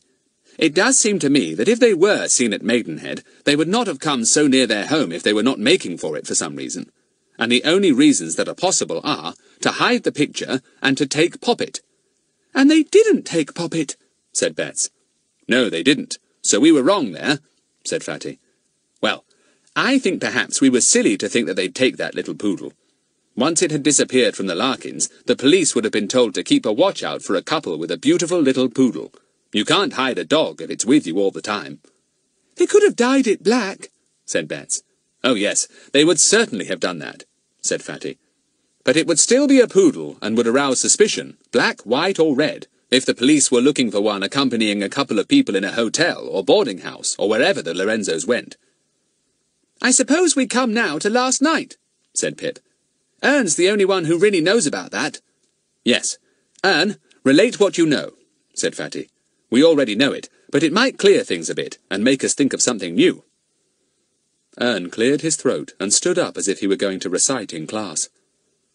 Well, I was asleep in the treehouse and a noise woke me up, a sort of humming noise, like an aeroplane or car. Then, after a bit, I heard splashing and I looked out and saw the swans on the river, sailing on the water. Fine they looked, too. Then I went to sleep and I woke up again thinking I heard voices not far off, maybe outside the Larkins' cottage, and I heard Poppet barking madly, sort of happy-like. That's all. Ern sat down abruptly, blushing red. Everyone felt as if they really ought to clap, but nobody did. Betts gave him an admiring smile, and Ern felt proud of himself. Now we come to this morning, when we all go off expectantly to the Larkins' cottage, feeling sure that Poppet will be gone. And lo and behold, she is there, as happy as a sandboy, said Fatty. Which is a bit funny, said Larry, because the Larkins haven't been nice to her, as we know. Yes, said Fatty. Well, there's our recap, Betts. Now, has anyone any remarks to make or any good suggestions? I'm sure the Lorenzos were there last night because Poppet is so happy this morning, said Pip. I thought that too, said Betts. But now I'm wondering, if they had come and gone last night, wouldn't Poppet be down in the dumps again? You've got a point there, Betts, said Fatty. I say, perhaps they're still there, said Pip, hiding in the cottage. Yes, or perhaps in the house, said Daisy. The big house, I mean. They would have keys, wouldn't they? Oh, yes, said Fatty. Actually, it did cross my mind that the Larkins might be hiding the Lorenzos. It would make the cottage very crowded, though, and the Larkins would be scared in case the police came to search. But Poppet is so very happy that I can't help thinking they are still somewhere about. Mrs. Lorenzo, anyhow. Fatty, can't we somehow manage to look in the cottage? Said Betts. Oh, do think of some way. It would be too marvellous if we discovered the Lorenzos after the police have been looking for them for ages. Right, that's a good plan, said Fatty. Does anyone happen to know if the cottage has got electric light? I didn't notice. Very remiss of me. Yes, it has, said Larry, surprised. Fatty, what are you going to do? I know you've got a plan.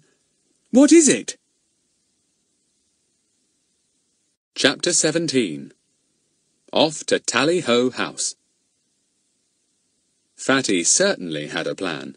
That was quite clear. His eyes shone, and he looked excited. Yes, I'll tell you what I'll do. I'll dress up as an electricity man and go to the Larkins' cottage to read the meter. He looked round at the others with a broad grin. Larry slapped him on the back. Wizard! You can get right in then, and it wouldn't take you a minute to see if there was any place for people to hide in that tiny cottage. There can only be 3 rooms at the most, all downstairs. There's no second story. It's a pity Mrs. Larkin is ill, or you could have gone today, said Betts. Blow, said Fatty. I forgot that for the moment. I can't very well go blundering into the cottage if she's sick in bed. I'll watch from the treehouse, said Ern, excited. If I see her about, I'll nip along and tell you, Fatty. I'll sit up there all the afternoon. Right, said Fatty. Well, anyone else got any suggestions or brainwaves? I was wondering how the Lorenzos arrived last night, said Daisy. If they came by car, which would be rather a silly thing to do, I should think, wouldn't the car be hidden somewhere in the grounds? That's if the Lorenzos themselves are still in hiding there, I mean. Unless, of course, someone drove them there and dropped them off. It might have been the car that Ern heard. That's a point, too, said Fatty. We could go up to the grounds this afternoon and have a look at the drive entrances. If we see recent tracks, we'll know a car came last night, and we'll look for it. Another thing, said Pip. Can we find out if the big house has been entered by the Lorenzos? They might even have been daring enough to go into it and hide the picture there. The house has been already searched for that, so it might be a very good hiding place." "Yes, we can find that out too," said Fatty. "I could ring up the superintendent to ask him if he's had any report about it." "Well, we're getting on," said Pip. "My mind is certainly a lot clearer since our recap." "I don't see that there's anything more we can suggest," said Larry. "At the moment, we are going on the hope that the Lorenzos came by car last night, hid it in the grounds, got into the big house, hid the picture there, went to the Larkins and woke them up, and persuaded them to let them into the cottage to hide till all the hoo-ha has blown over." "Right," said Fatty. "You put that very well, Larry. This has been a very good conference. Real detectives couldn't have had a better one. Now, let me see. My first job is to ring up the superintendent and ask if he knows whether the house was entered last night or not. Next, we must go up this afternoon and examine the drive entrances. Third, I must disguise myself as a meter reader and see if I can examine the cottage." "Meter readers carry a kind of card backed by a board with elastic round, don't they?" said Daisy. "I know ours does, and a peaked cap and a torch to read the meter. That's all. Ours doesn't have a uniform." "I'll find out from our cook," said Fatty. "But I don't think it much matters what I wear, really, so long as I produce a card and flourish a torch and announce, 'Come to read your meter, ma'am,' in a loud voice." They all laughed. "You'll get into the cottage all right if you say it like that," said Betts. "I say, what about you dressing up in whatever you're going to wear and coming with us to examine the drive entrances?" said Larry. "You can put your torch and cap and card into your pocket to use if we find out that Mrs. Larkin is out and about again. Otherwise, you'd be sitting at home waiting for Ern to nip down and fetch you as soon as he saw any sign of Mrs. Larkin. And if he doesn't see anything of her, you'll be moping at home all alone." "Yes, that's an idea," said Fatty. "Ern, listen. You can do what you suggested this afternoon and sit up in the treehouse with a whistle. And if you see anything of Mrs. Larkin, just whistle 3 times, because we shall be somewhere snooping around the grounds." "Whistle twice if you want to warn us about anything. Goon or strangers and so on," said Larry. 3 times for Mrs. Larkin. "And I'll then come up to the cottage and do my meter-reading act," said Fatty. "Well, is that all understood?" "Yes," said everybody. "Be here at 2:30, said Fatty. "We'll all go together, except you, of course, Ern. You'll be up in the tree as soon after your dinner as you can, won't you?" "Yes, Fatty," said Ern importantly. Then he leapt to his feet with a yell that startled everyone considerably and set Buster barking madly. "Cool! Look at the time! 20 to 1, and my Aunt Whoosh said I was to be back by 12:30. I won't get no dinner at all. So long, everybody!" Ern disappeared up the garden path at top speed, Buster running excitedly beside him. Everyone laughed. Good old Ern. That afternoon at 2:30, everyone but Ern was outside Fatty's house with their bicycles. Fatty, looking rather peculiar, came out with his, Buster with him. "Are you going to take Buster?" said Betts, pleased. "I didn't think you would." "Well, I can leave him with you if Ern gives the signal for me to go and do some meter reading," said Fatty. "He does so badly want to come, don't you, Buster?" "Woof!" said Buster joyfully. He couldn't bear it when the children went off without him. He ran beside the bicycles as they all rode off. Fatty said the run would take off some of his fat, and it wasn't too far for him to run all the way to the river. "Wait! We're not going to the river path this time," said Larry as they all turned down the river road. "We've forgotten. We're going to the drive gates that open onto the lane that leads out at the main road." "So we are," said Pip, and they all swerved the other way. Betts looked at Fatty and giggled. "You don't really look respectable enough to come riding with us," she said.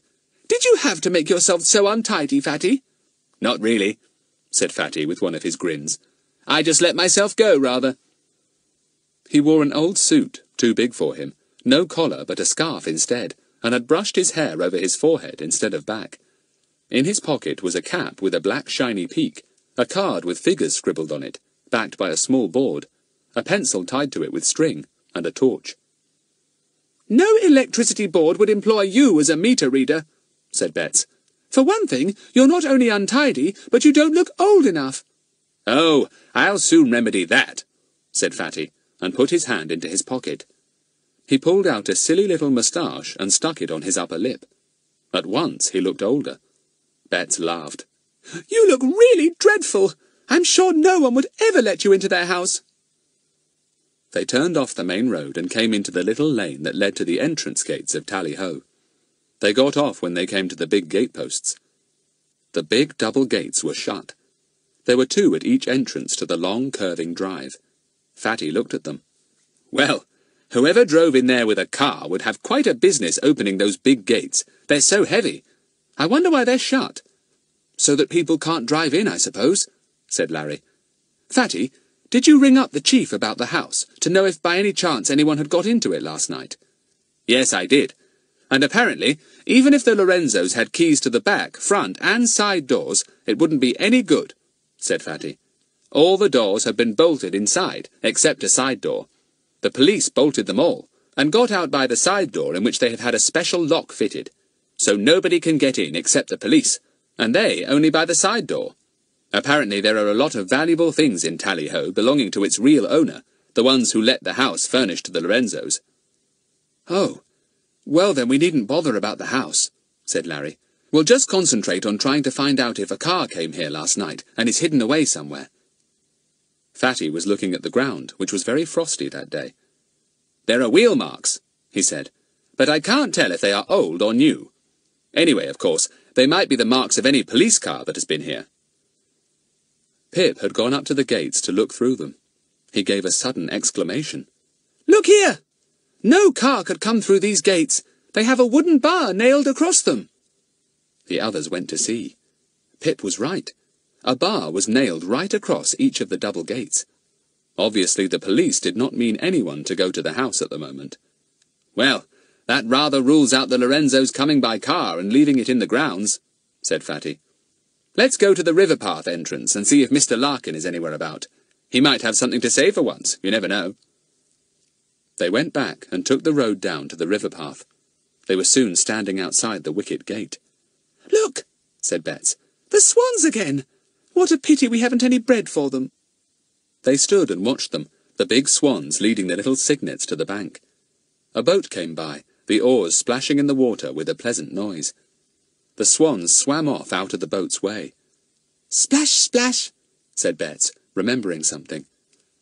"Ern said he remembered hearing splashes in the night. I wonder now, could he have heard a boat?" "Gosh, I never thought of that," said Fatty. "A boat! Yes, they could have come by boat, of course.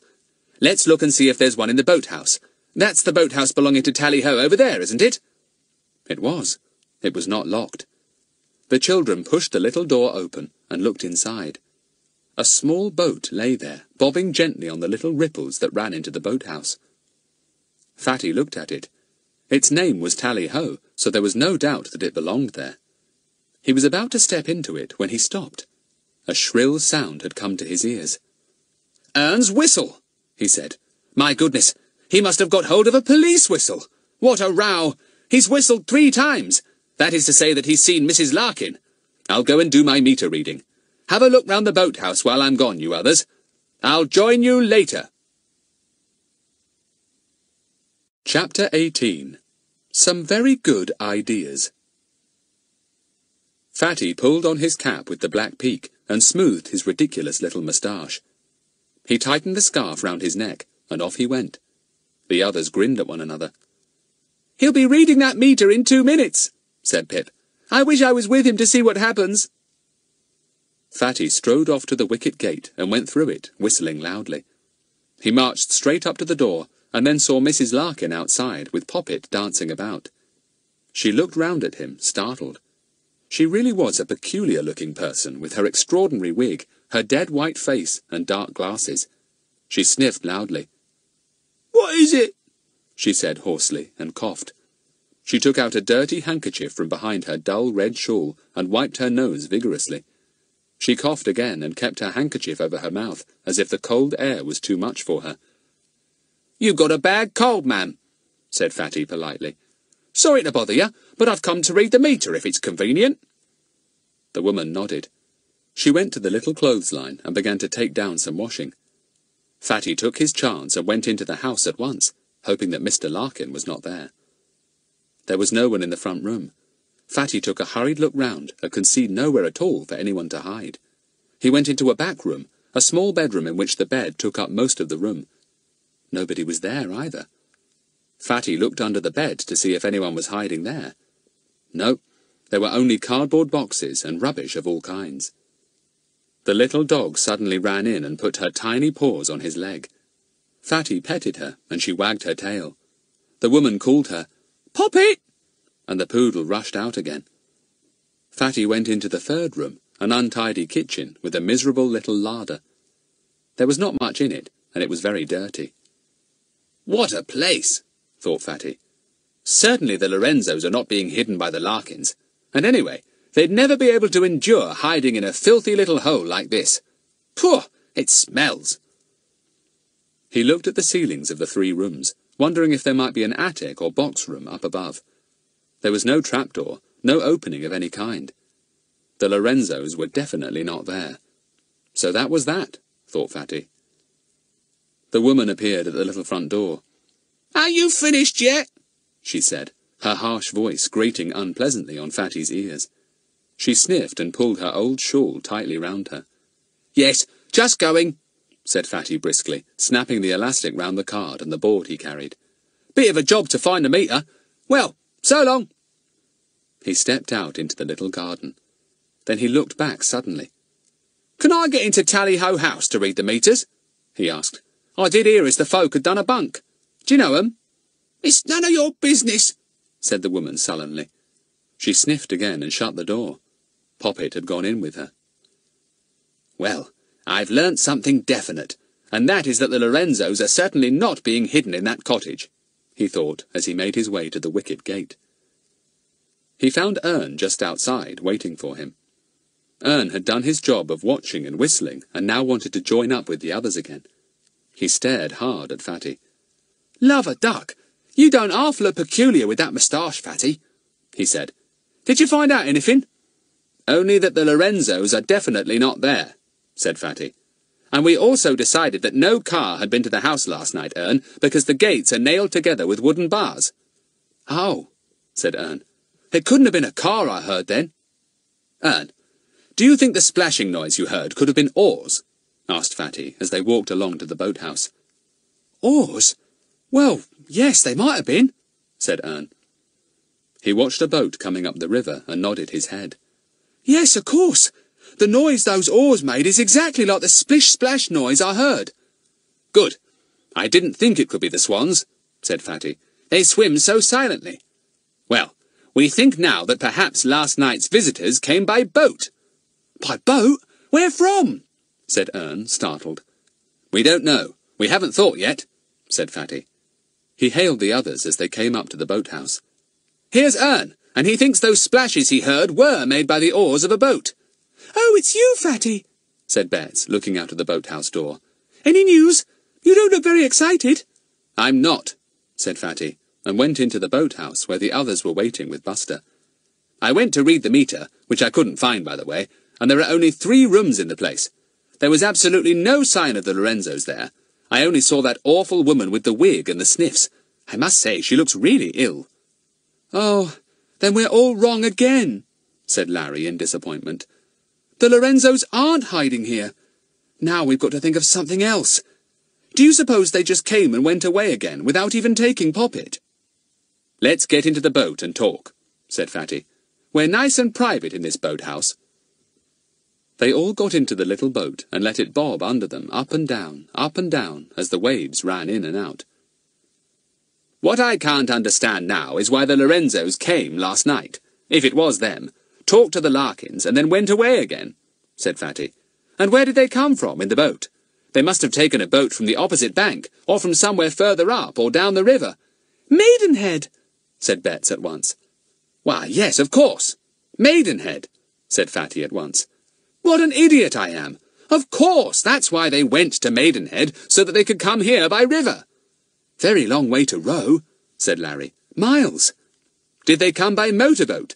wondered Fatty, and immediately got a clap on the back from Ern. "You got it, Fatty! You've got it! That was the noise I heard last night. Not a car, nor an aeroplane, but a motorboat." The boat rocked with Ern's excitement. Fatty sat up straight. "Yes, Ern, that's what you heard. And the oars you heard splashing were the oars of this boat going out in midstream to the motor launch. She couldn't come close in here because the water's much too shallow." "Who took this boat out to the launch?" said Larry at once. There was a pause as all the children sorted out these new ideas. "There must be somebody here who took out the rowing boat and brought one or both of the Lorenzos back in it," said Pip, "and then probably took them back to the motor launch again, as they're not hiding here after all." "Then, if that's so, the only thing they could have come for would be to bring the picture here to hide," said Fatty. "Yes, and if it was Mrs. Lorenzo, she came to see her little poodle too," said Betts. "I think you're right, Betts," said Fatty. "Certainly the poodle seems much happier now, and her little tail was wagging like anything, just as if she had seen her mistress, and her master too, probably, and felt that they hadn't really deserted her." "I'm sure we're right," said Daisy in excitement. "We've reasoned it all out really well. The Lorenzos went to Maidenhead in order to get here by boat. They came by motorboat, and old Larkin met them in this rowing boat. He rowed them back here to the bank, helped them to carry the crated picture to shore, took Mrs. Lorenzo to see her precious dog—" "Yes, that's when I heard the talking and the barking," said Ern, almost upsetting the boat in his excitement. "And then, when the picture was put in some safe hiding place, old Larkin rowed them out to the motorboat again, rowed himself back here and put the boat in this boathouse, and went to bed," finished Fatty triumphantly. "We've solved the mystery," said Ern, thrilled. The others laughed. "Indeed we haven't, Ern," said Fatty. "We still don't know the two important things, where the Lorenzos are and where the picture is." "'Sright," said Ern, his excitement fading. "We really ought to have a very good look for that hidden picture," said Pip. "We know it was brought here last night. At least, we're pretty sure. So it must be somewhere in the grounds. A big crate wouldn't easily be hidden. It's in some outhouse or somewhere like that. It might even be buried." "It's too late to look for it now," said Fatty, looking at his watch. "Oh, Fatty, just let's have a quick look round," begged Betts. "We could easily pop our heads into the greenhouses and outhouses." "All right," said Fatty. "Let's get out of this boat then. Be careful, Ern. You nearly upset us all leaping out like that." "Hey, here's something at the bottom of the boat," said Betts. "Something bright." She bent down to get it. "Oh, it's only a nice new drawing pin. Look." Fatty looked at it and stared. "I bet I know where that came from," he said in excitement. "From the crate the picture was in. I bet this was one of the pins that pinned the label to the crate. Big crates usually have labels fastened on with drawing pins. This is a good find, Betts. It's certain now that the picture and its crate were in this boat last night." "Come on, quickly! Let's find it!" cried Pip, and he too almost upset the boat as he leapt out. Everyone suddenly felt excited again. "It's a clue!" said Betts, taking the pin from Fatty. "Isn't it, Fatty? Our first real clue!" Fatty laughed. "I hope so. Come on, Buster. Keep to heel." They all left the boathouse and went back to the wicket gate. They looked to see if the Larkins were anywhere about. There was a light already in the little cottage, and the six felt sure that the old man and his wife were safely indoors. They slipped silently into the grounds. Pip stopped and pointed over to a distant corner. "What's that?" he said. "It's a bonfire, isn't it? Let's go and see it. I could do with a bit of warmth." They were soon standing round the bonfire, which was roaring up as if it had had paraffin put on it. Betts gave a sudden exclamation and bent down to pick something up. "Fatty, look! Another drawing pin just like the other one! The crate must be somewhere here!" Chapter 19. A Little Bit of Fun. Fatty looked at the pin and compared it with the first one. Yes, they were exactly the same. Then he looked closely at the roaring flames. He picked up a fallen branch of dead wood and poked the fire, raking out what was in it. "Look," he said. "Here's the crate. It's burning in the fire. It's been chopped up well and thrown here, and then set alight so that no sign may be left of it." The children stared as Fatty pointed out bits of wood that had obviously come from a cheap crate. "Here's a fragment of a label," said Larry, pouncing on a burning piece of thick paper. He blew out the flames. Only 3 letters still showed on the paper. "N-H-E," said Larry. "That's all that's left, I'm afraid." "It's enough," said Fatty at once. "It tells us where the crate comes from. where it was last sent to be picked up by the Lorenzos. N-H-E are the 6th, 7th and 8th letters of the word Maidenhead. Count and see. Gosh, yes, said Pip. You're very sharp, Fatty. Well, I suppose the picture's gone now, burnt with the crate so that no one can discover it. The picture has been unpacked and hidden, said Fatty, and the crate has been burnt to destroy all signs of it. It would be easy to hide just a painting. I expect it was cut neatly out of its frame, and then the frame and crate burnt together. There's some funny golden-looking stuff here and there in the fire.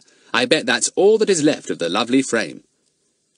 The fire was still blazing, for the crate had been quite big. The children left it, certain that there was nothing more to be learnt there. "We're getting warm," said Fatty as they walked away. "We know now that the picture we have to look for is no longer in a big crate, nor even in a frame. It's probably just a rolled-up bit of canvas." "Yes, that would be much easier to hide," said Daisy. "It's probably in the Larkins' house." "I don't think so," said Fatty. "The Lorenzos wouldn't give the picture itself into the care of those dirty old Larkins. They might easily ruin it. No, it's put in a very safe place, but not in that cottage." They went out of the wicket gate and took their bicycles. They were just about to walk them down the path to the river road when Fatty pulled them back. "Look out! There's Mr. Goon!"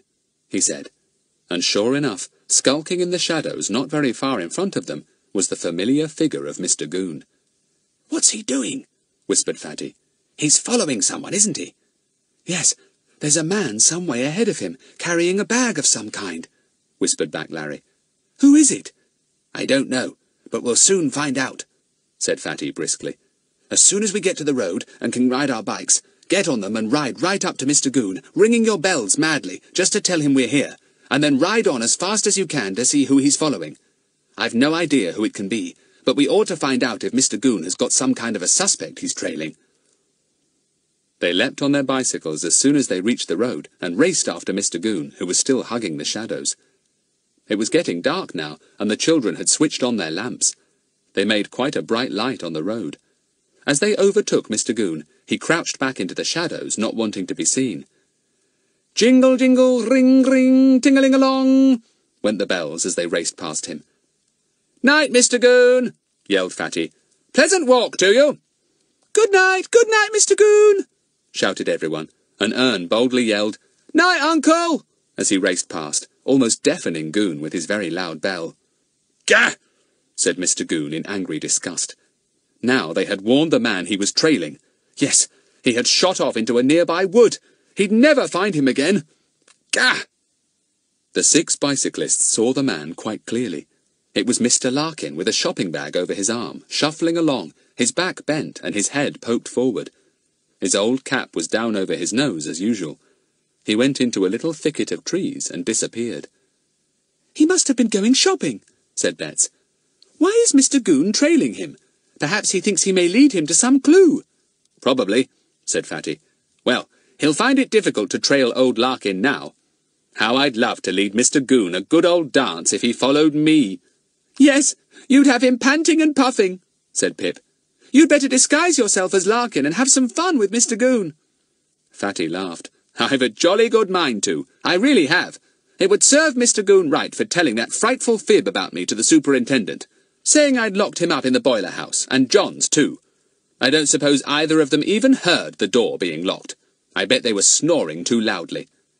"Oh, Fatty, will you really dress up as Larkin? When?" asked Betts. Please show us yourself if you do." "All right," said Fatty, feeling very drawn to the idea of giving Goon a slight punishment for his untruthful tale to the chief. "I'll have my tea, and then I'll have a shot at it. I only hope Mr. Goon won't retire to bed for the evening, seeing that he had a late night last night. I'd dearly love to lead him round the town." "Don't forget to come and see us first," called Betts as they parted at the crossroads. Fatty grinned to himself as he rode on. Yes, he'd certainly like to have a bit of fun with Goon. Fatty had a very good tea indeed. He had it by himself because his mother was out, and the cook, who completely spoilt him, piled his tray with all the things he liked best. By the time he had finished, Fatty didn't feel very like having a bit of fun with anyone. "Well, at any rate, I'm big enough to masquerade as Mr. Larkin," he thought, looking at himself in the long mirror down in his shed. Now then, let's sort out a few Larkin-like clothes. He went rapidly through his enormous collection of clothes, pulling out drawer after drawer of the big old chest. Ah, baggy trousers, stained and messy. Good. Old boots. Frightful old overcoat. My very worst one. He pulled out a coat that had long since been discarded by the last but one gardener the Trotvilles had had. Just right. Scarf. Dirty, grey and raggedy. This will do. He shut his eyes for a moment and pictured old Bob Larkin clearly in his mind.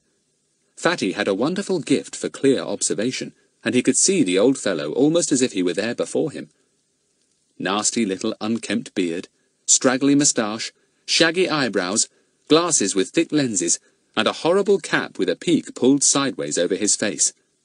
Yes, I can do all that. Fatty worked quickly and happily.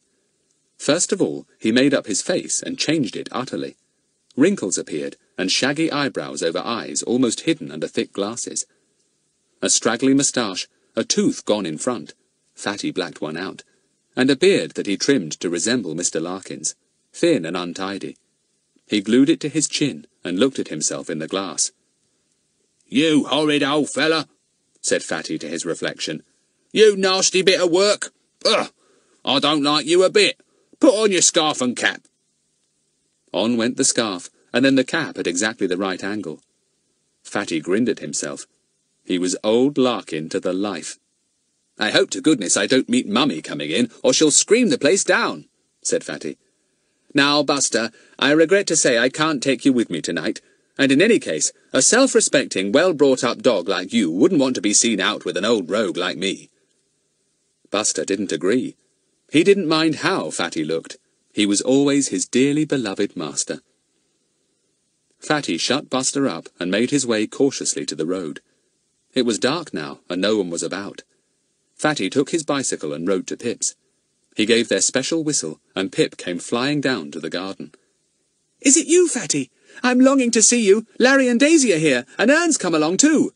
I can't see you here, it's too dark. It's quite safe to come up because Mummy's got a bridge party on. Don't make a noise, that's all." Fatty went up to the playroom. Pip flung the door open, and Fatty went in, bent and stooping, shuffling along with a half-limp, just like old Larkin. Bets gave a little scream. "Oh, no! It's not Fatty! It's Mr. Larkin himself! Fatty's sent him in to trick us!" "Lava duck!" said Ern, startled. "Marvellous, Fatty, marvellous!" cried Larry, and clapped him on the back. Fatty gave a horrible hollow cough, and then cleared his throat as he had heard Larkin do. He spoke in a cracked old voice. "Here, don't you slap the stuffing out of me like that, young fella. I'll have the police on you, straight I will. Yes, I'll call in me old pal, Mr. Goon." They all roared with laughter. "It's the best you've ever done, Fatty, quite the best. Oh, can't we come with you?" "No," said Fatty, straightening up and speaking in his own voice.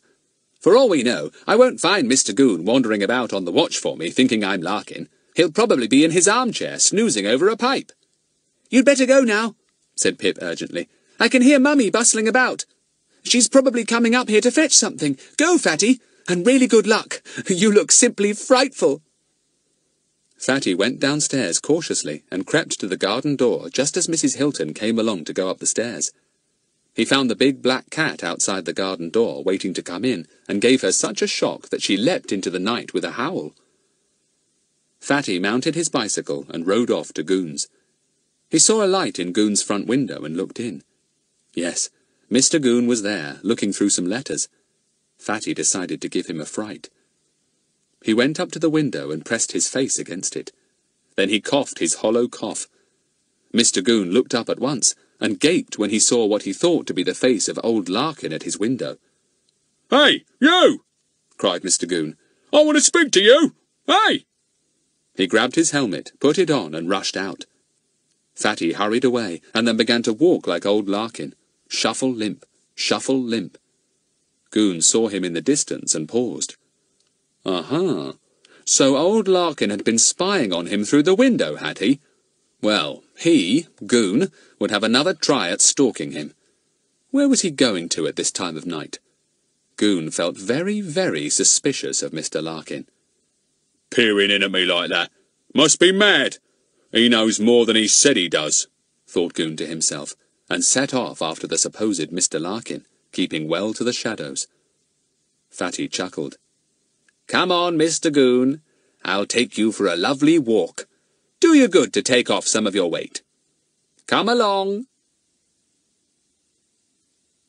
Chapter 20. A Good Deal Happens. Goon followed Fatty as closely as he dared. Fatty, looking back every now and again, decided to lead Goon to an allotment, where there were a few sheds. He could look into each one and make Goon wonder what he was doing. He went as quickly as he could, shuffle, limp, and Goon marvelled that old Larkin could get along so quickly with his bad leg. Fatty, having a quick look round, also marvelled that big burly Goon managed to hide himself so well in the dark shadows. Goon was really quite clever sometimes. He came to the allotments, and Goon took a loud hissing breath. Oh, he was after tools or something, was he? That Larkin. He had never liked him, and now that he was mixed up in this Lorenzo case, Goon was even more suspicious of him. He even began to wonder if Larkin knew where the stolen picture was. Fatty enjoyed himself. He examined sheds and even bent down to pick some grass, which Goon immediately noted. Ah, what's he picking now? Brussels sprouts, I'll be bound. The rascal. Fatty left the allotments and went into the children's playground not far off. Goon, standing behind a tree, watched him suspiciously. Now, what was old Larkin going into the playground for? Something strange, anyway. To his great astonishment, Fatty went to one of the swings and sat down. He began to swing to and fro, watching the amazed Goon out of the corner of his eye. Look at that, said the mystified Goon to himself. He must be daft, quite daft. Come in here at night to have a swing? Ah, he's off again. I wouldn't be surprised if he's not on the lookout for a little burglary. Fatty slipped out of the playground, chuckling. He went into the well-lit main street. There, someone stopped him. Well, Bob Larkin, haven't seen you for some time. Come and have a bite with me and my missus. Fatty looked at the speaker, a tall, thin man with a drooping moustache. He answered in Larkin's quavering old voice. I'm not too bad. Can't stop just now, though. Got some business to do. And off he went, shuffle, limp, shuffle, limp. Goon loomed up out of the shadows. Who was that Larkin had spoken to? Had he come out to meet anyone? Someone sent by the Lorenzos, perhaps? Dark suspicions began to form in Mr. Goon's mind. What was old Bob Larkin up to? Fatty took him back to the playground again and had another swing. By this time, Goon didn't know whether to think that Larkin was completely mad or was waiting about to meet somebody and filling in his time with a few odd things such as having a swing. He decided to tackle old Larkin. This wasn't funny anymore. Hanging about under bushes and trees on a cold January night, watching somebody rush up and down through the town, peep into sheds, swing to and fro. He'd have to find out what he was doing. So he hailed the shuffling fellow in front of him. Hey, you! Bob Larkin! I want to speak to you. But the figure in front only hurried on more quickly, trying to keep under the dark trees. Goon became much more suspicious. Why doesn't he stop when he's told to? He knows my voice all right. Hey! Bob Larkin! On went Fatty, grinning to himself. Come on, Mr. Goon. A nice long walk will do you all the good in the world. Where shall we go now? Fatty thought that a really good finish would be to take Goon right back to Larkin's cottage. He could easily disappear somewhere there, and Goon would think that old Larkin had gone into his little house. Fatty chuckled. Goon soon realized that Larkin was off home, and he began to run. To his enormous surprise, the figure in front began to run too. Gone was the limp, gone was the shuffle. Goon couldn't believe his eyes. Down to the river, along the river path, through the little wicket gate, up the path to Larkin's cottage, which stood under the shadow of the tall tree that held Ern's treehouse. Goon panted after Fatty. Slam went the gate, and up the path came Goon, full of rage. He'd teach old Larkin to lead him a dance like this, and not answer when he was shouted at. Fatty hid in a bush and watched Mr. Goon stride up to the little cottage. He knocked so fiercely on it with his knuckles that he almost scraped the skin off. The door opened cautiously, and Bob Larkin's head appeared in the crack, gazing at Goon's angry face in amazement. "Now then, you," said Goon angrily. "What's the meaning of all this?" "All what?" said Larkin. Goon snorted. It was one of his very best snorts. "Yah! Don't try and put it across me that you don't know what you've just been doing. Leading me such a dance, swinging in the playground." Larkin looked more and more amazed. He called back over his shoulder to Mrs. Larkin. "I haven't set foot out of doors tonight, have I?" "No," came back the answer, followed by a sniff and a cough. "There you are," said Larkin. "You made a silly mistake." He tried to shut the door, but Mr. Goon put his big foot in to prevent him. "You mean to tell me you haven't been trotting in front of me this last hour?" He panted in rage. "You mean to tell me you didn't snoop in them allotment sheds to see what you could take, and—" "You're crazy," said Mr. Larkin, really alarmed now. "What were you out for tonight?" asked Mr. Goon. "That's what I want to know. You'll be sorry for this, Larkin. Obstructing the law, that's what you're doing, and you can be put in prison for that, and well you know it. Where's me notebook?" He took his foot out of the door for half a moment, and quick as lightning, Mr. Larkin crashed it shut. There was the sound of a key turning in the lock. Fatty began to laugh. He had been bottling it up, but now he couldn't hold it in any longer. Afraid that Mr. Goon would hear him, he made his way to the back of the cottage, his handkerchief over his mouth. He stood there, shaking with mirth, thinking of old Larkin's amazement and Goon's fury. Oh, what a night! After a while, he quietened down. Where was Goon? There wasn't a sound of him now. He must have gone home in rage to write out a report of the night's doings. How funny it would sound.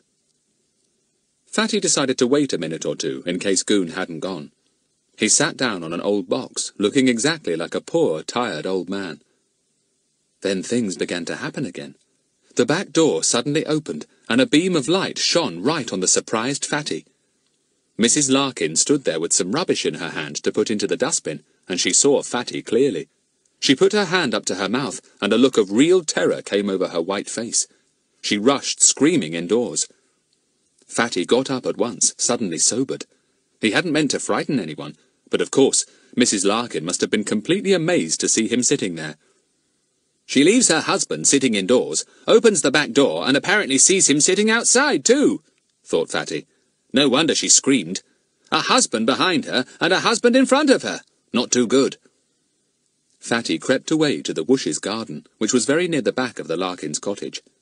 He didn't want to risk being seen by Mrs. Larkin again. She would probably faint with fright, poor thing.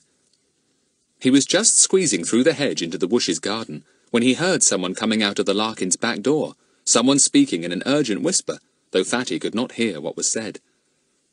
He wished he hadn't chosen such a thick piece of the hedge. Blow it! He couldn't get through! Then somebody came right up to the hedge and caught hold of him. Fatty caught the glint of glasses and saw that it was old Larkin himself. Now what was he to do? He shook off the man's hand and with one great heave fell into the garden next door. The voice came urgently again. How did you get back? What have you come for? But Fatty did not wait to answer. He fled. He ran to the Woosh's gate and slipped out of it, only to hear a familiar voice say, "Ah, I thought you'd be out and about again, Bob Larkin. You are up to some mischief tonight, aren't you? You come along with me." Goon was standing in the shelter of some bushes, and he made a grab at Fatty's arm as he passed. Fatty had a terrible shock. He pulled away and heard his coat ripping, but he was off like a hare with Goon after him. Where now? The wicket gate of the Larkins had been left open, and Fatty dashed back through it. He could easily hide somewhere in the grounds. Goon panted after him, and just then, round the corner of the cottage, attracted by the noise, came Bob Larkin himself, having found it impossible to get through the hedge after Fatty. Fatty ran full tilt into him, and they both fell over. Goon came up and shone his lamp downwards in glee. Ah, now he'd got that fellow all right. To his enormous astonishment, he saw two Mr. Larkins on the ground. Two faces with straggly beards and shaggy eyebrows and thick glasses looked up at him, blinking in the light of the lantern. "Oh," said Goon, his hand beginning to shake. "Here, what's all this? I don't like it. I don't know. Poor Goon couldn't bear it any longer. He turned and ran down the path as if a dozen Mr. Larkins were after him. He made a peculiar moaning sound as he went, and if Fatty hadn't had all the wind knocked out of him by the collision with Larkin, he would have laughed loudly. "Now," said Mr. Larkin, in a peculiarly unpleasant voice. "Now, just you—" But Fatty was off again, and away into the darkness. He made for Tally-Ho House. There were many corners there to hide in if Larkin came after him. But he heard no more sound from Larkin. He stood for a while near the boiler house, listening, but he could hear nothing at all. Fatty gave a little sigh. What an evening! He thought it would be just as well to go home now. He really felt astonishingly tired. He cautiously left his hiding place and made his way round the house. It was very dark there, with high trees all round, overshadowing the house. Fatty didn't dare to put on his torch for fear of being spotted, so he stepped forward slowly and carefully. He bumped his head into something hard and stopped. What was this? He put out his hand and took hold of something. It felt like a long pole of wood, slanting upwards. And wait, there was more. Gosh, of course, it was a ladder. A ladder leading up to the balcony. Whew! What was this now? Fatty went up the ladder. It led to the balcony rails. Fatty cautiously climbed over the rails and felt about for the door.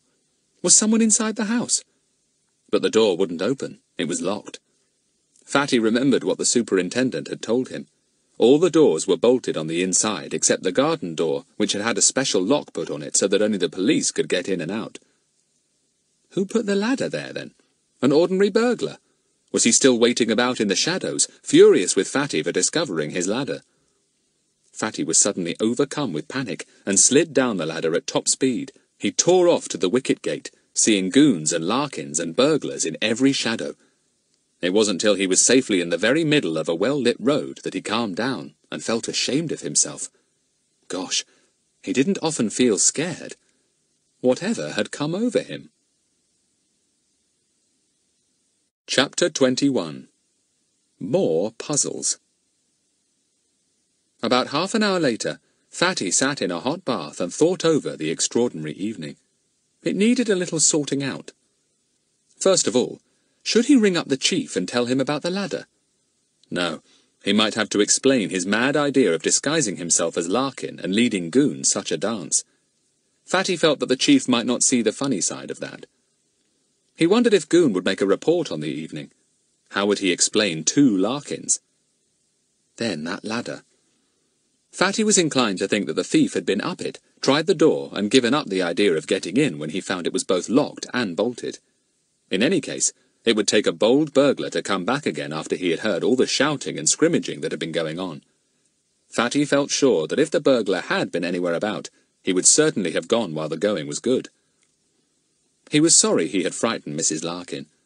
Then he remembered Goon's face of horror when he shone his lantern down and saw 2 Mr. Larkins on the ground looking up at him. 2! He must have thought he was seeing double. Fatty grinned and began to soap himself thoroughly. He thought about Mr. Larkin. What was it that he had said to Fatty when he first saw him? Fatty frowned and tried to remember. It was something like, "How did you get back? What have you come for?" It seemed a funny thing to say, unless Larkin imagined he was Lorenzo. He probably couldn't see him properly in the dark. Or more likely, Fatty hadn't heard him correctly. Fatty dismissed the incident from his mind and began to worry once more about whether he ought to telephone Superintendent Jenks or not. "No, I'll leave well alone," thought Fatty, soaping himself all over again. "Of course, if Mr. Goon telephones him with his tale of chasing 2 Bob Larkins, and the chief puts 2 and 2 together, and jumps to the fact that one of them was me, then I shall quite likely be all set for trouble. I'll chance it. I don't think Mr. Goon will send in that report." Goon didn't. When at last he got home, in a state of fury, fright, and utter bewilderment, he sat down heavily in his armchair and stared at nothing. He forgot that he had asked his housekeeper to come in and cook his dinner for him that night, and when she knocked at his door, he almost leapt from his chair in fright. He gazed at the door, half afraid that another Mr. Larkin would appear round it. "Who is it?" he said in husky tones. The woman put her untidy head round the door, surprised at Goon's unusual voice. "Only me, sir. About your dinner." "Ah," said Goon, in a more ordinary voice. Yes, bring it in." The evening's mishaps had not spoilt Goon's appetite. He thought hard as he ate his stew, and gradually recovered from his fright. He jabbed at a bit of meat. 2 Larkins. Sure as I'm here, there were 2. But what'll the chief say if I send in a report and say I saw 2? My dear Goon, he'll say, you must have been seeing double. Hadn't you better buy yourself some glasses? Goon mimicked the chief's voice, and felt very pleased with his imitation. Oh, Chief, he said. Oh, glasses I need, do I? Let me tell you this. I don't need glasses, and I don't need advice from you. All I want is a spot of promotion, which is more than due to me. He jumped at another knock at the door, but it was only the woman again. "Oh, I thought you must have someone here," she said. "I heard talking." "Bring in the pudding," said Goon loftily. He'd tell the chief a few things if he had him here this very minute. But no, not about the 2 Larkins. On the whole, it would be better to keep that to himself. Goon began to doubt whether he had seen 2. Had he? Yes, he had. No, he hadn't. Yes. Ah, here was the pudding, steaming hot too. Next morning, Fatty sent for the others early. He had such a lot to tell them. He had got up very early himself because he had suddenly remembered that he had left his bicycle somewhere near Goon's house, and he didn't want Goon to spot it there. So, before 8 o'clock, Fatty had shot off to get it, and was very thankful to see that it was still there. "Fatty, what happened last night? Did Mr. Goon see you?" asked Betts as soon as she saw him. Fatty nodded. He felt rather pleased with himself now. What a tale he had to tell. He began to tell it, and the others roared with laughter. As for Ern, he rolled over and over on the floor, unable to stop. The thought of his fearsome uncle chasing Fatty all over the place, and even watching him on the swings, was too much for him.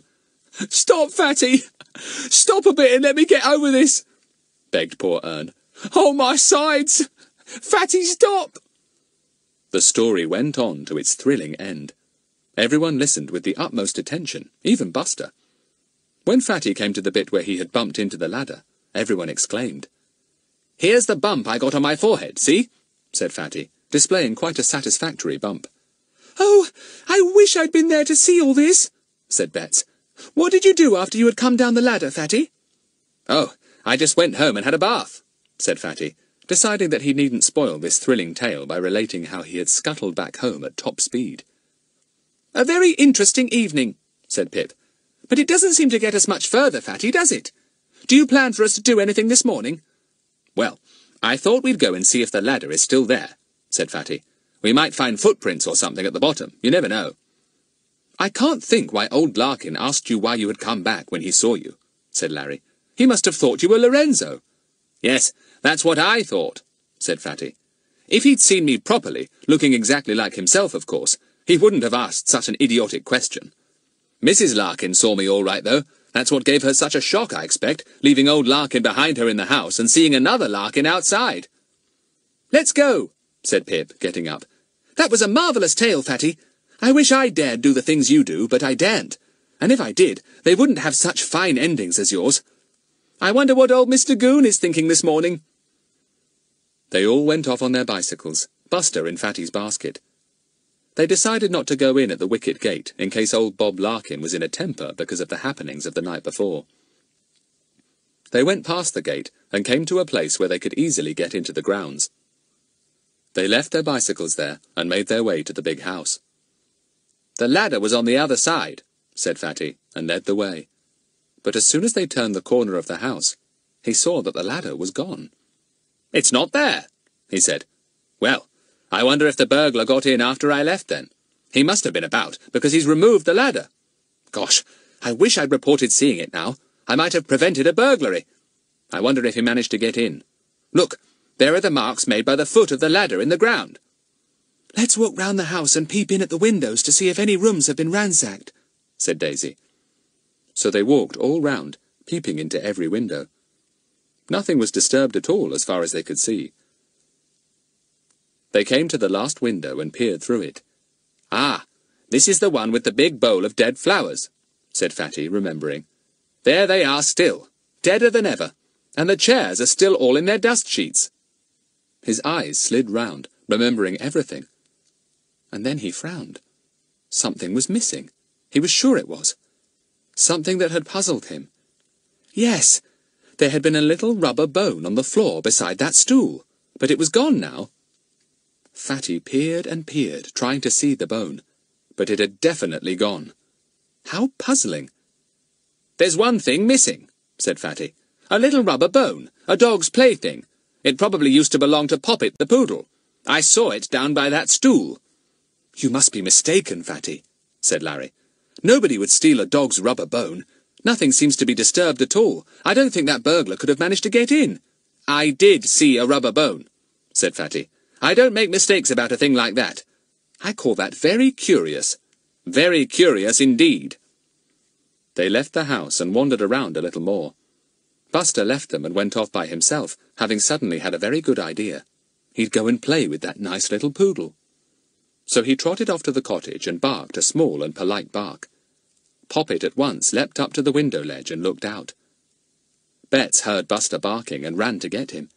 She saw the little poodle at the window, and how Bets stared. Not at Poppet, but at something she held in her mouth. She raced back to Fatty, her face scarlet with excitement. "Fatty, listen! Poppet's up at the window, and she's got a rubber bone in her mouth!" Fatty whistled. They all went cautiously down the path, and sure enough, there was Poppet trying vainly to bark with the little rubber bone between her teeth. "Yes, that's the one," said Fatty. "Buster, come here. Look, let's all go quietly back to our bikes and have a talk. This is important." They all went to their bikes, feeling suddenly excited. Fatty's eyes shone. "It must have been the Larkins who went into the house last night. Nobody else would have bothered about a rubber bone. They had a dog, so it was an ordinary thing to do to pick it up and take it back to Poppet, and—" "I don't think it was an ordinary thing for them to do," said Bets. "We know they're unkind to Poppet. We've even heard about them punishing her. I don't think they'd even bother to take her bone back to her." "Yet she's got it," said Fatty. "Well then, who else could have taken it to her?" "Mrs. Lorenzo might," said Bets. "Perhaps it was the Lorenzos who got in last night. Perhaps they were here again." "Yes, they might have been," said Fatty. "If so, that looks as if Larkin did mistake me for Lorenzo when he saw me last night and asked me why I had come back." "Oh, here's Poppet. She must have escaped out of the house to look for Buster," said Bets. "Listen, Mrs. Larkin is calling her." "Take her back, Bets," said Fatty, "and see if you can have a chat with Mrs. Larkin. Go on, you might be able to get something out of her." "All right," said Bets, half scared, and took little Poppet into her arms. She went up the river path to the wicket gate, Buster at her heels, trying his hardest to jump up and lick the little poodle's nose. Bets went right up to the cottage. She could hear Mrs. Larkin calling, "Poppet! Poppet!" and knew she was looking for her over by the big house. Perhaps Bets would have time just to have a look at that rubber bone so that she could tell Fatty exactly what it was like. So Bets slipped into the small cottage and looked round for the bone. She couldn't see it, but she saw a few things that made her stare. The kitchen table was piled with tins of food, big, expensive tins. How strange. Bets tiptoed into the bedroom. On the bed, neatly folded, were spotlessly clean blankets and an eiderdown. So it was the Larkins, then, who had put that ladder up. And they had got in and had stolen things, food and warm coverings, and they had picked up Poppet's rubber bone and taken it back to her. Well, Fatty must be told this at once. Chapter 22. A bell rings for Fatty. Before Bets could put Poppet down and run to Fatty, there came the sound of footsteps hurrying to the door. Bets turned. It was Mrs. Larkin in the same old red shawl, hideous wig and dark glasses. "Oh, you've got Poppet," she said. "I thought she'd fallen into the river." She took the little poodle from Bets, and the girl watched Poppet licking the woman's face. "You're kind to her now," said Bets. "You weren't at first." The woman put Poppet down at once. "Now you go," she said harshly. "You shouldn't have walked in without permission." "I'm going," said Bets. Is that Poppet's basket? Oh, there's her rubber bone. She took it out of the basket, but the woman snatched it out of her hand and gave her a rough push. Bets ran out. She was puzzled. She waited till the door was shut, and then she tiptoed back and peeped in at the window.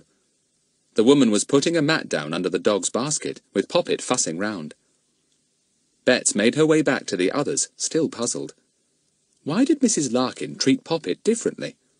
Perhaps the little dog was so sweet that nobody could be unkind for long. No, it would need something more than that to make the Larkins kind. Well, perhaps the Lorenzos had promised them a lot of money if Poppet was kept happy. That must be it. Bets told her tale to the others. Big, expensive tins, nice blankets and rugs. They must have helped themselves well, she said.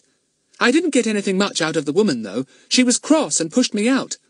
Look, there's somebody going in at the wicket gate, said Pip. Oh, it's old Larkin. Been shopping, I suppose. No, he's got no basket, and anyway, they're plentifully supplied with tins now. All he's got are some papers. Fatty looked to see. Quite a few papers, he said, surprised. I suppose he looks through them all each day to see if there is any news of the Lorenzos.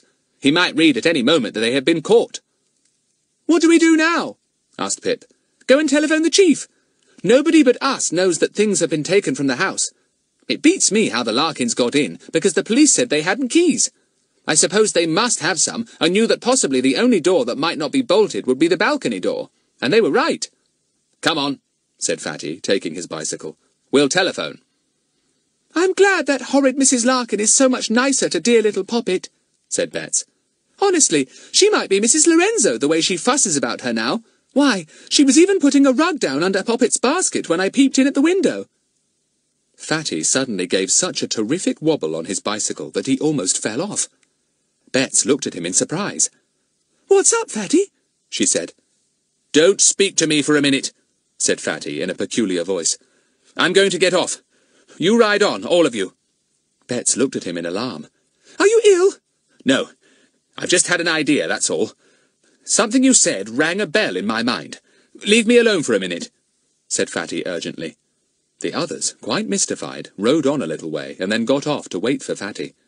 He was standing frowning by the side of the road, still holding his bicycle, and so lost in thought that he didn't even notice Mr. Goon cycling by. Huh! What's the matter with you? Said Mr. Goon, surprised. Be quiet, said Fatty. I'm working something out. Mr. Goon went purple. Telling him to be quiet, indeed. What are you working out? He said. Still worrying about them Lorenzos? They're in America or somewhere by now. So's the picture. You'll see. You just work out how to behave yourself and learn a few manners. Buster suddenly appeared out of the nearby hedge and flew at Mr. Goon's ankles, barking delightedly. The big policeman hurriedly mounted his bicycle and rode off, kicking out at Buster as he went. Not even that disturbed Fatty. Goodness, what could he be thinking of? The great brain's working overtime, said Pip. What can have struck him so suddenly? He'll come along and say he's solved everything in a minute, said Ern. You see if he doesn't. He's a wonder, he is. Fatty mounted his bicycle again and came sailing up, looking extremely happy. I've got it, he said. I've solved the whole thing, all tied up neatly, ready to lay at the superintendent's feet. My word, I've been an idiot. So have we all. I told you so, said Ern triumphantly, looking round at the others. I said he was solving everything, didn't I, Bets? But what have you solved? Said Pip. Not everything, surely. I think so. I'm just not quite certain about one thing, said Fatty. However, we'll soon know. Tell us, begged Larry. It's horrible not knowing what you're talking about. Do tell us. No time, said Fatty, riding fast. I must get to a telephone immediately. Hurry up, all of you. Everyone rode behind Fatty in a terrific state of excitement. Fatty pedalled furiously as if he was in a race. Poor old Buster was left far behind, and Bets felt very sorry for him, but not even she felt that she could slow down and pick him up. Buster was most surprised at everyone's hard-heartedness. Fatty leapt off his bicycle at the nearest telephone box. He dashed in, shut the door, and rang a number. The others congregated outside in wonder. An answer came at once. Police here? I want to speak to the superintendent, please, said Fatty. Tell him it's Frederick Trockville here, and I've something urgent to say. Right, said the voice. In a second or two, the superintendent's crisp voice came over the line. Yes? What is it, Frederick? Sir, can you possibly come over here at once? Said Fatty. I've got everything tied up nicely for you. What do you mean? Said the chief. You don't mean the Lorenzo case, surely? Yes, sir. I know everything, said Fatty exultantly. I suddenly tumbled onto it this morning. It's too long to tell you over the phone, sir. Can you come over at once, before things go wrong? You're talking in riddles, Frederick, said the chief. But I'd better trust you, I suppose. I'll get the car and come at once. Where shall I find you? Up by the Larkins' cottage, sir, said Fatty. Do you know where it is? Yes, said the chief. I'll be there. He rang off, and Fatty put back the receiver, his face glowing. He rubbed his hands in glee before he stepped out of the kiosk. Fatty, you might tell us what's up, said Pip. It's too bad, seeing you shouting into that phone and not hearing a word you were saying, and then you rub your hands in glee when you finished. Whatever has happened so suddenly? Tell you as soon as I can, said Fatty, wheeling his bicycle into the road. Come on, we've got to go back to the wicket gate leading to the Larkins' cottage. The chief will be there as soon as possible. Gosh, so that's who you've been ringing, said Larry, cycling madly after Fatty. Is he really coming over? Yes, at once, said Fatty. Hello, where's Buster? We've left him behind again, panted Betts. He's so miserable. Oh, Fatty, do stop and pick him up. Fatty stopped. Buster came up at a valiant trot, his tongue hanging out almost to the ground. Fatty picked him up. My poppet, he said ridiculously, and put him into his bicycle basket. Buster heaved a great sigh of relief. They set off again and came to the river path, where they had to get off and wheel their bicycles. Ern called to Fatty. Can't you tell us now, Fatty? Too many people about, said Fatty aggravatingly. Hello, who are these? Two small girls had just rushed out of a nearby gate and flung themselves on Ern. Ern, come and play with us. Mum's given us a picnic dinner to eat up in the treehouse. Sorry, said Ern, shaking them off. I've got important business to do, Liz and Glad. These are my two cousins, Fatty. Liz, or Elizabeth, and Glad. Glad? What's your name short for? I never did know. Gladys, said Glad with a giggle. Ern, we kept watch up in the treehouse as usual this morning, but we only saw Mr. Larkin once. He's just come in, and Mrs. Larkin once. She hung an old rug out on the line and she's beating it. All right, said Ern, while all the others looked on amused. They sit up in the treehouse for me and keep their eyes open, he explained to Fatty. He turned back to Liz and Glad. You go back, he said. I might come and have dinner with you in the treehouse. Buzz off now, I'm busy. They buzzed off, two skinny little things, delighted that Ern was going to have dinner with them. Better not gather round the wicket gate all in a bunch, said Fatty in a low voice, when they got there. Let's go up the river path a little way. Hello, who's this coming? It was Mr. Goon, on his way to tell Mr. Larkin what he thought of him for leading him such a dance the night before. Goon had decided that he hadn't really seen two Mr. Larkins. He was so tired he must have seen double. That was what it was. And Mr. Larkin was going to hear what he thought of old men who went on the swings in the playground at dark of night. Huh! Goon saw the children further up the path and scowled. You clear off, he called to them, and keep hold of that there dog. What you doing here crowding up the pathway? We're waiting for someone, said Fatty calmly. Oh, yes, said Mr. Goon rudely. And who may you be waiting for, I'd like to know? Your friend the superintendent, perhaps? You just clear off. Actually, yes, we are waiting for him, said Fatty. That was a clever guess of yours, Mr. Goon. Now, don't you try to trick me with your superintendent jinx, said Goon, most sarcastically. He's miles from here. That I do know, for he telephoned me himself this morning. Well, you don't need to wait and see him, said Fatty. He's coming to see us, actually. Mr. Goon went slowly purple. Telling me fairy tales like that, he said. You clear off, I say. There came the sound of a car in the distance. It stopped. A car door slammed. Here he is, said Fatty to Goon as quick footsteps came up the river path. Goon swung round, and his mouth fell open. It was Superintendent Jenks, tall and broad-shouldered as ever, followed by another man. He grinned at Fatty. Well, he said, here I am. Chapter 23. A truly remarkable tale. "Good morning, sir," said Fatty.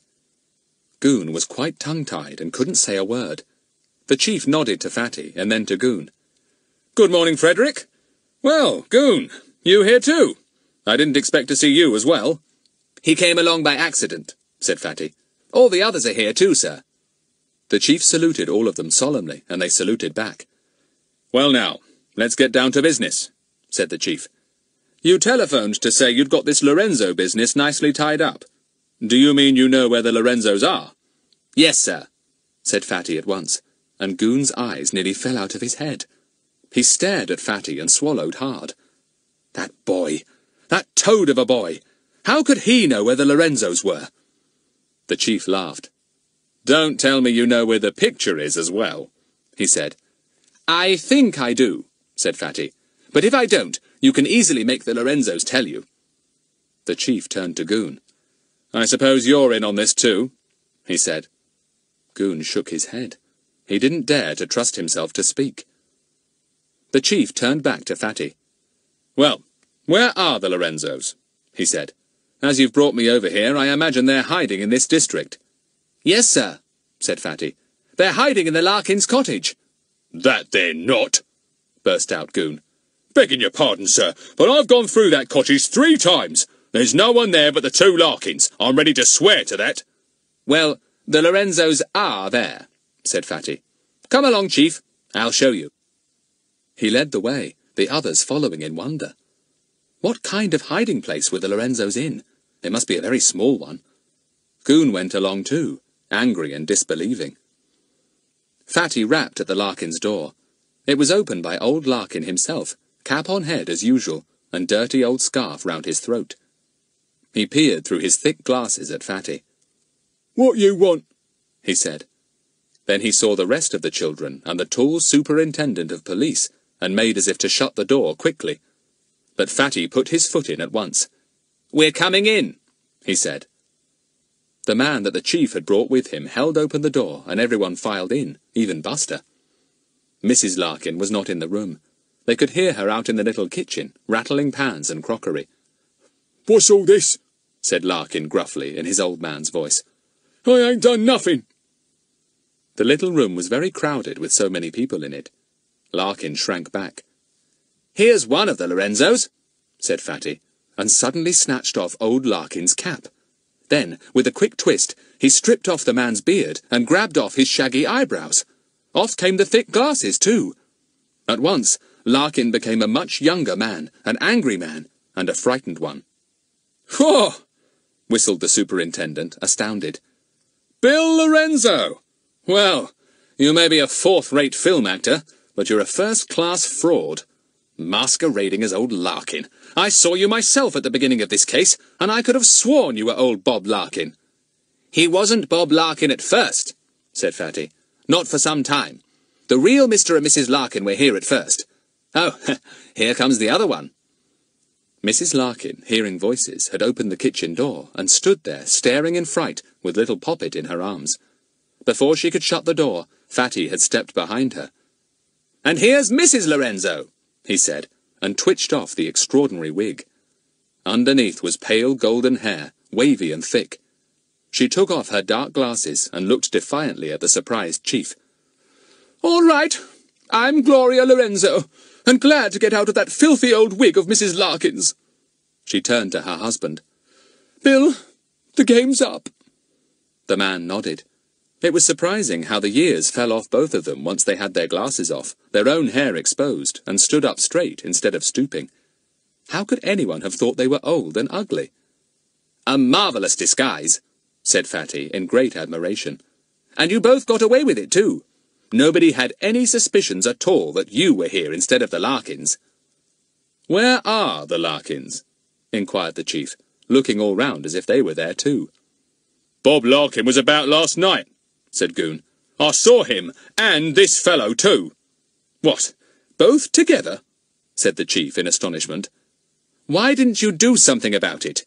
Surely it must have struck you as rather odd that there should be 2 Bob Larkins." "One of them was me," said Fatty smoothly. I disguised myself like old Larkin, too. Sorry I led you such a dance last night, Mr. Goon. Still, I had a nice swing." Goon almost passed out. He staggered back against the wall and put his hand in front of his eyes. So he'd been chasing Fatty last night, not Bob Larkin, and even the other Larkin he had seen wasn't the real one. Goon began to feel extremely muddled. "What happened to the real Larkins?" said the chief. "I really do want to know. Are they all right?" "Well, sir, the real Larkins were left here in charge of Poppet, as you know," said Fatty, "and they were not kind to her at all. Then, one night, the Lorenzos hired a motor launch at Maidenhead and took it down the river. It stopped in mid-stream opposite the boathouse here." "How do you know all this?" asked Bill Lorenzo angrily. "Has anyone split on us?" "No," said Fatty. He turned to the chief. "Ern heard noises in the night, sir, and we put 2 and 2 together, you see. About the motor launch, I mean. Well, the real Bob Larkin had been warned somehow, I don't know how, to be ready that night with the rowing boat from the boathouse. So out he went to the launch and came back with the 2 Lorenzos." "Go on," said the superintendent, listening intently. "Well, my guess is that the Lorenzos and the Larkins changed clothes," said Fatty. "The Lorenzos stayed behind in the cottage, and the Larkins went back to the launch and were whisked off somewhere safe. Probably paid quite a bit of money, too." I see it all," said the chief, glancing at the 2 sullen Lorenzos. "A very astute idea, to come back into the heart of things where nobody would possibly be looking for them." "Yes, very smart, sir," said Fatty. "And as they are both actors, and used to making themselves up and acting all kinds of characters, it was easy to imitate the old Larkins. As I have already told you, I myself imitated Larkin so successfully last night that Mr. Goon chased me all over the place." "It was you I saw here yesterday evening, then," said Bill Lorenzo. "I thought it was old Bob Larkin come back again, and I couldn't understand it." "I know, and it was your words to me that partly helped me to understand everything," said Fatty. "You said, 'How did you get back? What have you come for?' And that seemed a pretty strange thing to say to someone masquerading as yourself. It could only mean one thing, that you were not Bob Larkin, and therefore thought the other fellow was. But he was me." The listening Goon gave a groan. He simply couldn't follow all this, but the others could. Betts gave a little scream. "Oh, Fatty, of course! That's why he asked you such peculiar questions. I never thought of that." "What made you really stumble on the whole thing?" asked the chief. "You'd have telephoned me last night if you had guessed then." "Yes, I would," said Fatty. "Well, lots of things gave me hints, sir. For instance, someone broke into the big house last night, and the only thing that appeared to be taken was that rubber bone on the floor there. And why should anyone take that? Only because they had a dog they wanted to give it to. And Betts saw tins of food on the table and rugs and blankets on the bed. Things that the Larkins wouldn't have thought of." "I told you not to take that bone," said Bill Lorenzo angrily to his wife. "And then we noticed that whereas at first Mrs. Larkin was very unkind to the poodle, after a bit she wasn't, and the dog ran about happily all the time. That seemed peculiar too. And then Betts said something that rang a bell in my mind, and everything was as plain as daylight." "Whatever did I say?" said Betts in wonder. "You said, 'I'm glad that horrid Mrs. Larkin is so much nicer to dear little Poppet. She might be Mrs. Lorenzo, the way she fusses her now.' And immediately I saw it all. Of course, the supposed Mrs. Larkin was Mrs. Lorenzo, hence the fuss she made of Poppet, the taking of the tins and the blankets for warmth, and of course, the curious taking of such a thing as a rubber bone. It was all easy after that," said Fatty modestly. "Well, I'm blessed," said the chief. "You've solved some things in your time, Frederick, but this beats the lot. It really does. What do you say, Goon?" Goon said absolutely nothing at all. He was in a complete fog. He wished he was the rubber bone on the floor. He wished he was anywhere but where he was. "You've done a remarkably fine piece of detection, Frederick," said the chief warmly. "I congratulate you. What about the stolen picture? Any idea where it is? You said you weren't sure." The Lorenzos both stiffened and looked quickly at Fatty. "The Lorenzos hope I don't know," said Fatty. "They don't mind going to prison if they can hope to sell the hidden picture and get plenty of money for it when they come out. I'm not certain about the picture, sir. It's not in the crate any longer, I can tell you that. It was brought here in the boat that night when the Lorenzos changed over with the Larkins. It was still in the crate then." "What happened to it?" asked the chief. The picture was taken out, and the crate and frame were burnt," said Fatty. Bill Lorenzo gave a loud exclamation. "How do you know all this, boy?" "Brains, just brains," said Fatty. He turned to the chief.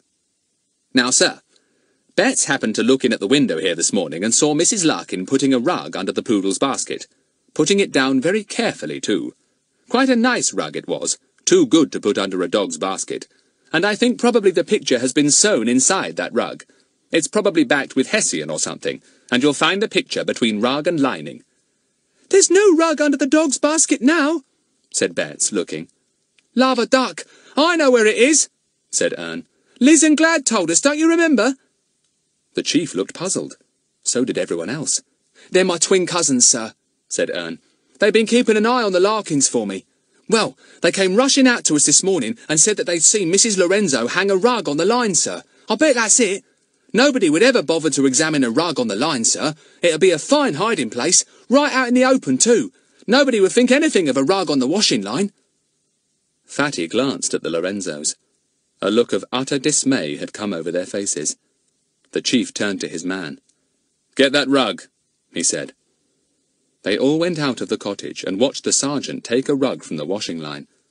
Goon stood near to Mrs. Lorenzo, and the chief was beside Bill Lorenzo, just in case. The rug was slit open, and inside, just as Fatty had said, was the picture, packed flat in greaseproof paper, quite unharmed. "Phew! £500,000 worth of picture sewn inside a rug," said the chief. "It makes me feel quite ill. Take it to the car, Sergeant."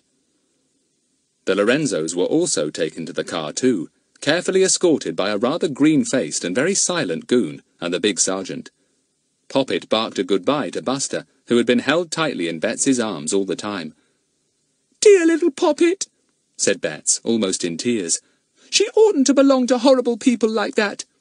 "Cheer up," said the chief, swinging her up into the air. "You haven't grown much, Betts. Frederick, I think this last remarkable, yes, truly remarkable feat of yours deserves a celebration. You've surpassed yourself, my boy. My word, how I shall enjoy myself when you come to work for me."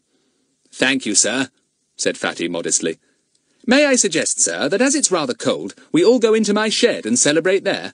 I know our cook's making mince pies today, sir, and I've got a few things I'd like to show you. A new set of false teeth, sir, and a gadget to make large ears, and—" The chief roared. "Large ears?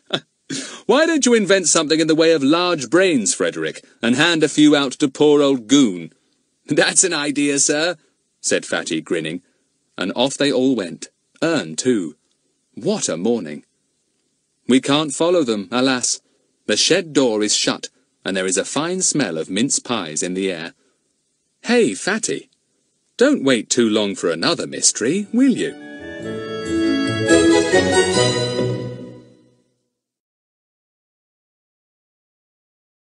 Audible hopes you've enjoyed this program.